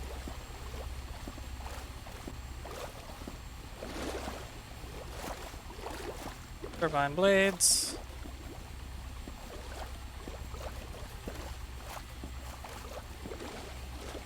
And then finally over here.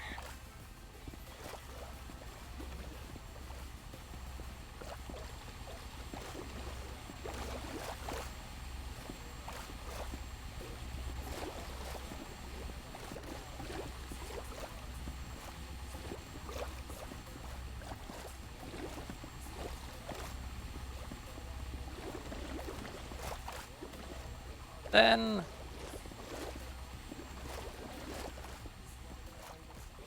is that turbines are almost done again.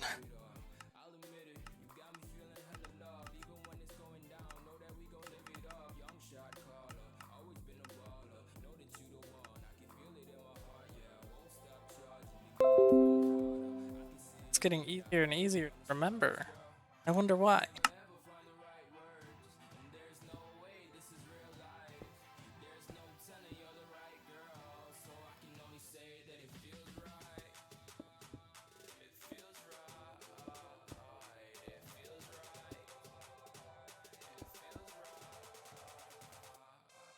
And then the final one is just 5 on top.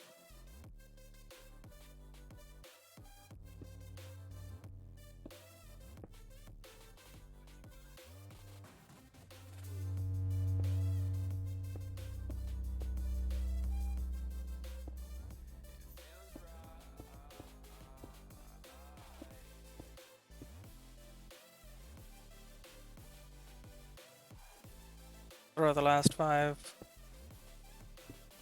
for that row down. And then we'll do it from the bottom.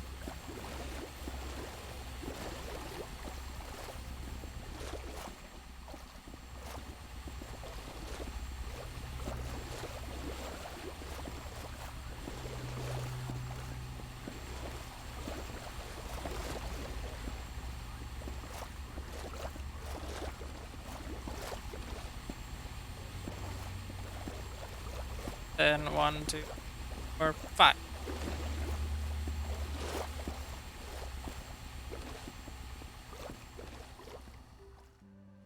Why?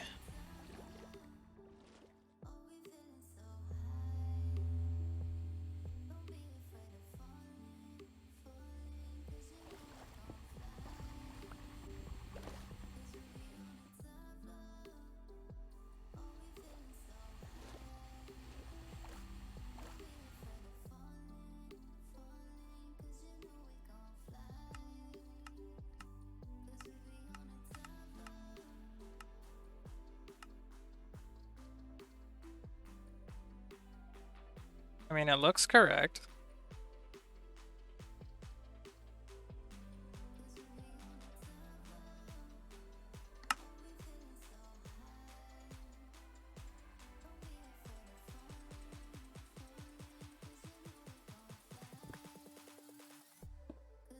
Oh, you have to place the top sun block last.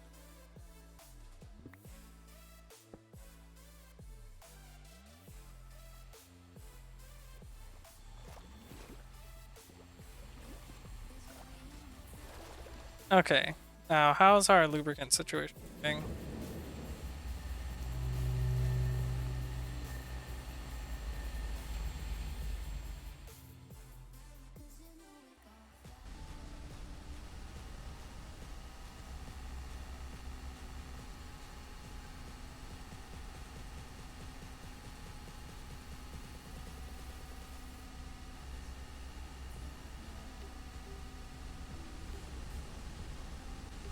It seems to be going as fast as it can.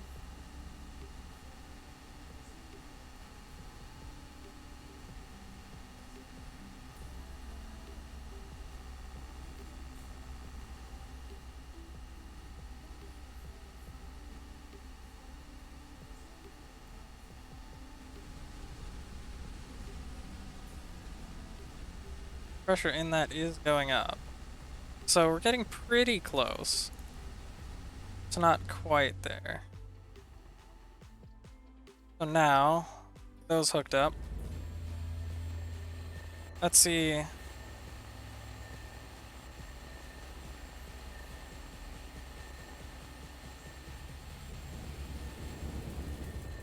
our lubricant system can handle it.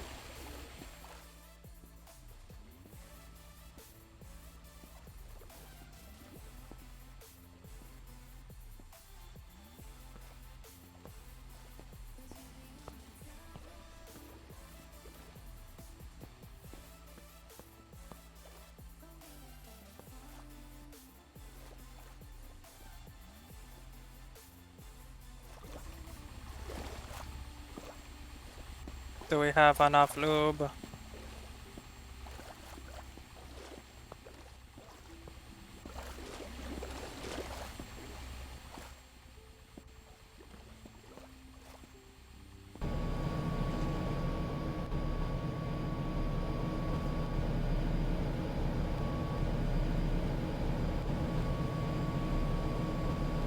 I know we definitely have enough steam.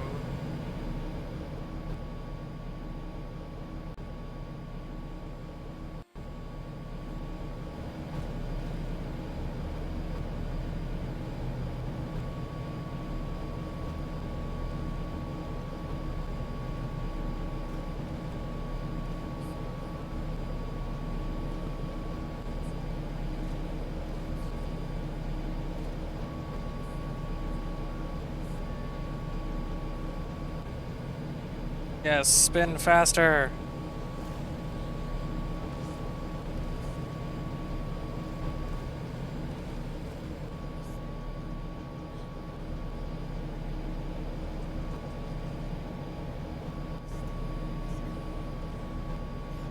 Just to make sure, I can just do this, right?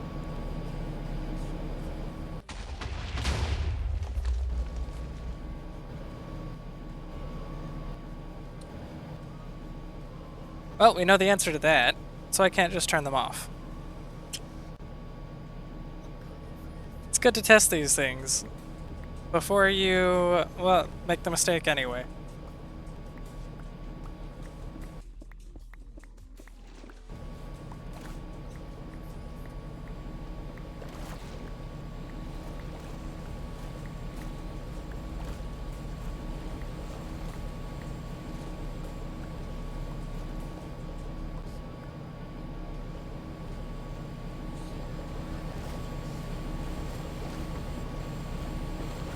Okay, so if I want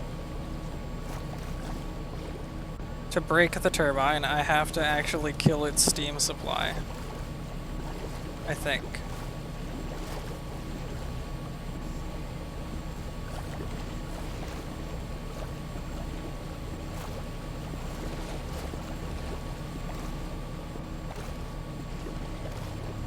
And then wait for it to stop moving.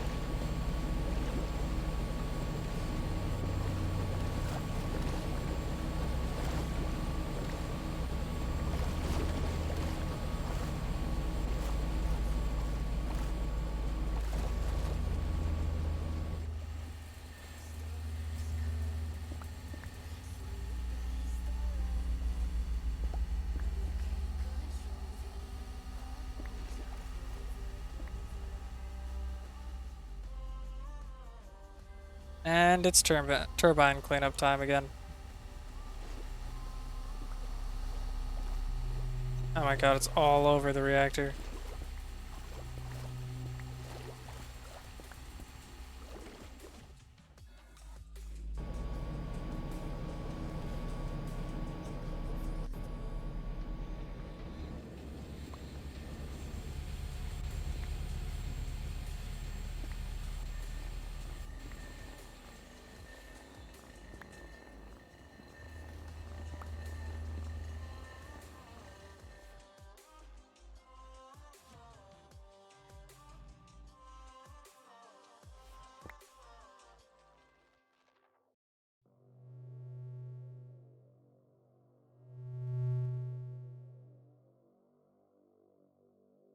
Okay, let's see.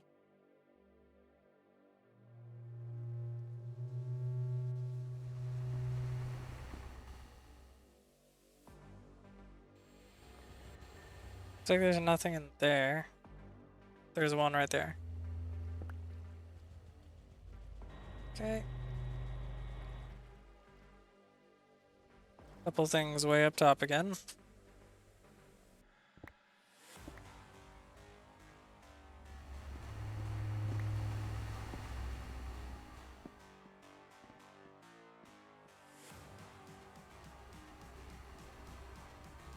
Thing right here.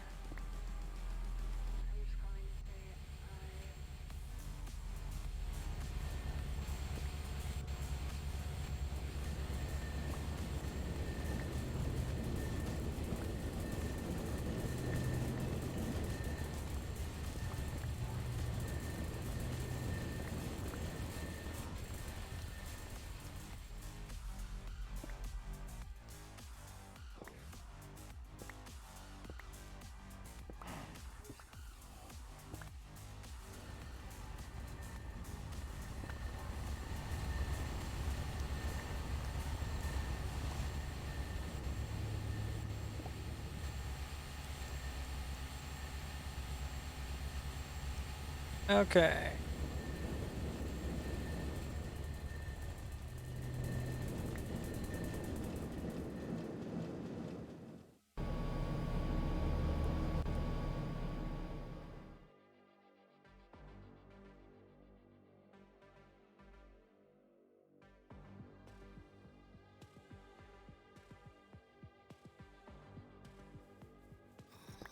Well.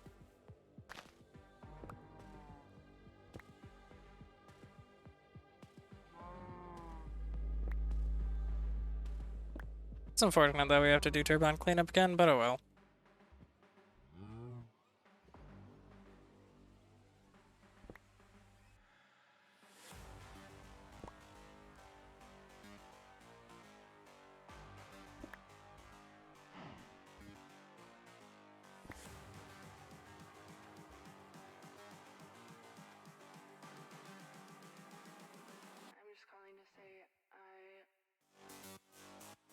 When things need to be tested, science must be done. Even at the cost of turbines. Really, really, really expensive turbines.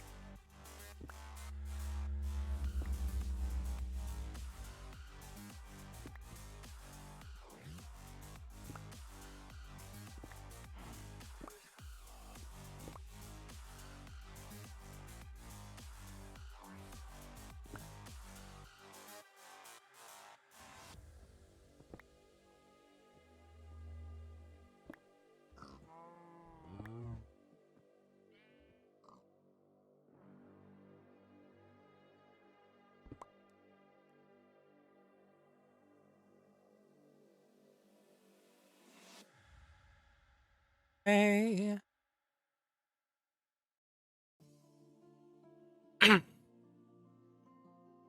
Blah. Dry throat.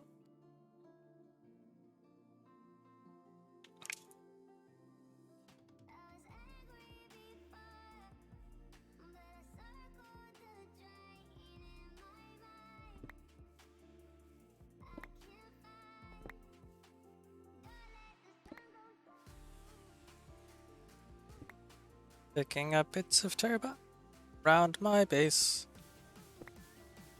Bad things happened and one exploded.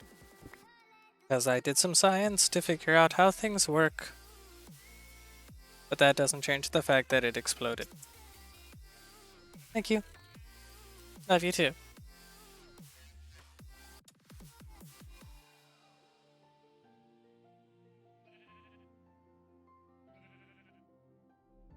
Exactly, Lothane. You cannot have science without explosions. Might think you can, but eventually there will be explosions.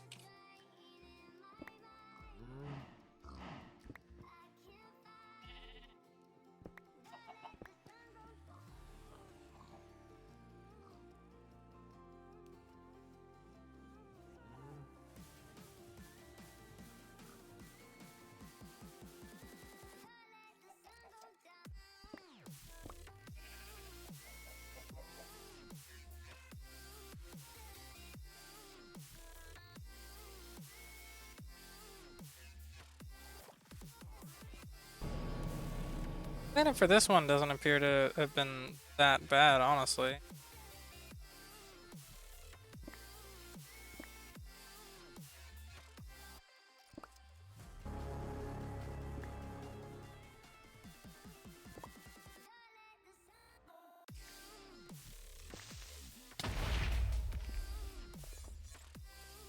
No problem.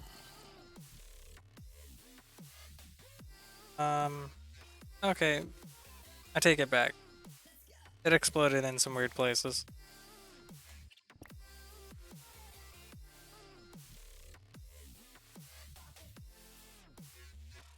Trying to get the stuff set up? Oh, that's new stuff? I like the short. But I'm not very observant when I'm only 50% here. Sorry.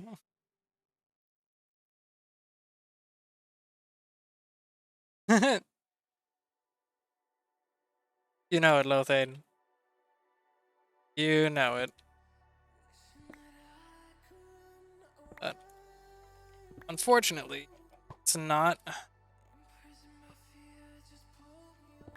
Well, I know how to make the turbine explode now.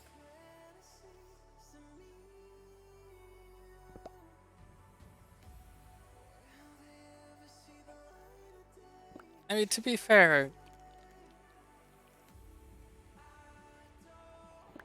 I'm not very observant when it comes to clothing. What?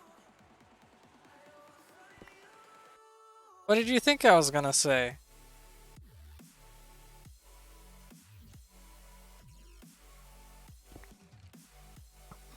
I mean, I agree with that statement, but that's...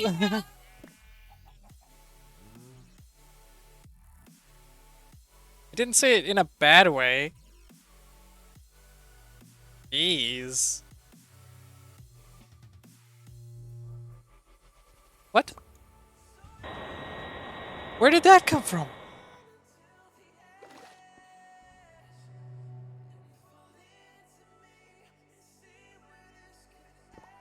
Alright, so...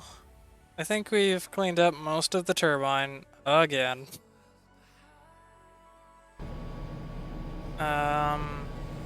Haven't checked up here very much though. Oh, there's a lot of turbine in here.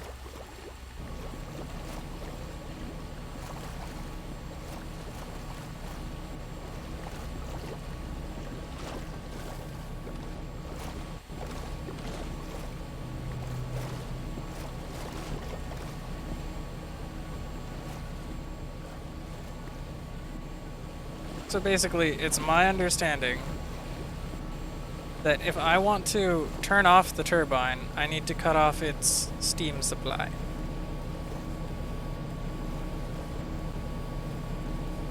Then let it run out of steam.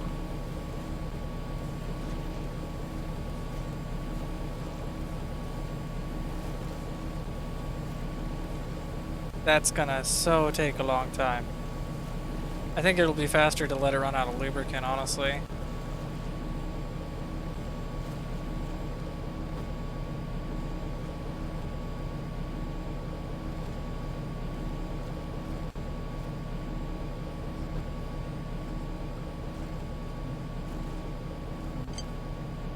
Magnetism.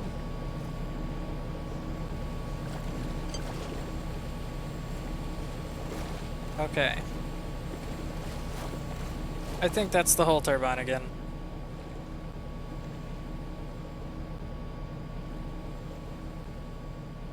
And now we know better. Or rather, we know how to explode a turbine intentionally now if we really want to, I guess. Let's look at it that way. If I want to blow one up, I know how to.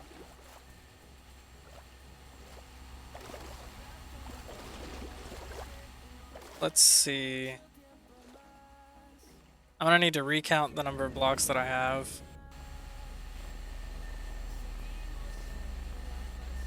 And I'm also going to need more of these again. 1, 2, 3, 4, 5, 6, 7. Put all this stuff back in there so that we can recraft anything that we need crafting. 7 of those. Oops. 7 of those, and we're out of the tungsten carbide again. Just pull that out. That should be enough for one more high pressure turbine as well. And then color blades all the way around twice. And there's the high pressure turbines again. Excellent. Now, I need 8 steam injectors again. And how many of the other things do we have? Turbine. 79 of those and 116 of those. We need 212, so we need 96. Yes. No. 94. 96. 94. Brain. 212 minus 116 is 96. I was right. Don't second guess yourself. You'll get it wrong the second time. So let's craft up 96 of these. And then we also needed how many of the turbine blades again?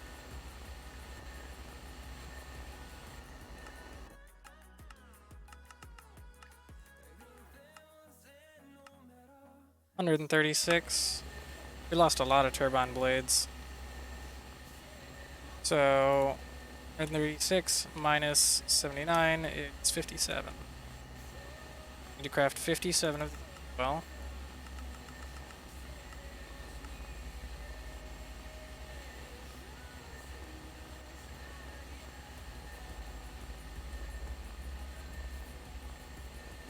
Alright, so that's enough for the one turbine. Got the steam injector, and we have the rest of the turbine housings. So now,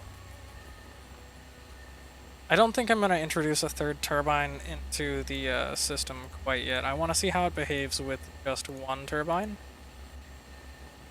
and then we'll move on from there.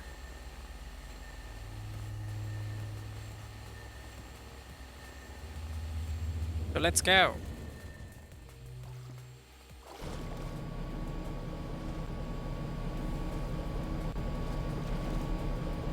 This thing doesn't even go through loop that fast. It's just going to take time to turn off. That's fine then.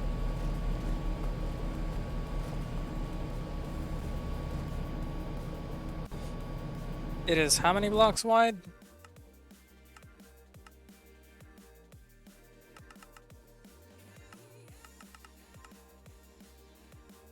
$11 blocks wide at its maximum, 5 blocks on the right side. So we have 1, 2, 3, 4, 5, then the space in between, then 1, 2, 4, 5, turbine. There we go.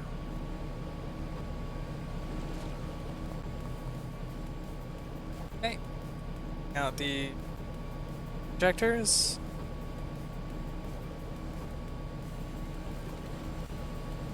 And we'll rebuild this turbine here real quick. I'm getting better at it, I promise.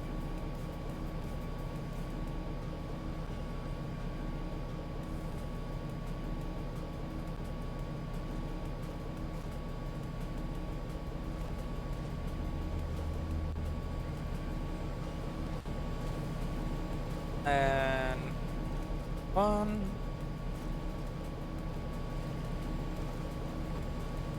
That's correct, but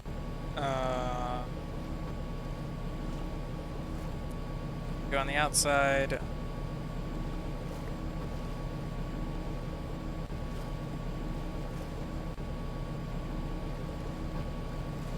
And one, and then a diagonal. Oh, I need to be very careful how close I get to that, because the last time I went there, that one exploded. Really don't want that.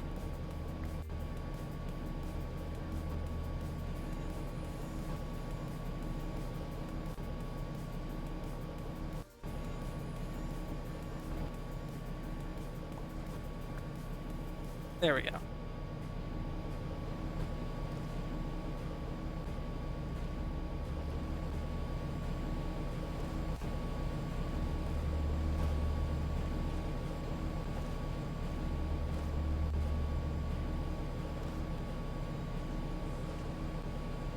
And then the next one up.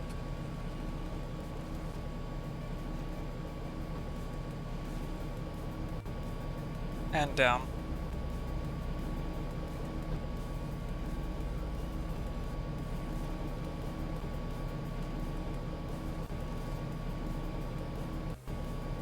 And then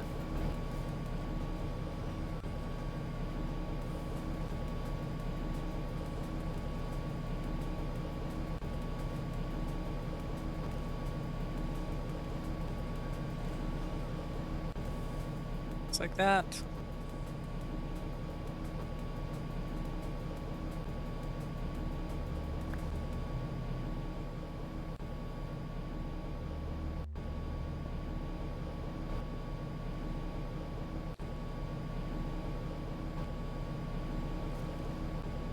These multi-blocks are so complicated. And by complicated, I mean really hard to remember. For me.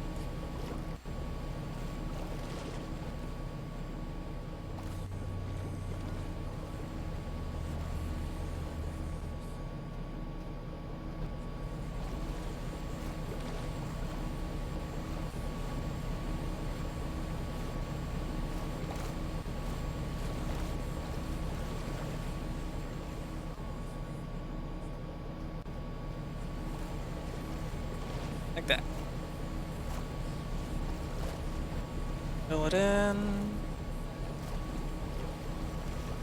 And if anyone thinks the noises are too loud or annoying, let me know and I can turn that stuff down a little bit.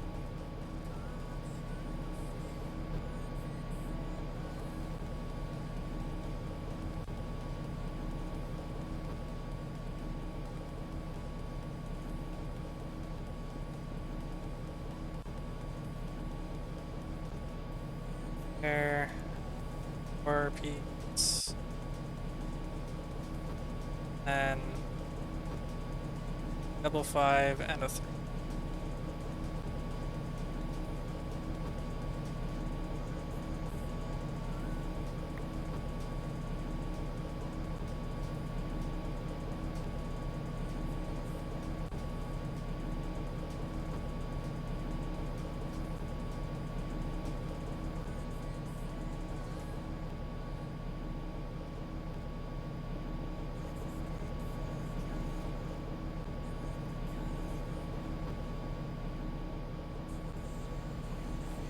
I'm on the bottom here.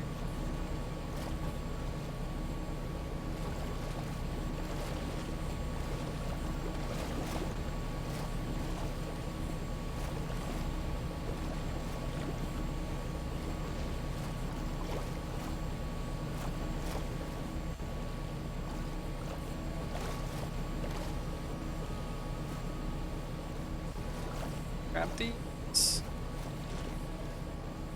Down that way.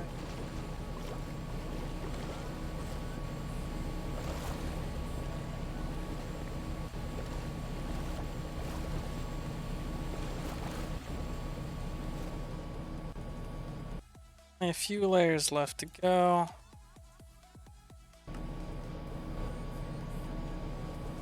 So now we come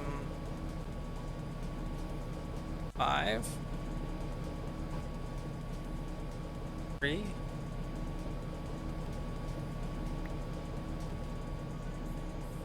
and on the outside, once again.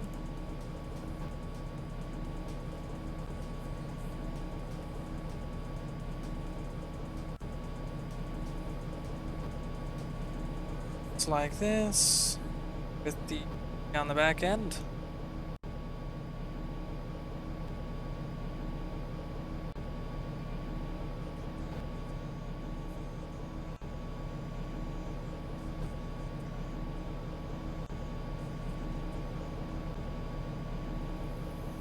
That.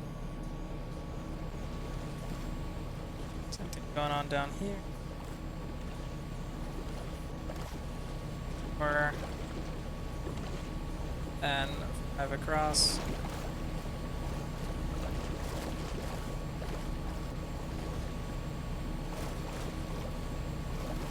Then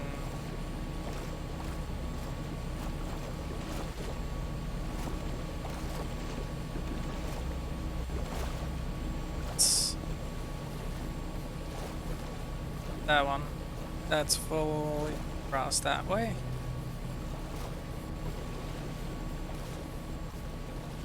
And the last one, like that, is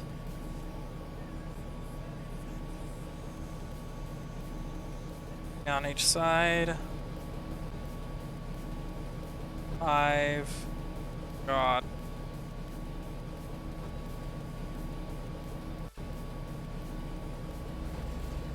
My poor frame rate.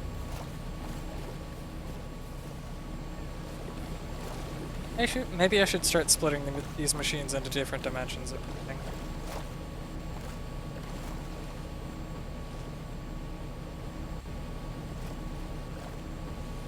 5, 1, 2, 3. And then finally, it's just should be just the 5s now. Because we got 10 left, so we'll do 5. And then the top 5.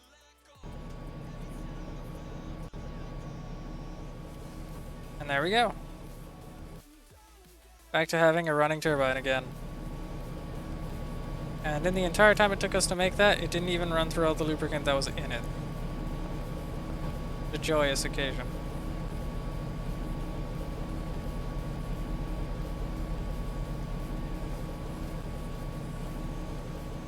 Let's just hook this back up over here.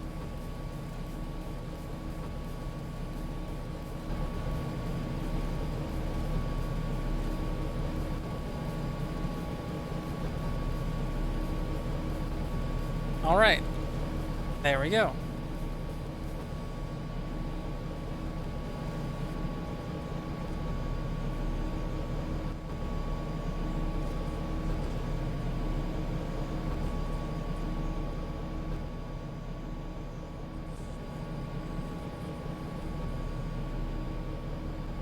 So there it is. The 2 turbines running at maximum capacity. Now,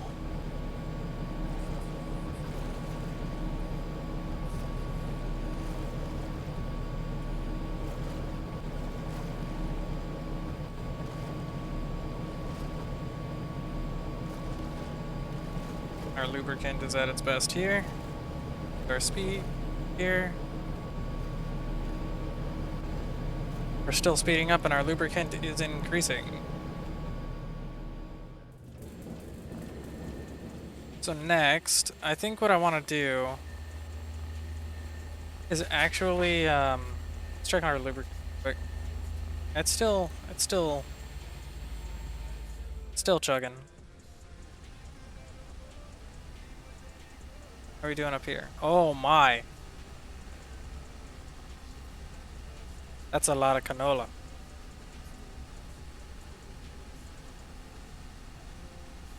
It's kind of entertaining to watch. That's so many stacks of canola.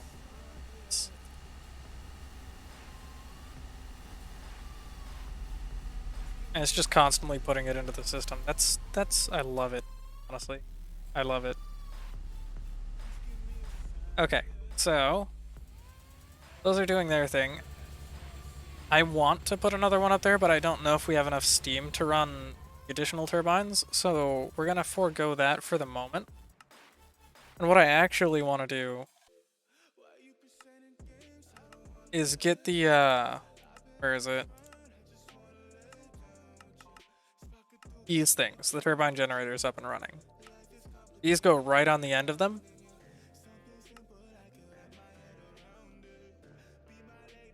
And it turns into a really nice looking multi-block. Generator rotor core, steam bypasses, generator housings, rotor windings, and stuff like that. It should be fairly easy to set up auto crafting for all of it, except maybe the. I think it's all made in the crafting table except for the this one. The turbine generator itself, the last block that you put in, is different than the other ones in that it is made in the workbench. And oh wait, no, that's fusion inhibitor. So we'll just need rotor cores, rotor windings, generator housings, and steam bypasses. Shouldn't be very difficult at all, to be honest. So let's generate. Let's take a look at this one. It needs a bedrock shaft core. How many of the generator rotor cores do we need again? Say it. I'm gonna take a screenshot of the list real quick, actually.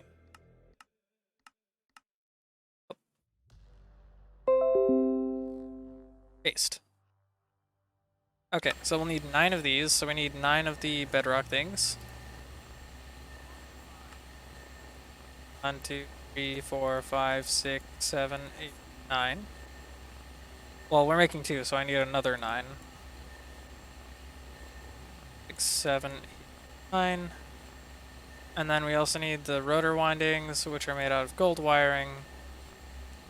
It's easy. Generator housing is, again, easy. And then steam. Is it steam? Bypass. That. So there we go. It's black wool specifically. So, wool. We only have that, so do we have ink? We have a lot of ink. So let's make some black wool real quick. 1, 3. That should be enough. And then we need 17 steam bypasses, but let's actually make the patterns for these. Do I have this one? I think has 1 pattern left. So let's make that the gold wiring, actually, because we're gonna need a lot of that, and we don't have an auto crafting setup for it yet. So, turbine generator, gold wiring, that. Crafting, go. Now that part's simple enough.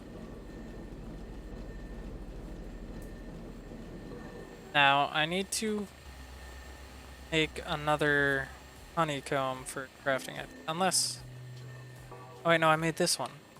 Is it gonna be enough? Maybe. We'll see.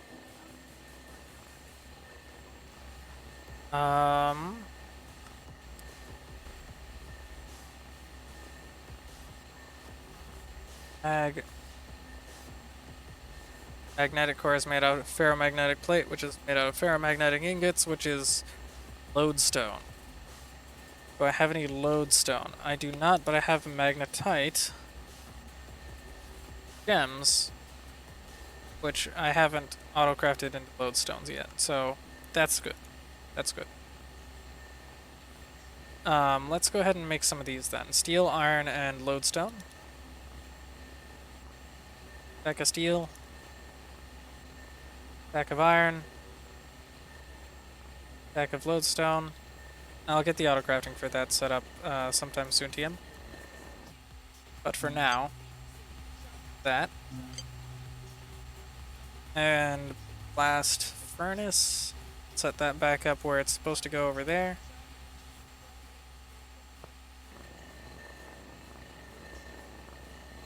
And we'll just throw them in. It's not going to pull them out automatically because I don't have enough things to do it. But it'll be good enough.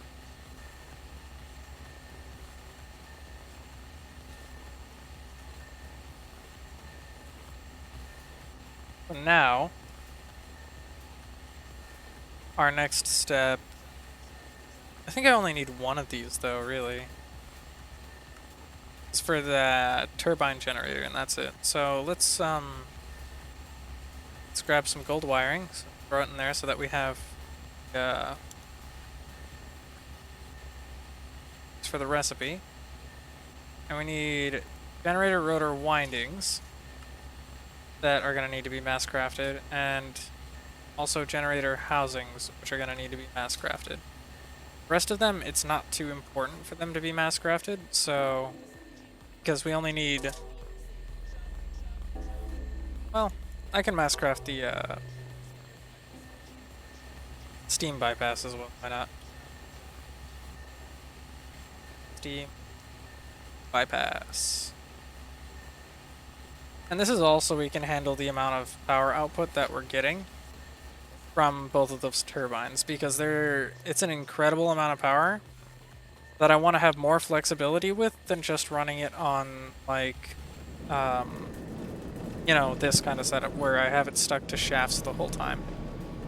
Because when I build these turbine generators and stick them to the ends of those, it'll convert it into, I think RF is the default.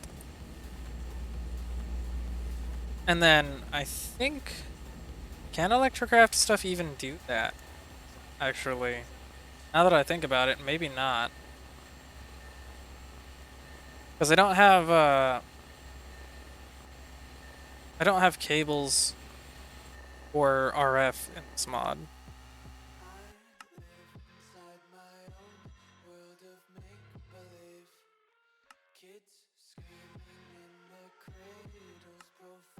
Unless it can also put it straight into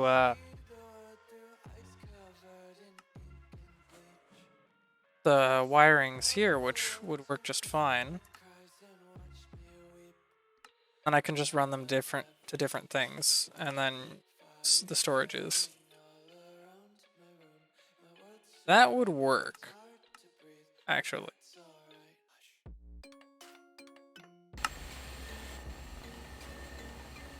Okay, so in that case, do we have the RF battery yet? Yeah. Good. So let's go ahead and craft the things then. I need 34 steam bypasses. Craft. Turbine housings. I needed 270.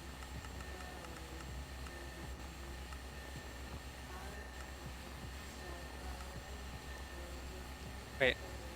I did turbine housings. Cancel that. Cancel that quick. Don't use all of it. I'll use it eventually, but I don't need it right now. It wasn't turbine housings, it was generator housings. 270. Here we go. And then also generator rotor windings, we need 112.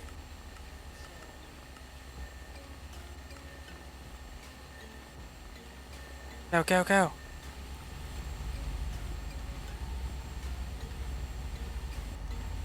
They're both trying to craft these, so they're gonna compete for it for a moment.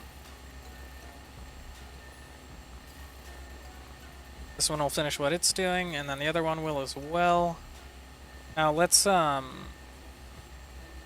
is it? Not the steam bypass, but the other thing. The generator core. I just need all of them. There we go. Easy. More multi-block building. Let's go.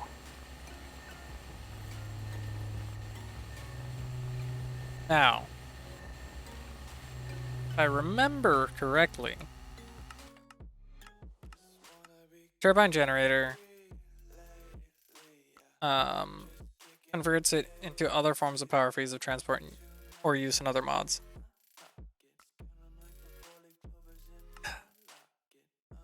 Can be mode switched with the screwdriver.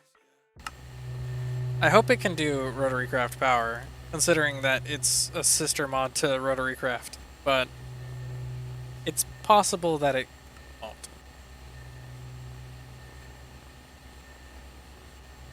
There's all the rotor windings we need for both of the generators.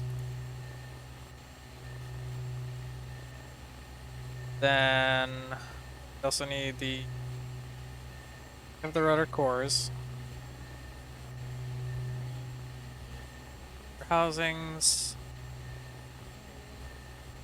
Steam bypasses.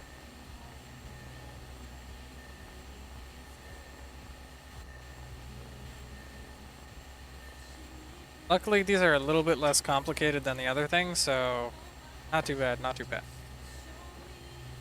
And then the last thing is the generator itself, which is honestly not that expensive. I just need these ferromagnetic ingots.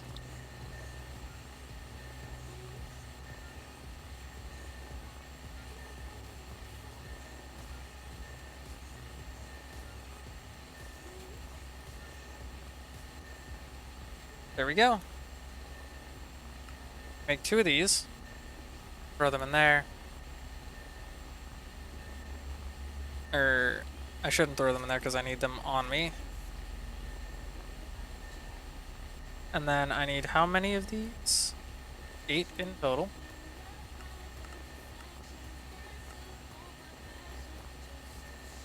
And then 8 redstone as well.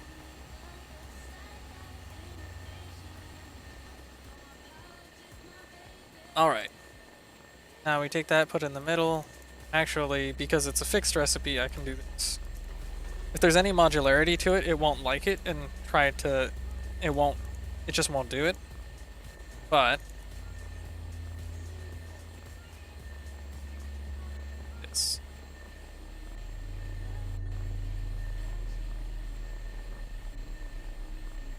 Okay.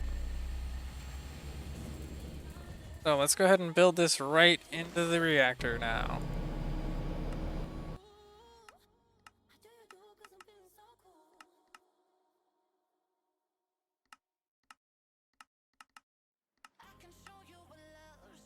This is the middle layer. With 2 steam bypasses, and then generator cores right down the middle. The only place where the generator cores go. So it's 3, 4, 5, 6, 7, 8, 9.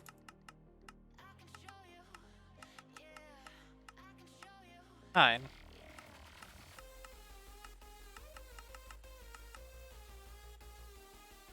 Say, oh no, it was right. It was right. 9 of them. Okay. So let's throw these on the end of here.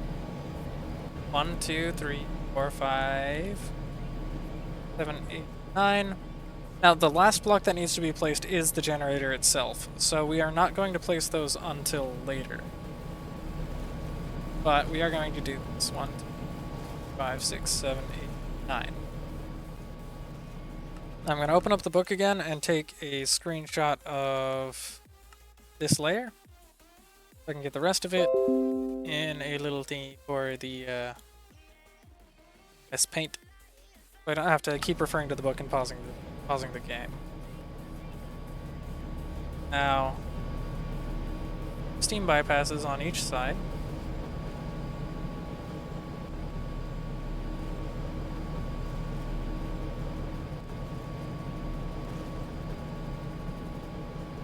As well as generator housings that go all the way to the end. where the generator block would be. And in one.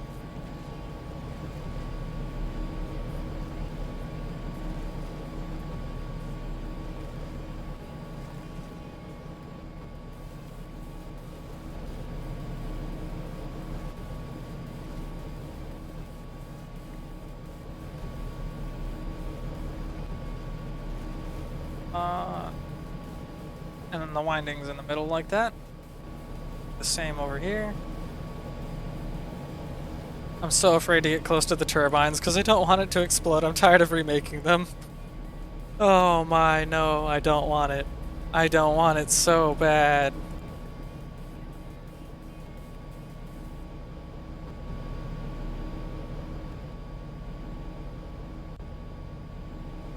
Now, fortunately or unfortunately, this is actually going to allow us to make, well,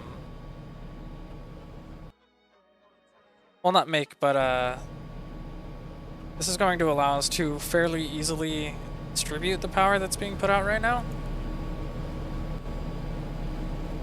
Let's see real quick how our lubricant situation's doing with 2 of them running.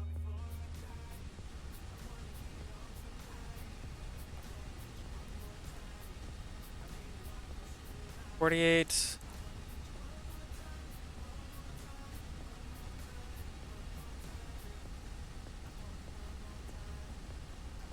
Okay, so it's still going up with the generators running. How about the steam situation?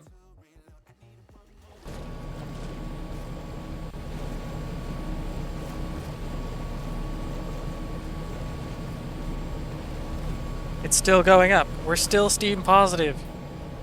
Let's go. All right. So now the next step is to do the next layers of the generator, which is apparently pretty simple. I'm not sure I even really need to do anything for this. But I will. Just in case I'm a derp and forget about it.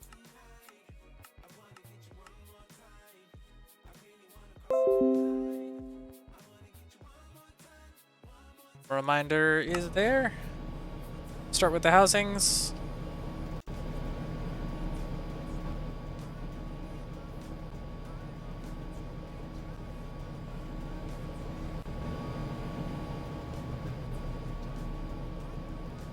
Like so.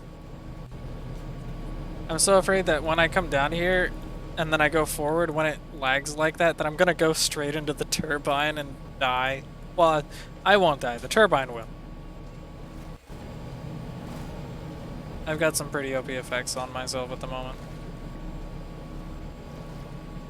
It's permanent, all of those. It's too much.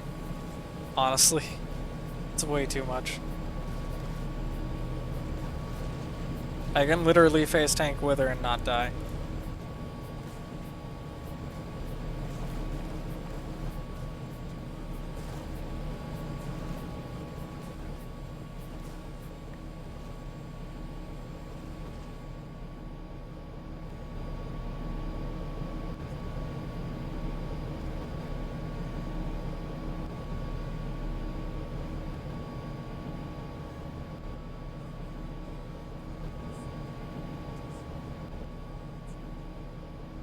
All right. So we've got that. That one.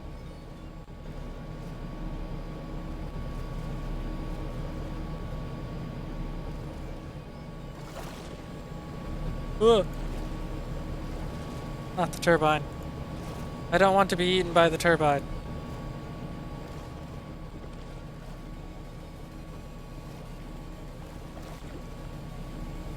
I'm sure the turbine doesn't want to eat me.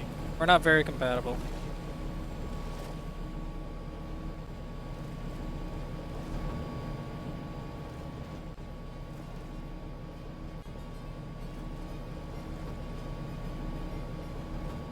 It's so nice that this one is way less complex in terms of just like the varying parts of it than the turbine itself. Otherwise, this would be so time consuming. Well, it's already time consuming. It would be frustrating, I guess, is what I would call it.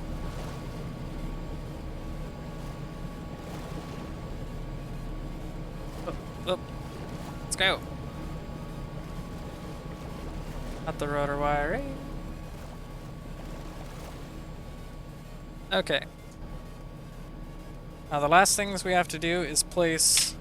I don't even have to look at the reference for this. I remember. It's one steam bypass, front middle. Rest of these are generator housings. All of it. Every block on top. So I don't remember if it goes in at all. I don't believe it does. Oh, wait, no, it does. Okay. So, right here. Up the middle like that.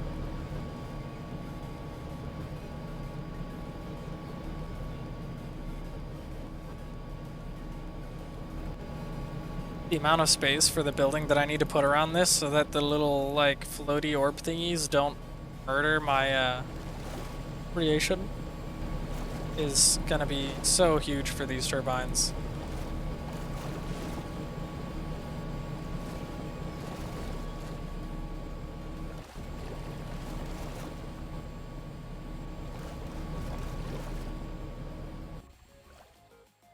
Right? Don't... Oh.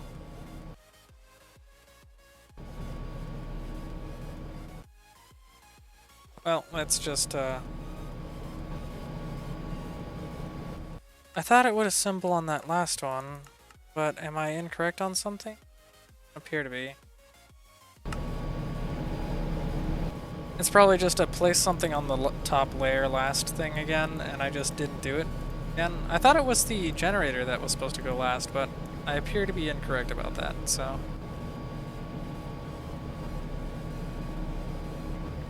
When I get the last of these blocks placed, we'll figure out which one it's supposed to be.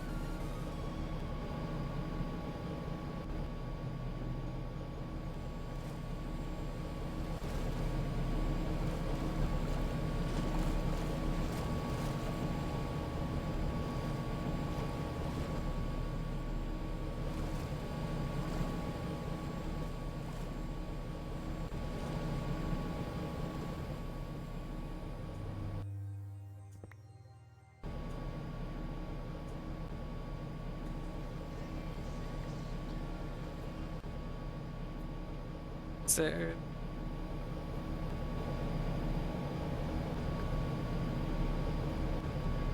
Huh.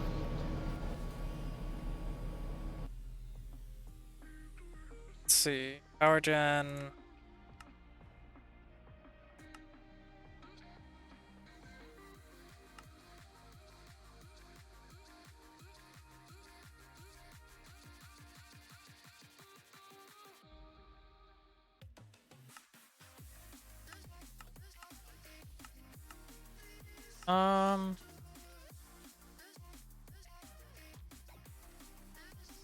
This appears to be correct. Why is it not working? Is it because I'm not putting it on normal generators?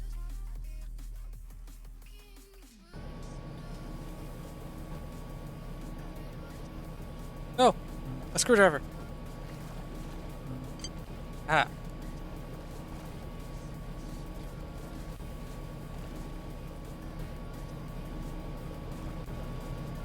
Why is it not turning into the multi-block?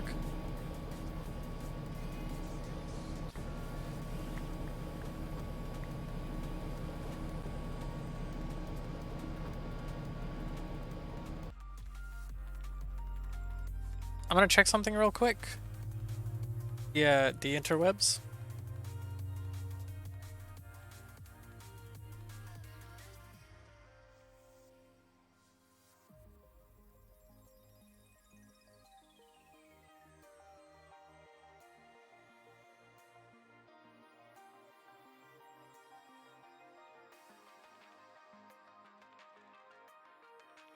Uh...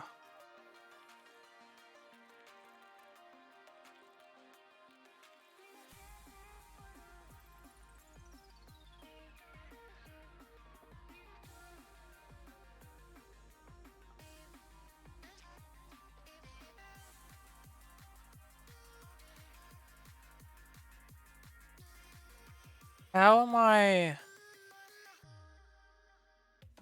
On the thing that I just looked up, it says I'm supposed to place the block in the middle of the back here last, but I'm not sure how I'm supposed to do that.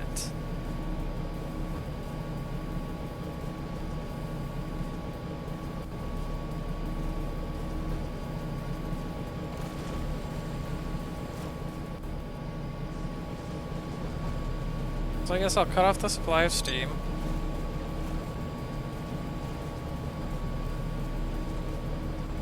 That these can't hit it. And then I'll just hope that these things turn off soon again. Wow, they use steam so slow. Oh, it's not actually that slow. Because I guess I need to, like, dig into the turbine. And then come out here, place the last block so this thing assembles properly, and then rebuild the turbine. Which feels really weird to me because I feel like I would build the turbine before building the generator, but... who knows? Either way. It doesn't have a ton of steam left to run on. Oh, actually it's going pretty quick. Yeah, so we'll just leave that for a moment, and let's go ahead and check on our lubricant situation. We're up to... ugh! No, I don't want these. Stupid magnetism.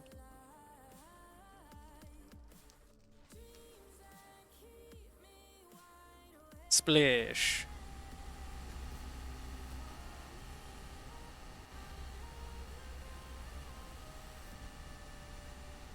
I can't tell if our lubrication situation is positive or not, though.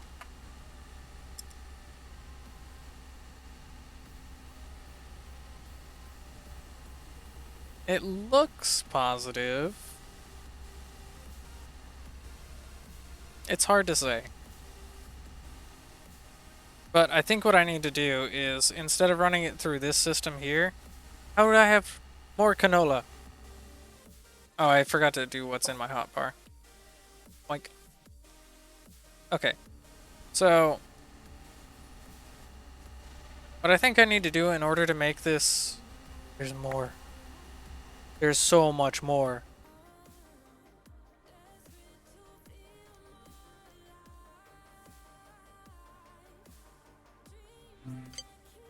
Really, no, don't do that. It's too late. So let's toss all of that in there. I would like to not get it back, please.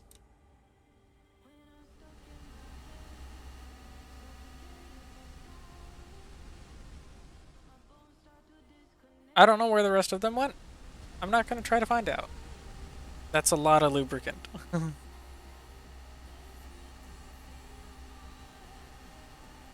It looks like it's roughly even right now. Which means I need to have it constantly running the whole time. Unless we reach 500? Or is it slightly negative? Might be slightly negative, honestly. I might need a second generator, or not generator, grinder setup. Which I'm not against at all. It only takes this is a huge, obnoxious setup for this, but it really only puts out 2097 megawatts, which is literally one microturbine, which we have tons of. Use them everywhere. Ever since we used that to get our first microturbine, it's been incredibly helpful having them. So I think what I'm going to do is do the same thing here. And what we're going to do...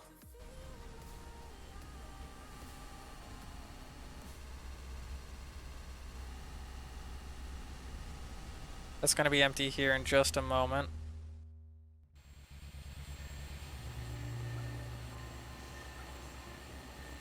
I'm going to grab a diamond chest. And I'm going to grab some cables. Some quartz fiber. One should just be fine. And then I need some import. One import bus, I guess. And an export bus. Two of them for the different grinders.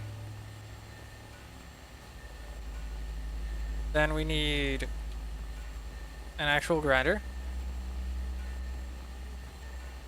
And a micro turbine, which we do not have, so we need the ignition thingy.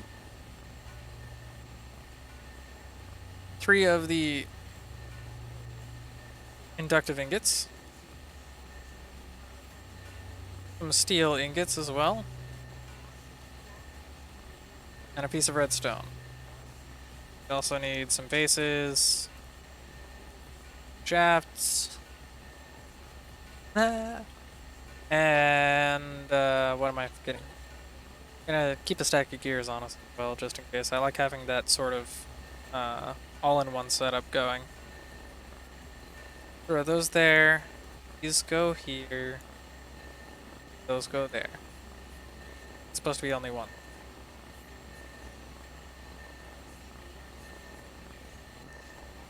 Just like that. There we have the high temperature thingy, and then we need a turbine. And we need a compressor. Oops. And we need some aluminum alloy ingots, 2 of them, as well as a fluid export bus. And our trusty bucket of jet fuel.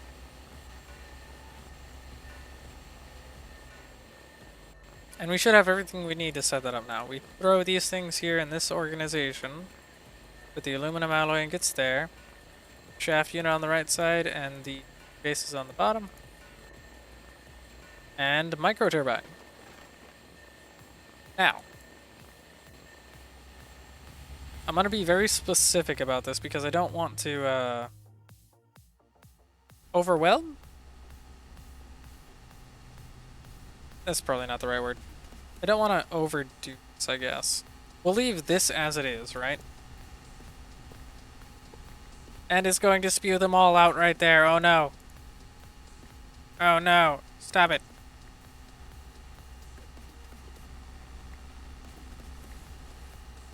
Oh, I made such a mess.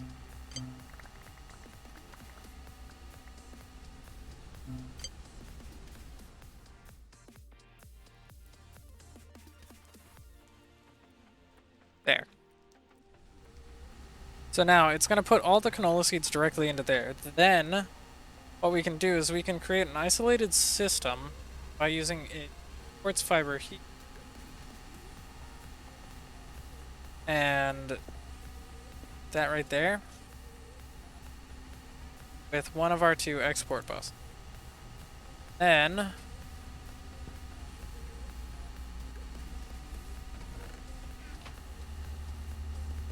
a storage bus as well. Oh hey look! Turbine blades. Storage bus.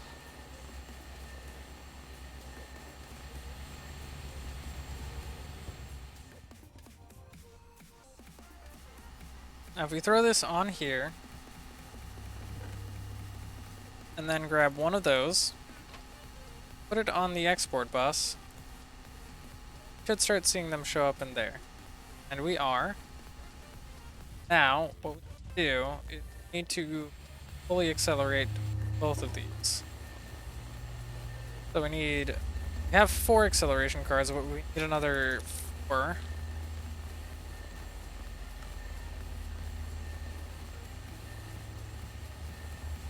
For the second one that we'll be putting together in just a moment. The micro turbine puts out 16 Newton meters of torque. That means that we need to grinder multiply it by 8 times 8 is correct. So we need an 8-to-1 gearbox that can handle it.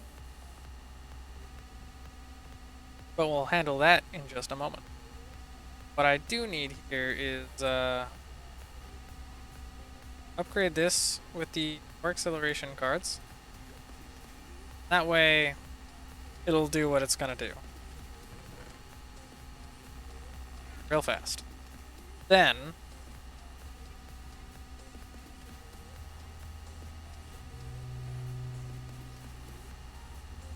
yeah, I can't do it that fast even on one tick. That's good. That's a good thing. So now we need to grab our microturbine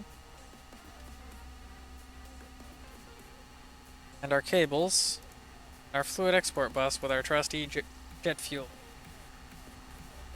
We're gonna go like this.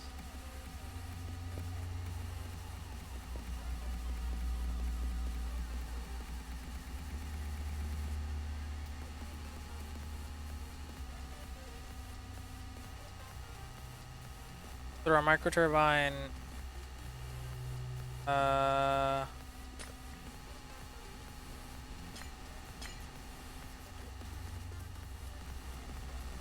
I want the grinder to end up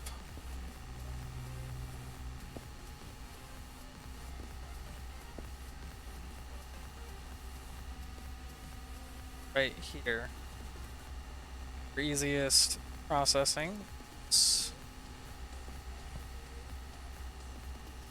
So that means the 8-to-1 needs to be over there.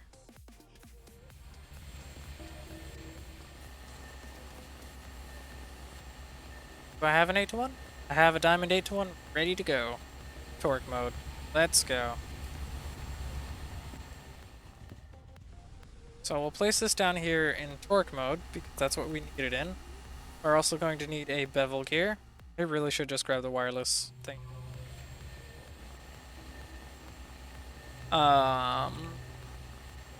Bevel gear.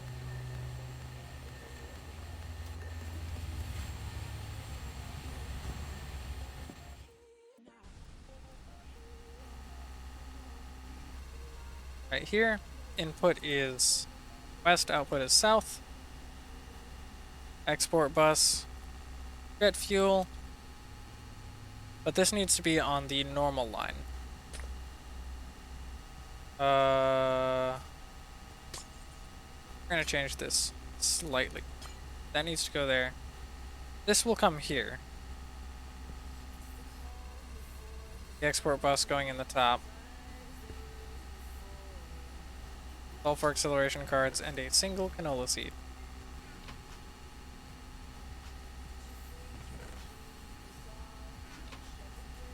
Now it's completely full. Our microturbine will go here.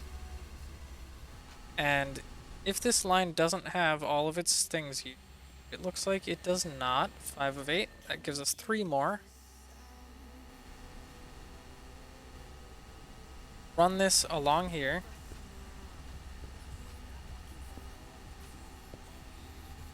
And connect it up. That should turn that turbine on as soon as it realizes that it's connected. And as it winds up, it'll increase its speed and it should end with 1 tick. Now, the output.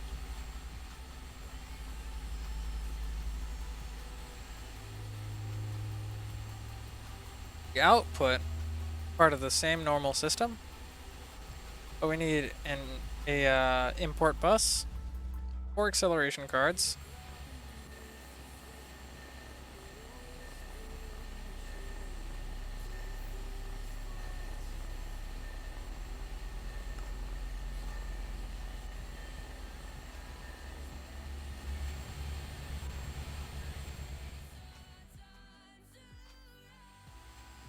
stuck to the bottom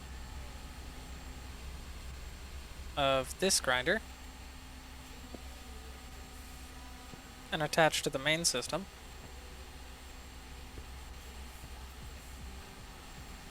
It'll just take any items that are in there Just like that.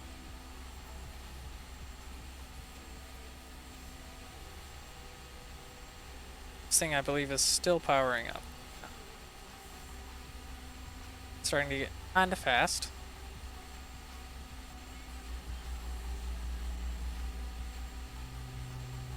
Now it's real fast. Have achieved maximum speed.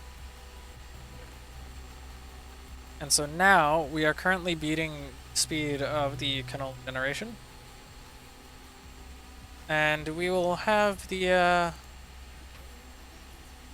should be able to see some is in our amount of lubricant that we're getting.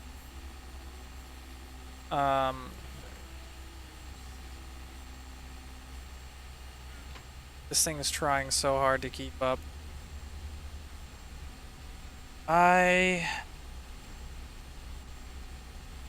Import, export, or import storage.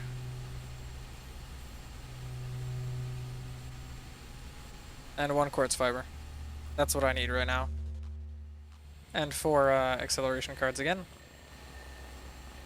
We're going to increase the speed that it can handle incoming canola, because right now it's sort of stuck. The item pumps are not doing it. So we need quartz fiber, which we do not have any of, so let's craft 100 of them. I'll need them at some point anyway.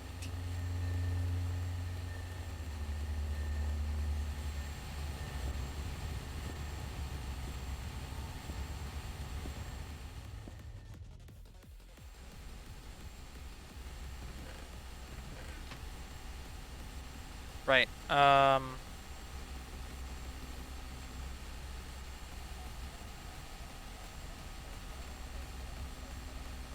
Huh.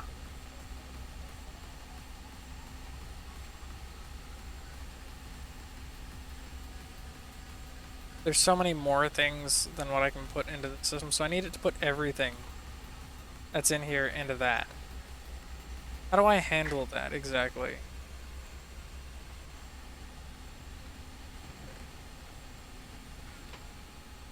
Or do I just not? I don't think I do. I get a second microturbine here, and what I do is I use that second microturbine to power another generator. Or another grinder, sorry.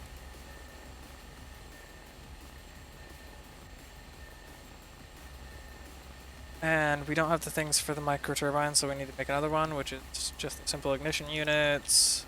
We have the steel, so we just need the inductive ingots. And the turbine. The compressor. And redstone. And the aluminum alloy ingots.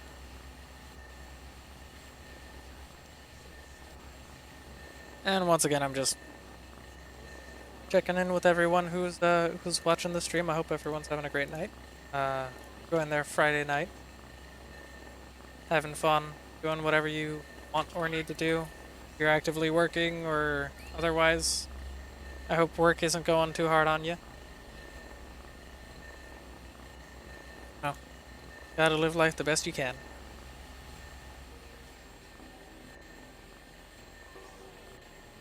Finish up that microturbine. Throw those things there. Those. And the shaft units. Then we have the microturbine. Also need a grid. Port bus.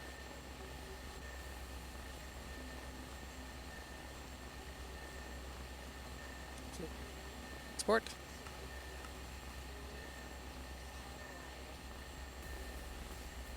And we also need an port.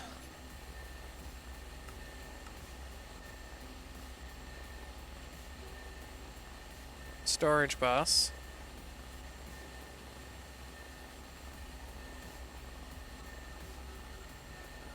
Does that work?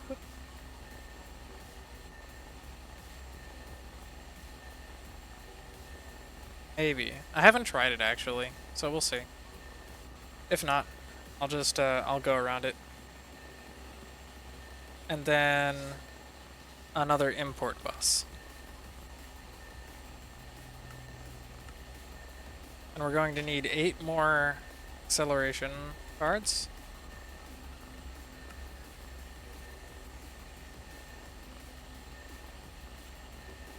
Out of the card thingies. A stack of them. Go.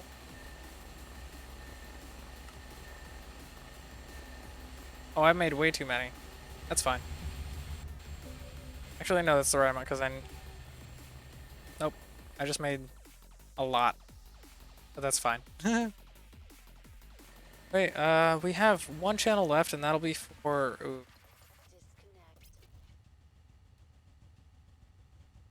another channel. How many channels do we have used at this point out here? No one of 32. Okay. We'll let's grab a smart cable so we can pay attention. Over here. And I think what I'm going to do then, because of that fact, I'm actually going to have the system pull from this. There should be a storage bus. No, import. So we'll import this. And then I need some more quartz fiber thing.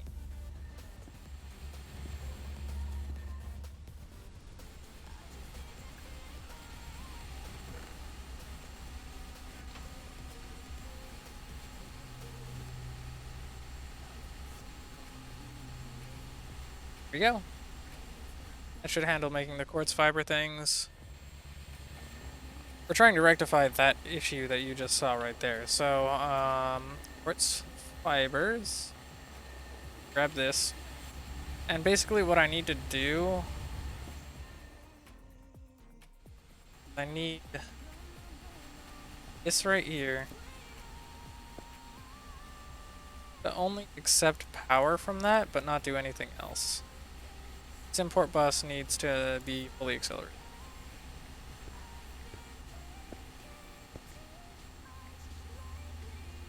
Oh, well, that's fine. Okay.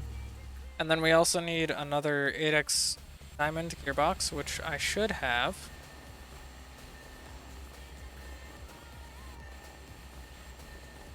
There. Now, the main line, this is connected to.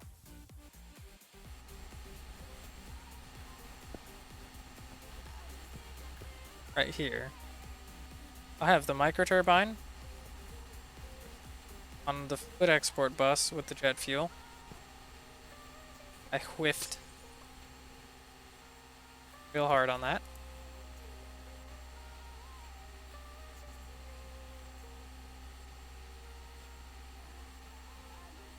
And then, yeah, 8-to-1 gearbox.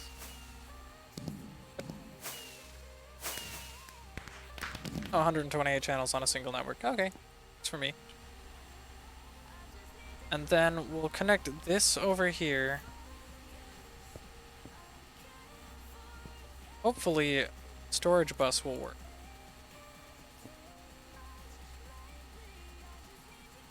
Got bad news, it does not. So, in that case, what I'm going to have to do is relatively simple. Less than an hour, Lothar, and you can do it. I believe.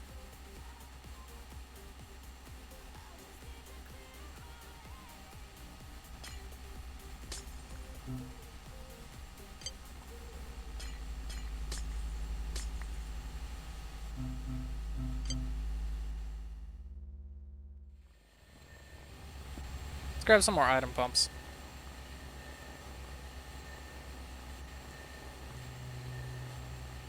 And do we have any DCs left? We do not, so let's make...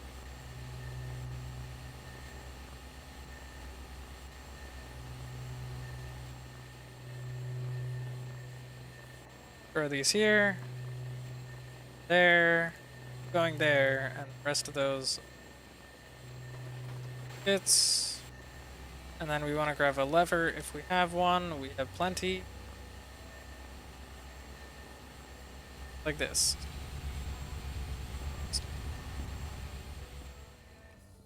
So now, want to do, set this up so that, point it down. So then come over here. Let's do this.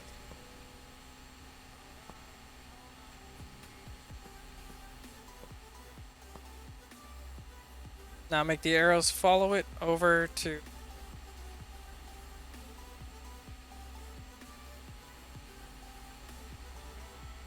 end there.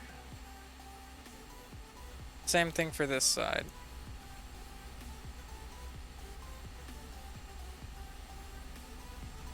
And have this one point right. Then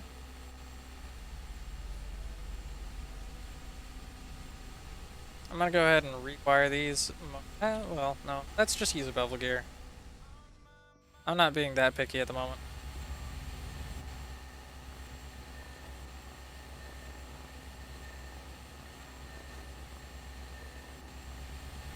Do I have any? I do have a single brick.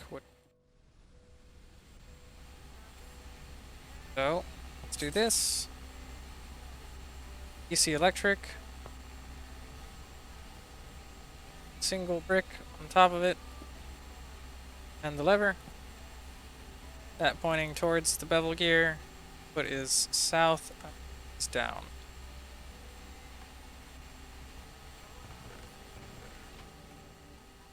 And now it should put stuff into there.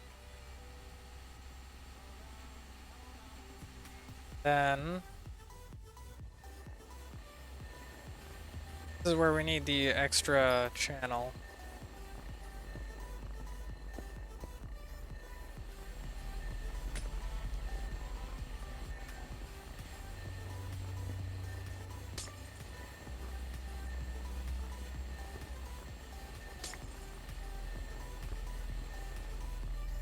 Over here.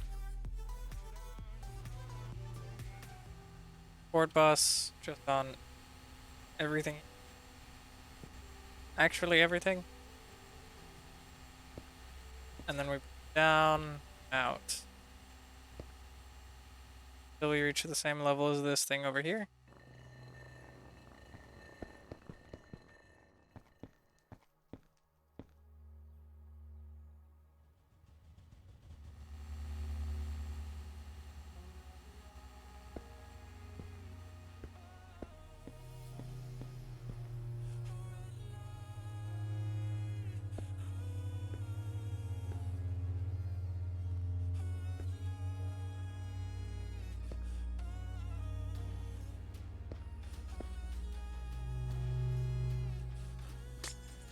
Finish that off.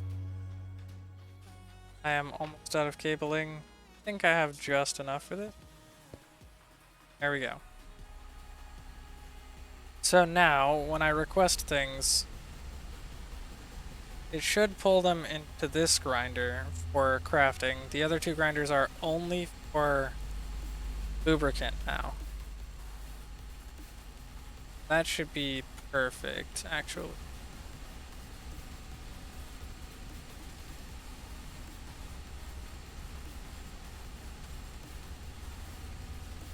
There was a way to make that go faster.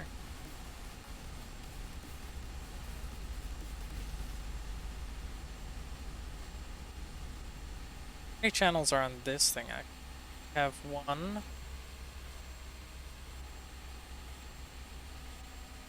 Three channels. I could add a fourth channel on there. Import bridge bus.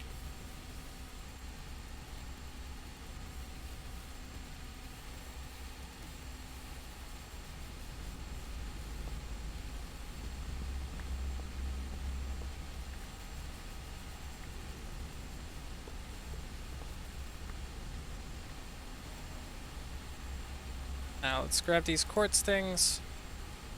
I really need to make sure I get It's 2 spots. There we go. I'll grab the smart kit. Or no, we do have some extra normal cables. Okay. This then. And so ports there. Get around that. Import bus. Acceleration cards. Now, it's going to pull in as much as it can. As fast as it can. Both of these are fully accelerated, so they're just going to go literally as fast as they can go.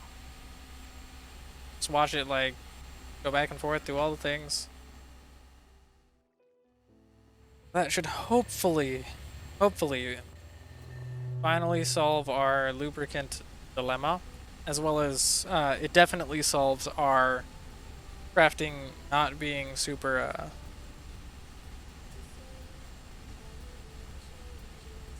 our crafting not being separate from our canola production. So now we should always be able to do our grinding. If any of our crafting involves grinding, that is. Without being interrupted by canola seeds. But there we go. Throw these things back in there.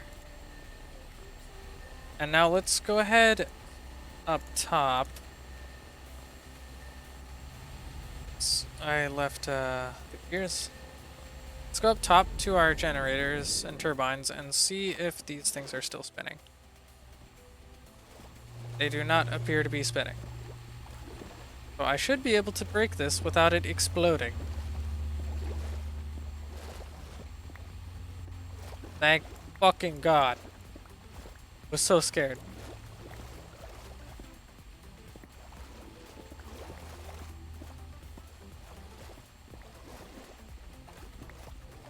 So that rotor core is apparently the one that's supposed to go last.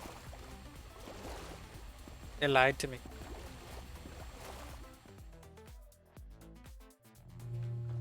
Did I make a mistake somewhere? This is the thing, generator housings.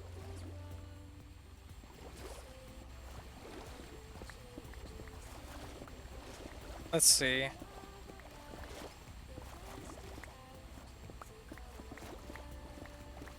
I'll try removing as much of this as necessary. See if I can get it to actually work.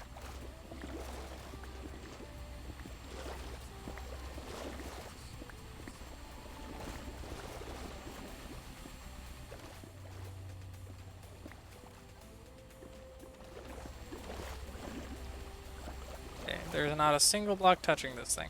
It said the last block is supposed to be this, but it didn't work. So how about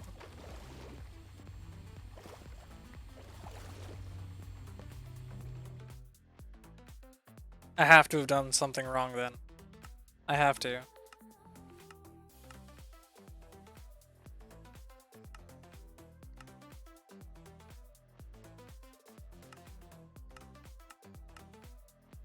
I am, yes.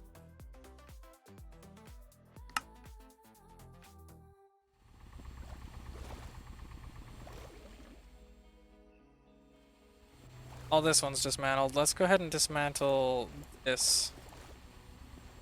And we'll reconstruct this.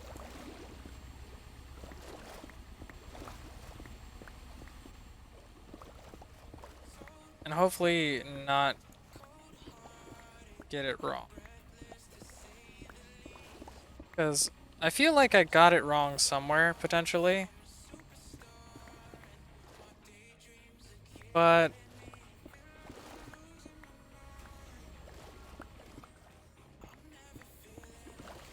let's see.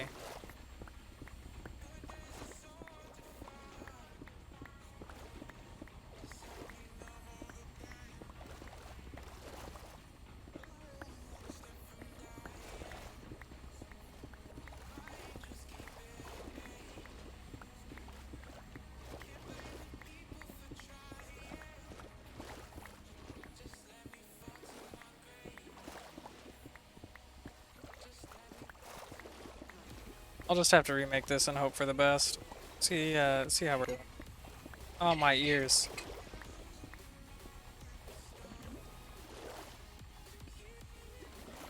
That was so loud. My poor ears. I have one headphone on.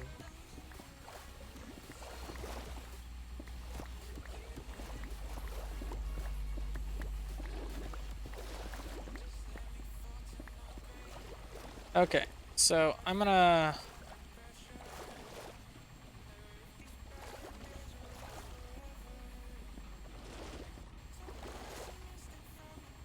You're gonna what?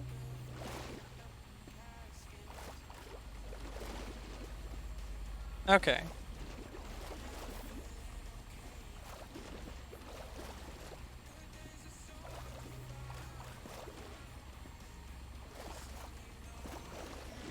Okay, so the bottom layer is 5 by 3.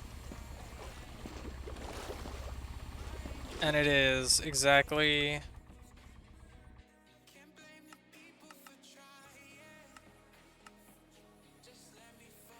2, 3, 4, 5, 6, 7, 8 blocks after the Digo. So 1, 4, 5, 6, 7. It's short. Is it really?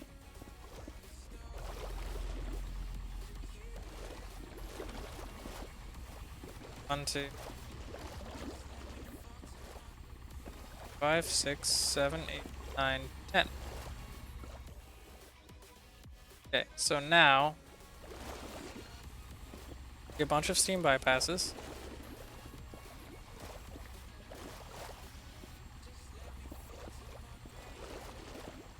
And also fill things.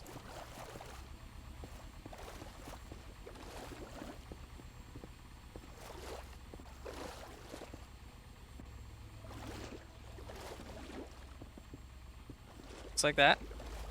And then more steam bypasses.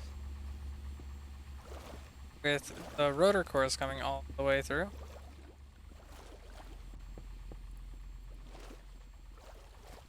And then the turbine generator.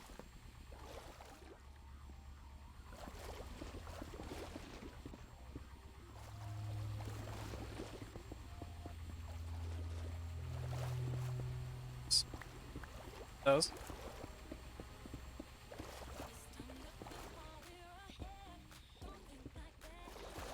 Bring around the generator housings. Do the same up.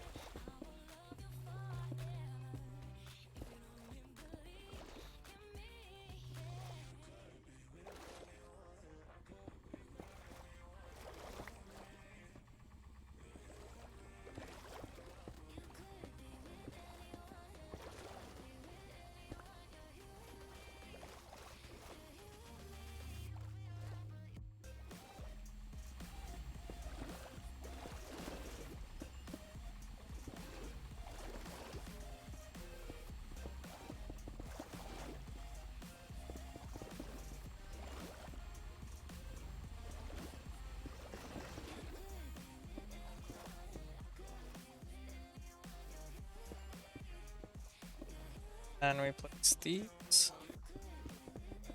Oops. Not along the right side, just in the middle.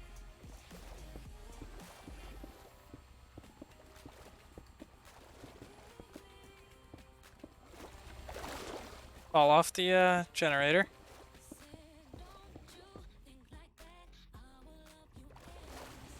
The wiki says to place this block last, so... There we go. I messed up somewhere. I'm not sure where, but I fixed it. So we'll do the same thing over here now. Like that.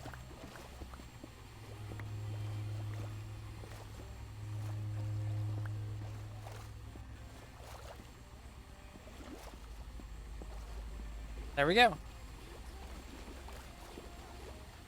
Now we need to fix our turbine things.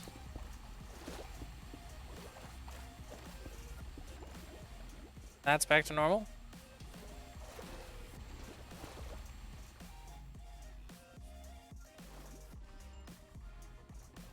Now, to remember what the front of this looks like.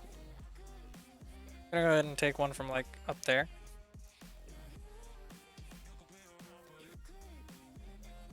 These are filled in. Oops. Depth perception. 100% effective. Now, leave.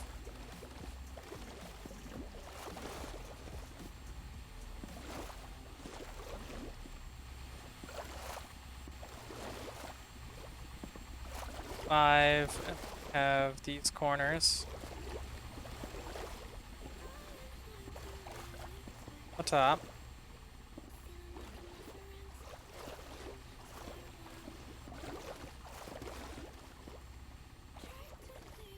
Then let's go here.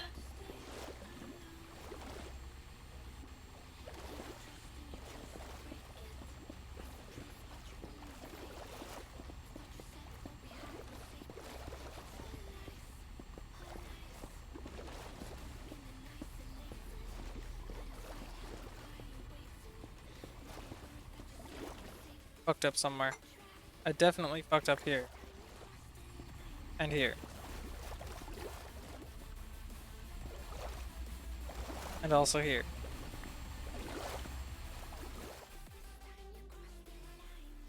Where are the rest of those turbine blades?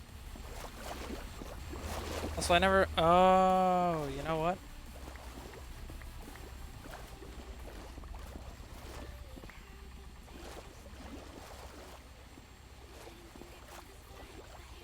Part of it's probably that I never placed that high pressure turbine.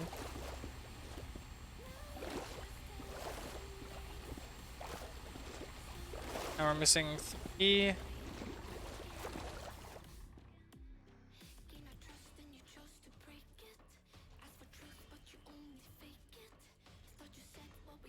Two. We're missing 2. These 2. Right here. Figured it out.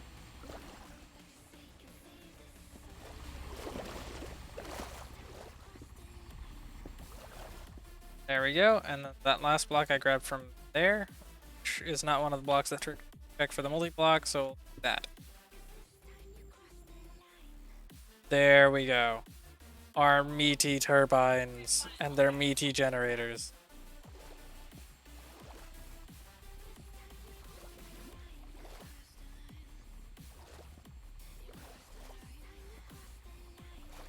Oh yes.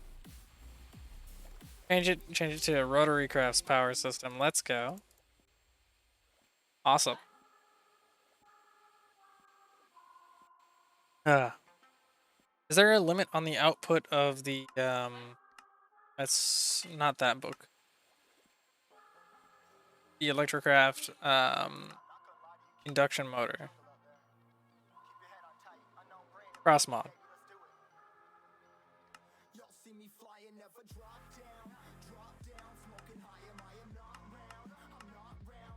Or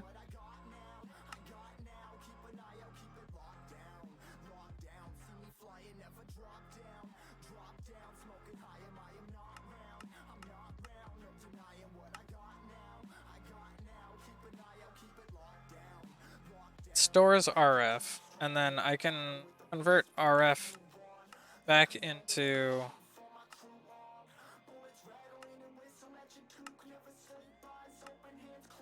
shaft power.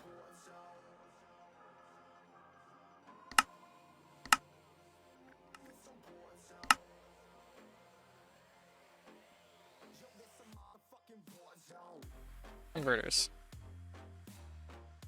So I can convert it into RF, then I can go RF into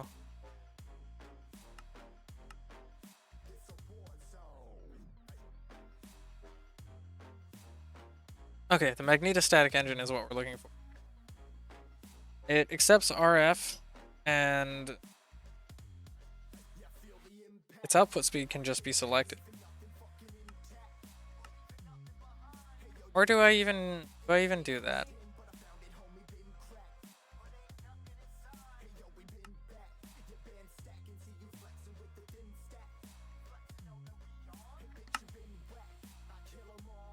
Can I just connect line straight to a... Oh. There we go. The actual maximum of the network being fully customizable. That helps a lot.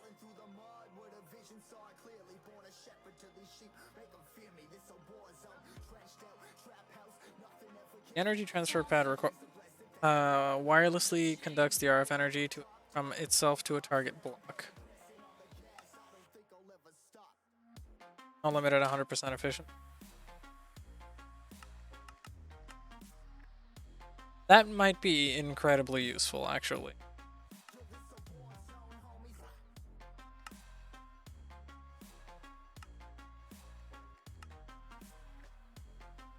Fires.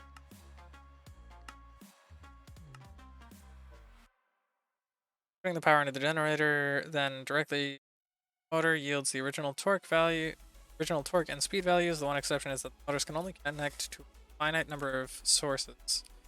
But I can do like a tungsten upgrade and increase the number of sources. But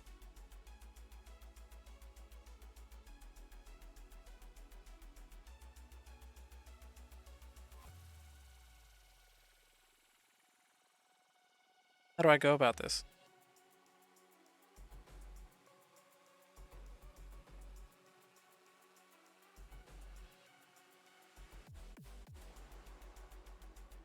Well, either way, if we look at this right now, it's doing RF or the sort of like shaft electricity power. The question is whether or not I should use either of the, or which one I should use.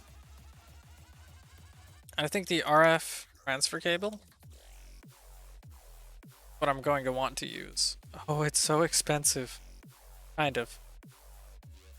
But it has unlimited transfer rate, so it can take everything from these generators into the battery. Batteries? A little bit of both. Like that. Now if I jump down here, can I afford, how much redstone do we have? 267,000. Not bad. Can I craft another redstone energy crystal? Not redstone energy crystal. I need RF crystal.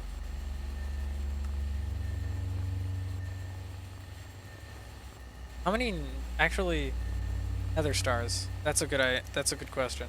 Nether star. I have 8. So I could craft 8 batteries. I think what I'm gonna do is I'm gonna craft 3 and put each of them and run the power separately from all 3 of the different turbines into their own respective RF battery. So let's go ahead and run that real quick. Because in the end, I want 3 total high pressure turbines.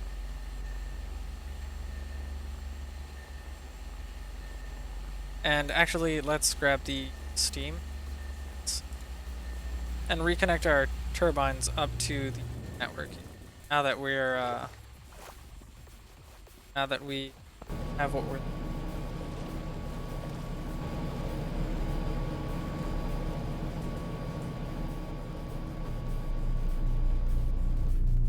Oh my god, there was no sound on that before. Oh, my ears.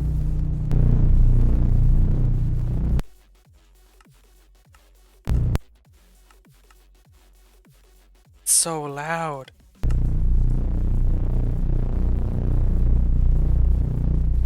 Reka, why?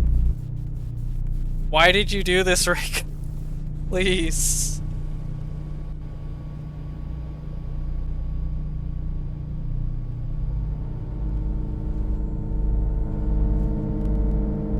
Oh my gosh, the sound.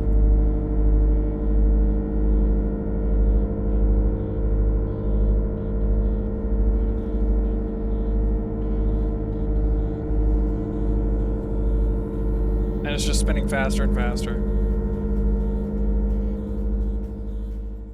Oh, my head. That messes with my head so bad. It's so bassy. I love it.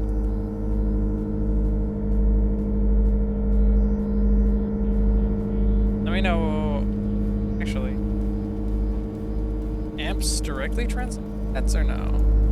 Not quite.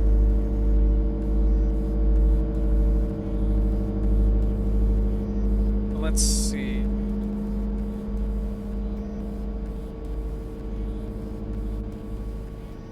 Actually, the question would be, how was our Steam doing? Is our Steam positive or negative? 30, 30, 40, 40. Yeah, we are very positive on Steam. Okay. That's helpful. How's our plutonium fuel looking? We're slowly increasing. We're doing just fine.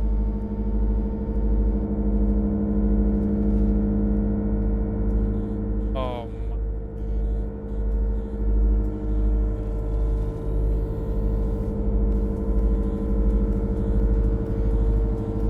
How many blocks are in between? 1, 3, 4, 5.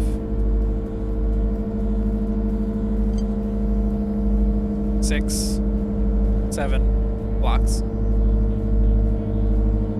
That's 7 blocks till the next one starts up. Now my question is, are we producing enough lube? Oh, my ears feel funny after that. Holy crap. I'm sorry if that's so loud for everyone else too.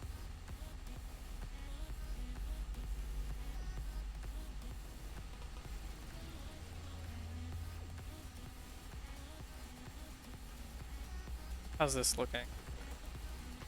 We're not overproducing on the... So we could add more to the system. Which would probably be a good idea.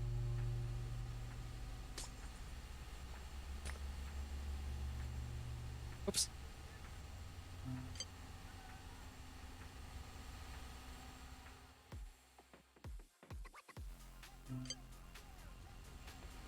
Okay, so got that solved now.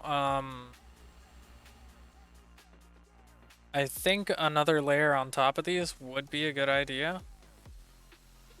And our pressure is still pretty much maximum, so we're not using enough water for that to be a problem. I think another farm is so that we are not losing out on the loop battle.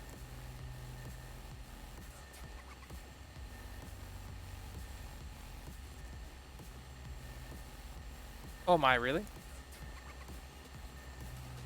262 drives are getting filled up relatively quickly.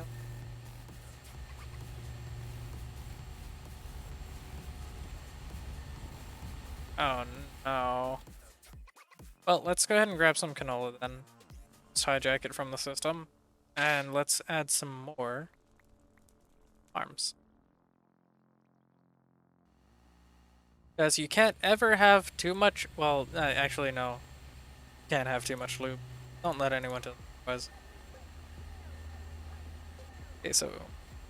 Artificial sky. Bricks.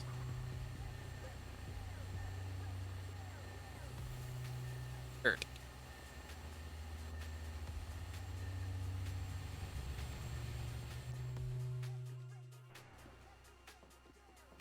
I need to make sure I'm producing enough,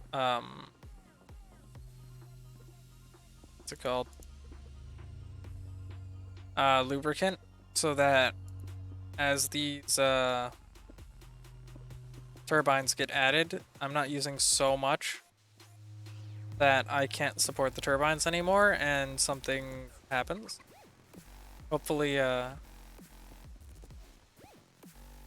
hopefully the thing that I'm referring to being turbines exploding or just turning off doesn't happen, because I want to be all the power that we're generating off of this.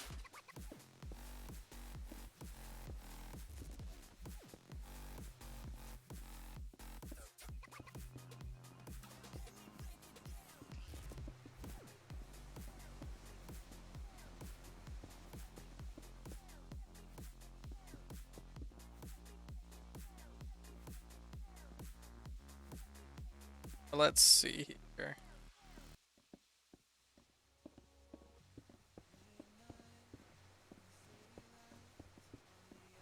What do you mean, what did I do?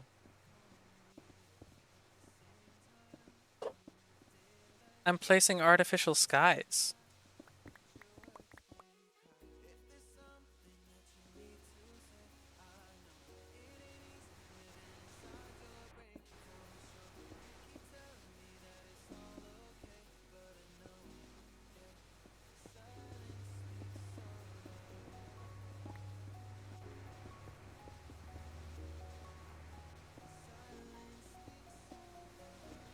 Okay. I've got like 30 minutes left, so if you're not done, then I'll join you when the stream's over. I love you.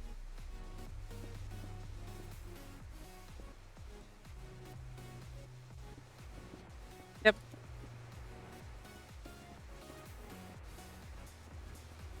Away or towards me? Okay.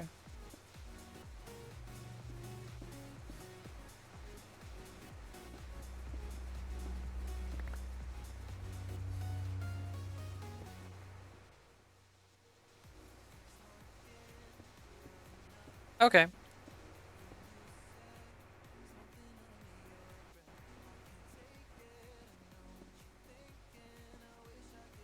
Alright, so now place these bricks.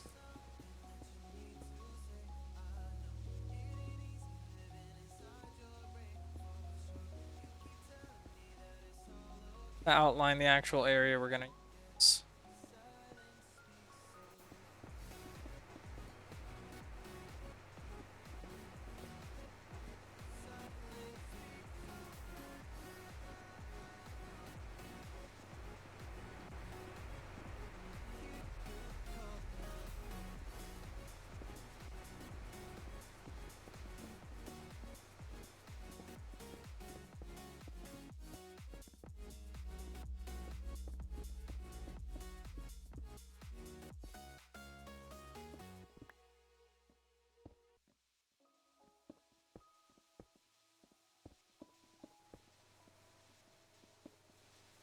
Got those placed.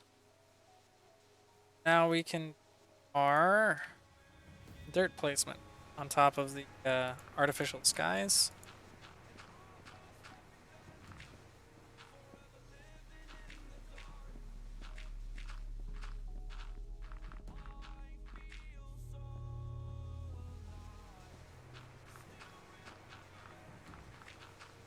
And it'll give us farms that are exactly the same size as the one below.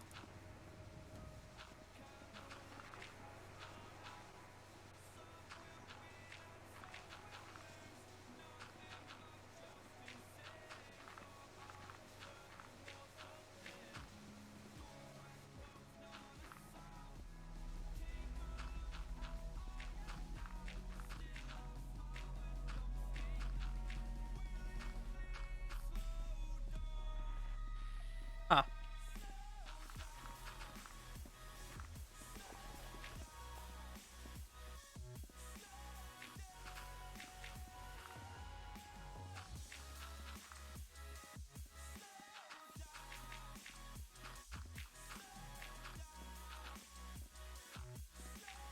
Alright, that's all the dirt we need. And the rest of it's just gonna be bricks for the most part.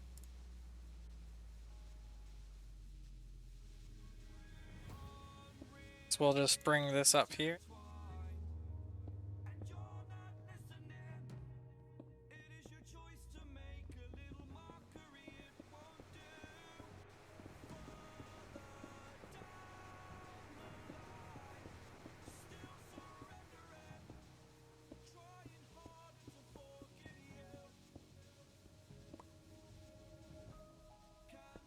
Around the edge.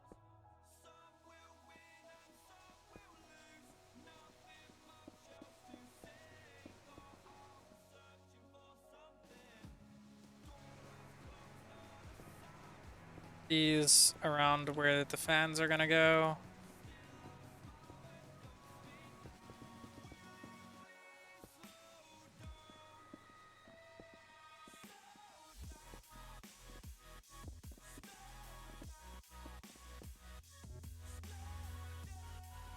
cut that.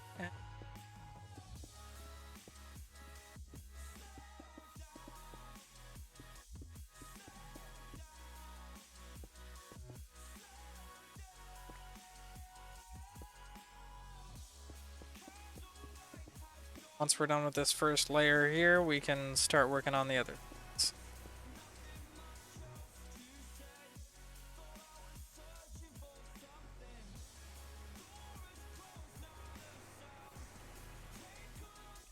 Alright. Looks like we are about ready to work on the other things. Gonna need to keep some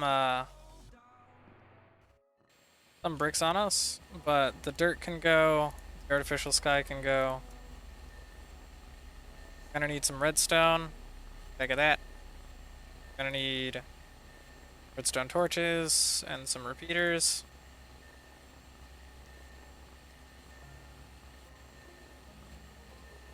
I don't think I'm gonna need that many bricks.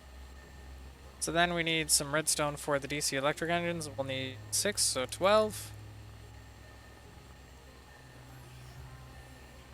And then levers, also 12. Not 12. Torches, 12. 6. 6 redstone torches for the things. We're gonna need bases.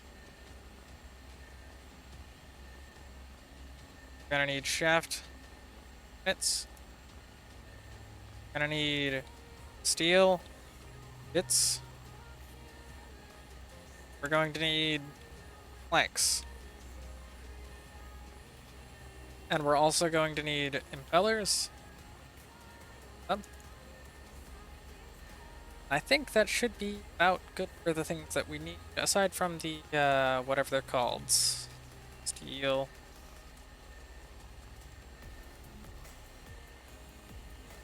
Six of these diffusers. Oh, and then also, you're gonna need a bunch of Beta 1 gearboxes? I believe so.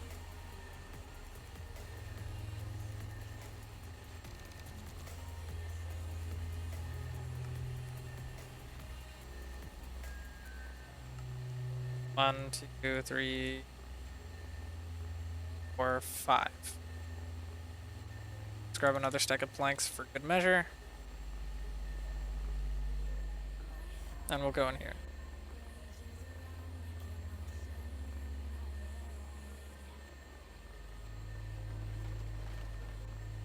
Okay, so we've got those. Next is the fans.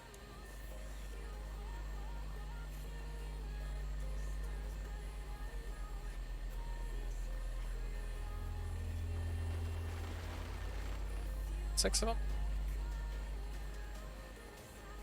That's all we need for planks. Then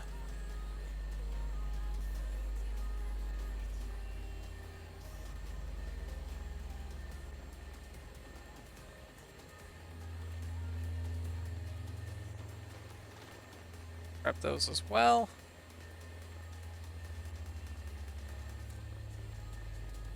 And we have the diffusers. All we need left now is the cooling fins.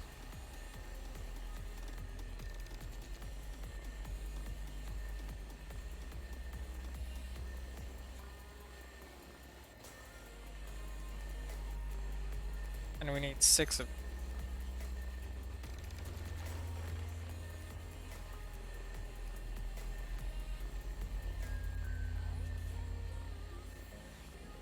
Let's go. Oh, also pipes and sprinkler. Let's drop a bunch more of the stone bricks. That. Planks. And now, how do I do the sprinkler? It's been a while since I've... Feller. Heal. Pipe.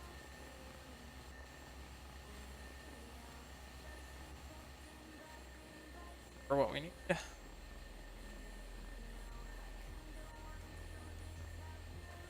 Did I not grab any pipes? I guess I didn't.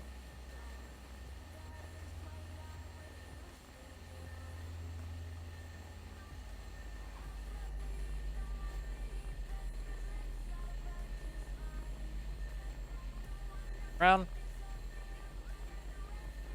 There we go. I knew it was one of those things. Oh, let's go on up now.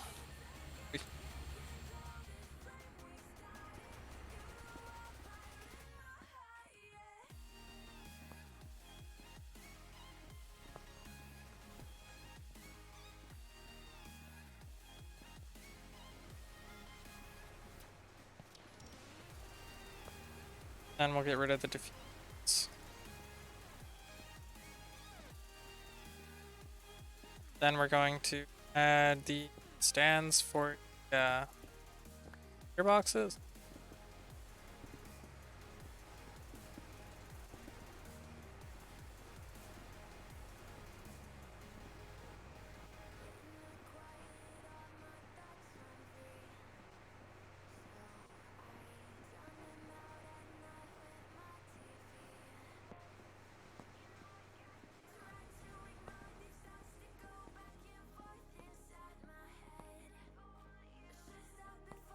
That speed mode fin.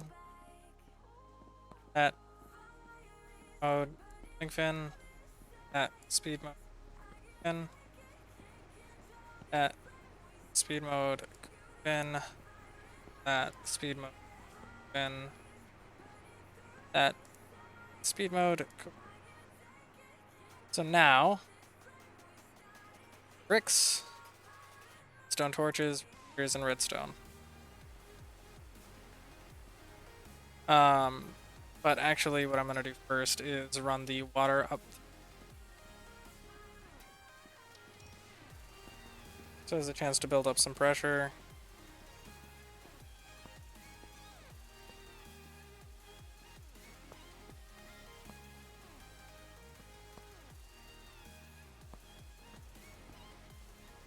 One more.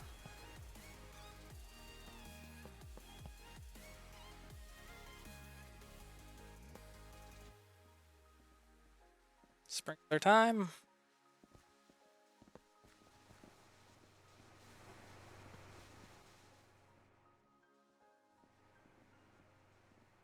Then I'm gonna go ahead and grab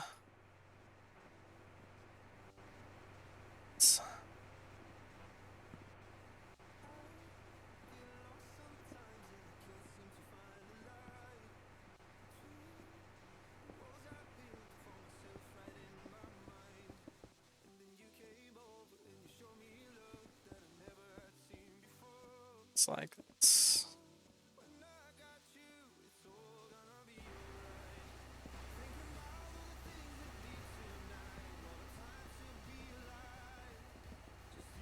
Last thing we do, run redstone across. Heater. And all the way there. Now, in order to turn it off, we have to come all the way back down so that we can plant the things over here and turn it off.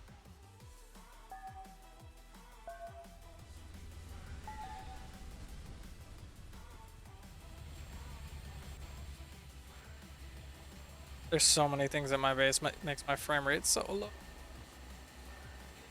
It's fine. So now, what we need is a hoe, and I don't have a hoe anymore, so we're gonna grab some diamonds. And we're gonna make a hoe that is better than any of the other hoes. Stick.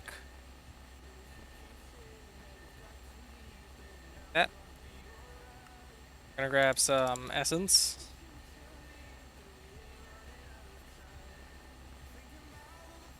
One, two. Grab that one.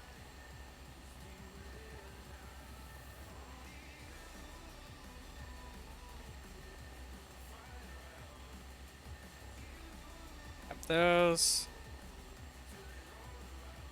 Just like that. Now we put those essences in there with O. Yellow essences in there with O. The blue essences with the hoe. And the pink essences with bow. And then we have our unbreakable bow. And it might seem kind of easy to get that now, but that's because I have a ton of stuff. Basically allowing... Like, this farm's been going for ever and ever and ever with those essences, and it's auto-crafting the essences up into the essences and craft them back down without any loss. So, it's super helpful.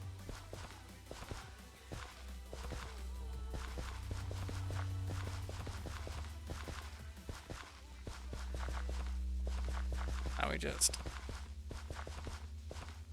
It's for all of our crop plots. Crop dirts into crop plots.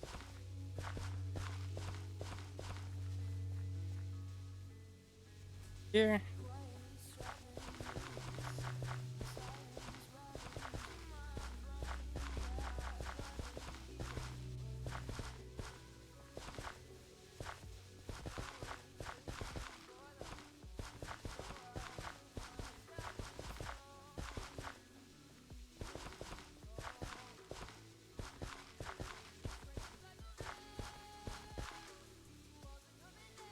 And then we grab our canola and start planting.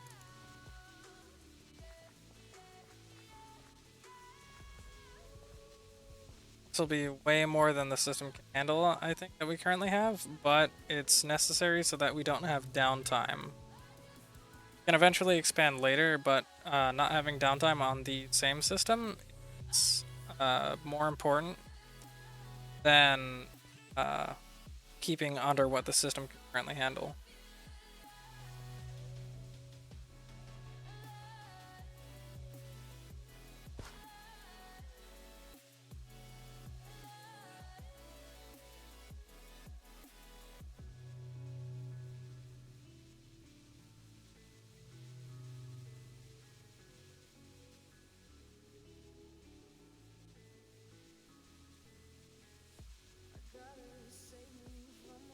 This is all in the name.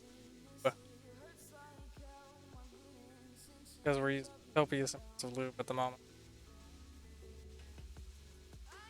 We're planning on adding one more turbine to that monster over there. That stuff. Another turbine. And generator setup, so... That's, it's a necessary evil. Bring this wall up one, just in case.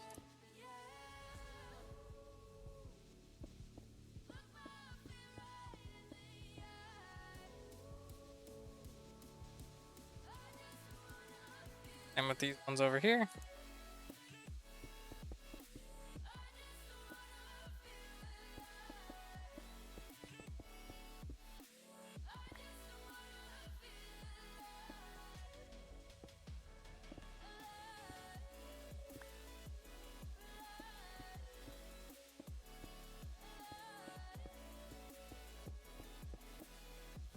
And then now that all of that is done, re-engage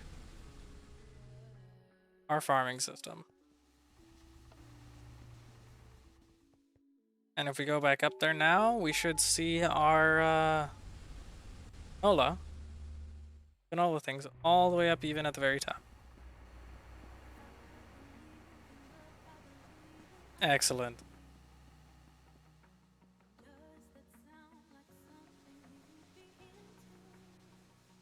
Like they're not gonna land on the bricks here either. Don't need to keep it. Less blocks I need to spend on it. And now, how's that doing for our canola down here?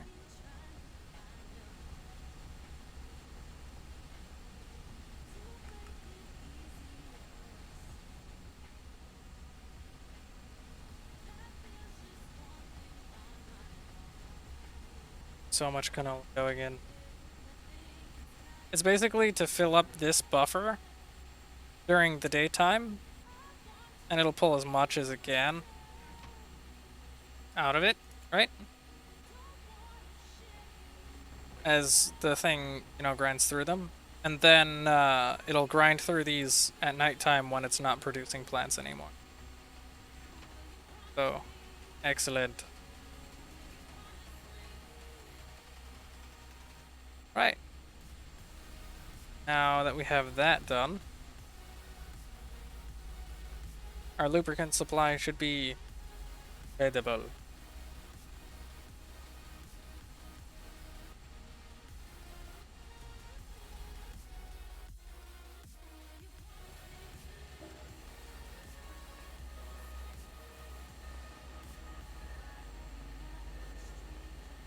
We just need to wait for the lubricant to actually go up above the maximum the reservoir.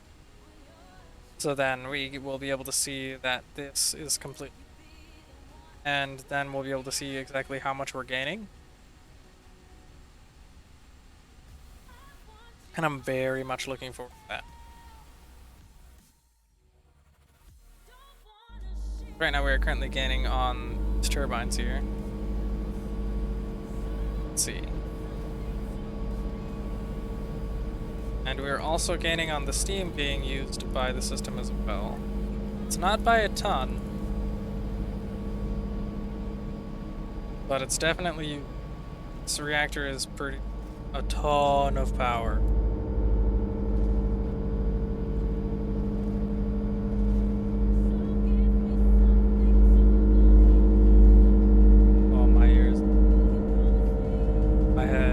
It's doing the rumbles.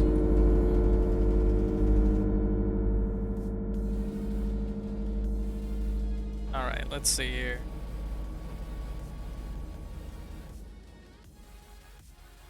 So I think we're not going to have time to build the third turbine or generator, but at least I can, yeah. I can get a lot of it started. Let's make 2,000 of those real quick.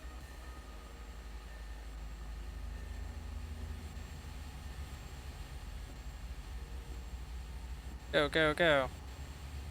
Now the rest of it, while that's doing that, I'm going to things we don't need for the rest of this back in here.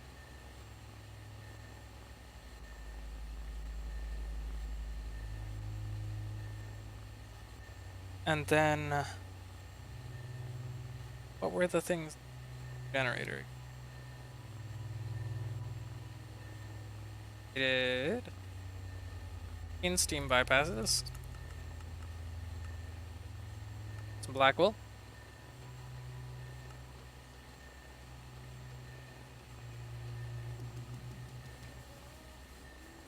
Grab another stack of that.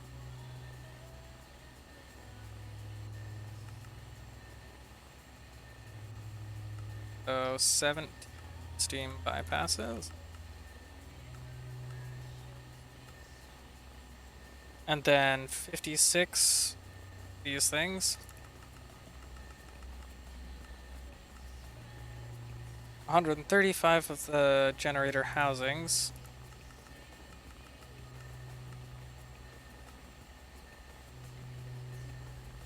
Nine of the cores, which require the bedrock.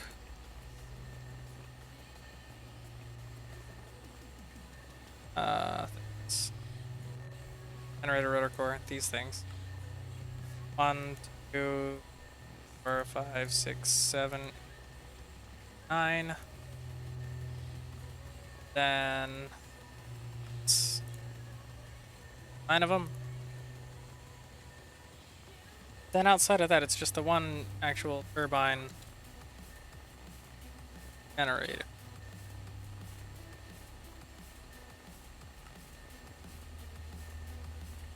Need the wire.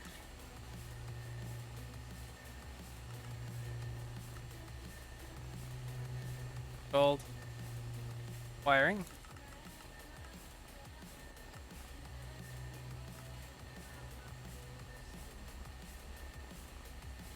I only actually need 4 of that, so that's fine. 4 redstone. And also the magnetized brother.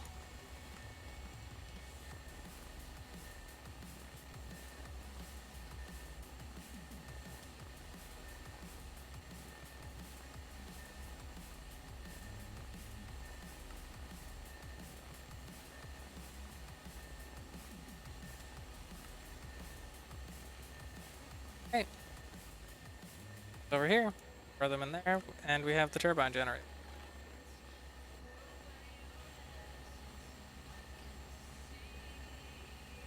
Waiting on that. This over here is crafting those.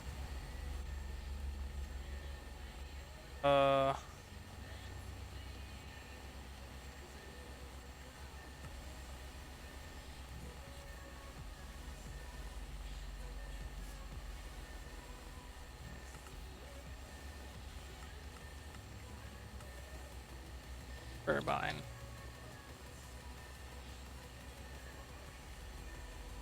Generator. 135. There we go. 56 of those. Steam bypasses.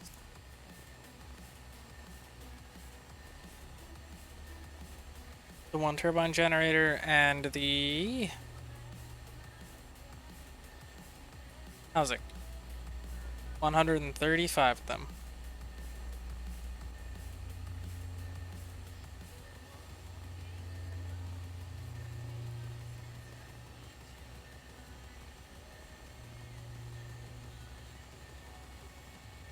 Welcome back, Lothane. Oh, it's not a command here. It could be though. Could be. I haven't actually written in the what's it called? I haven't written in sounds into my commands yet, but it's on the to-do list. 1, 3, 4, 5, 6, 7. 1, 2, 5, 6, 7. And that'll go there so that I know that that's where that's gonna go. You'll get your table flipped, don't worry. But, let's see here. That's everything done? Cool. Now, the other things that I need are turbine stuff. Housing is 212.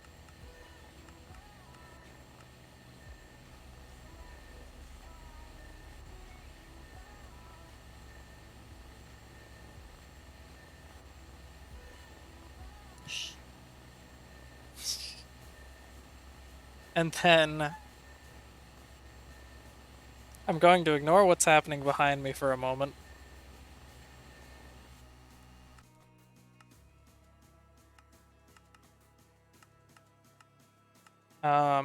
8 steam injectors, 136 turbine blades. I need 135 turbine blades. 135.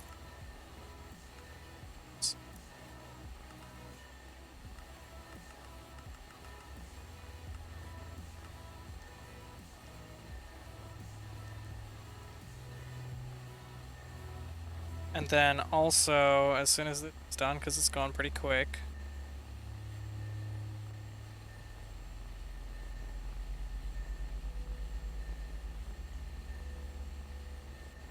what else? Steam reactors, we need 8 of.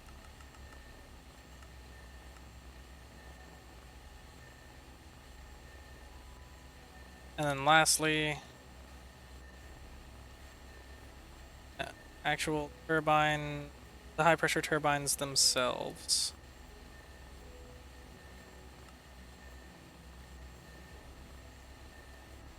Need 8. 7 of these. 1, 2, 3, 4, 5, 6, 7.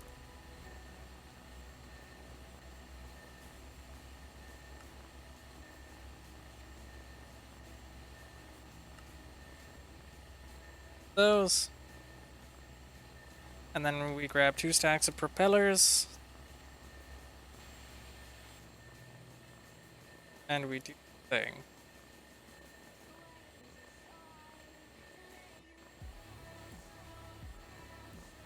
Grab these, throw them in there. Turbine. Again. Hi, Boo. Boo cat. There's a boo cat on my lap.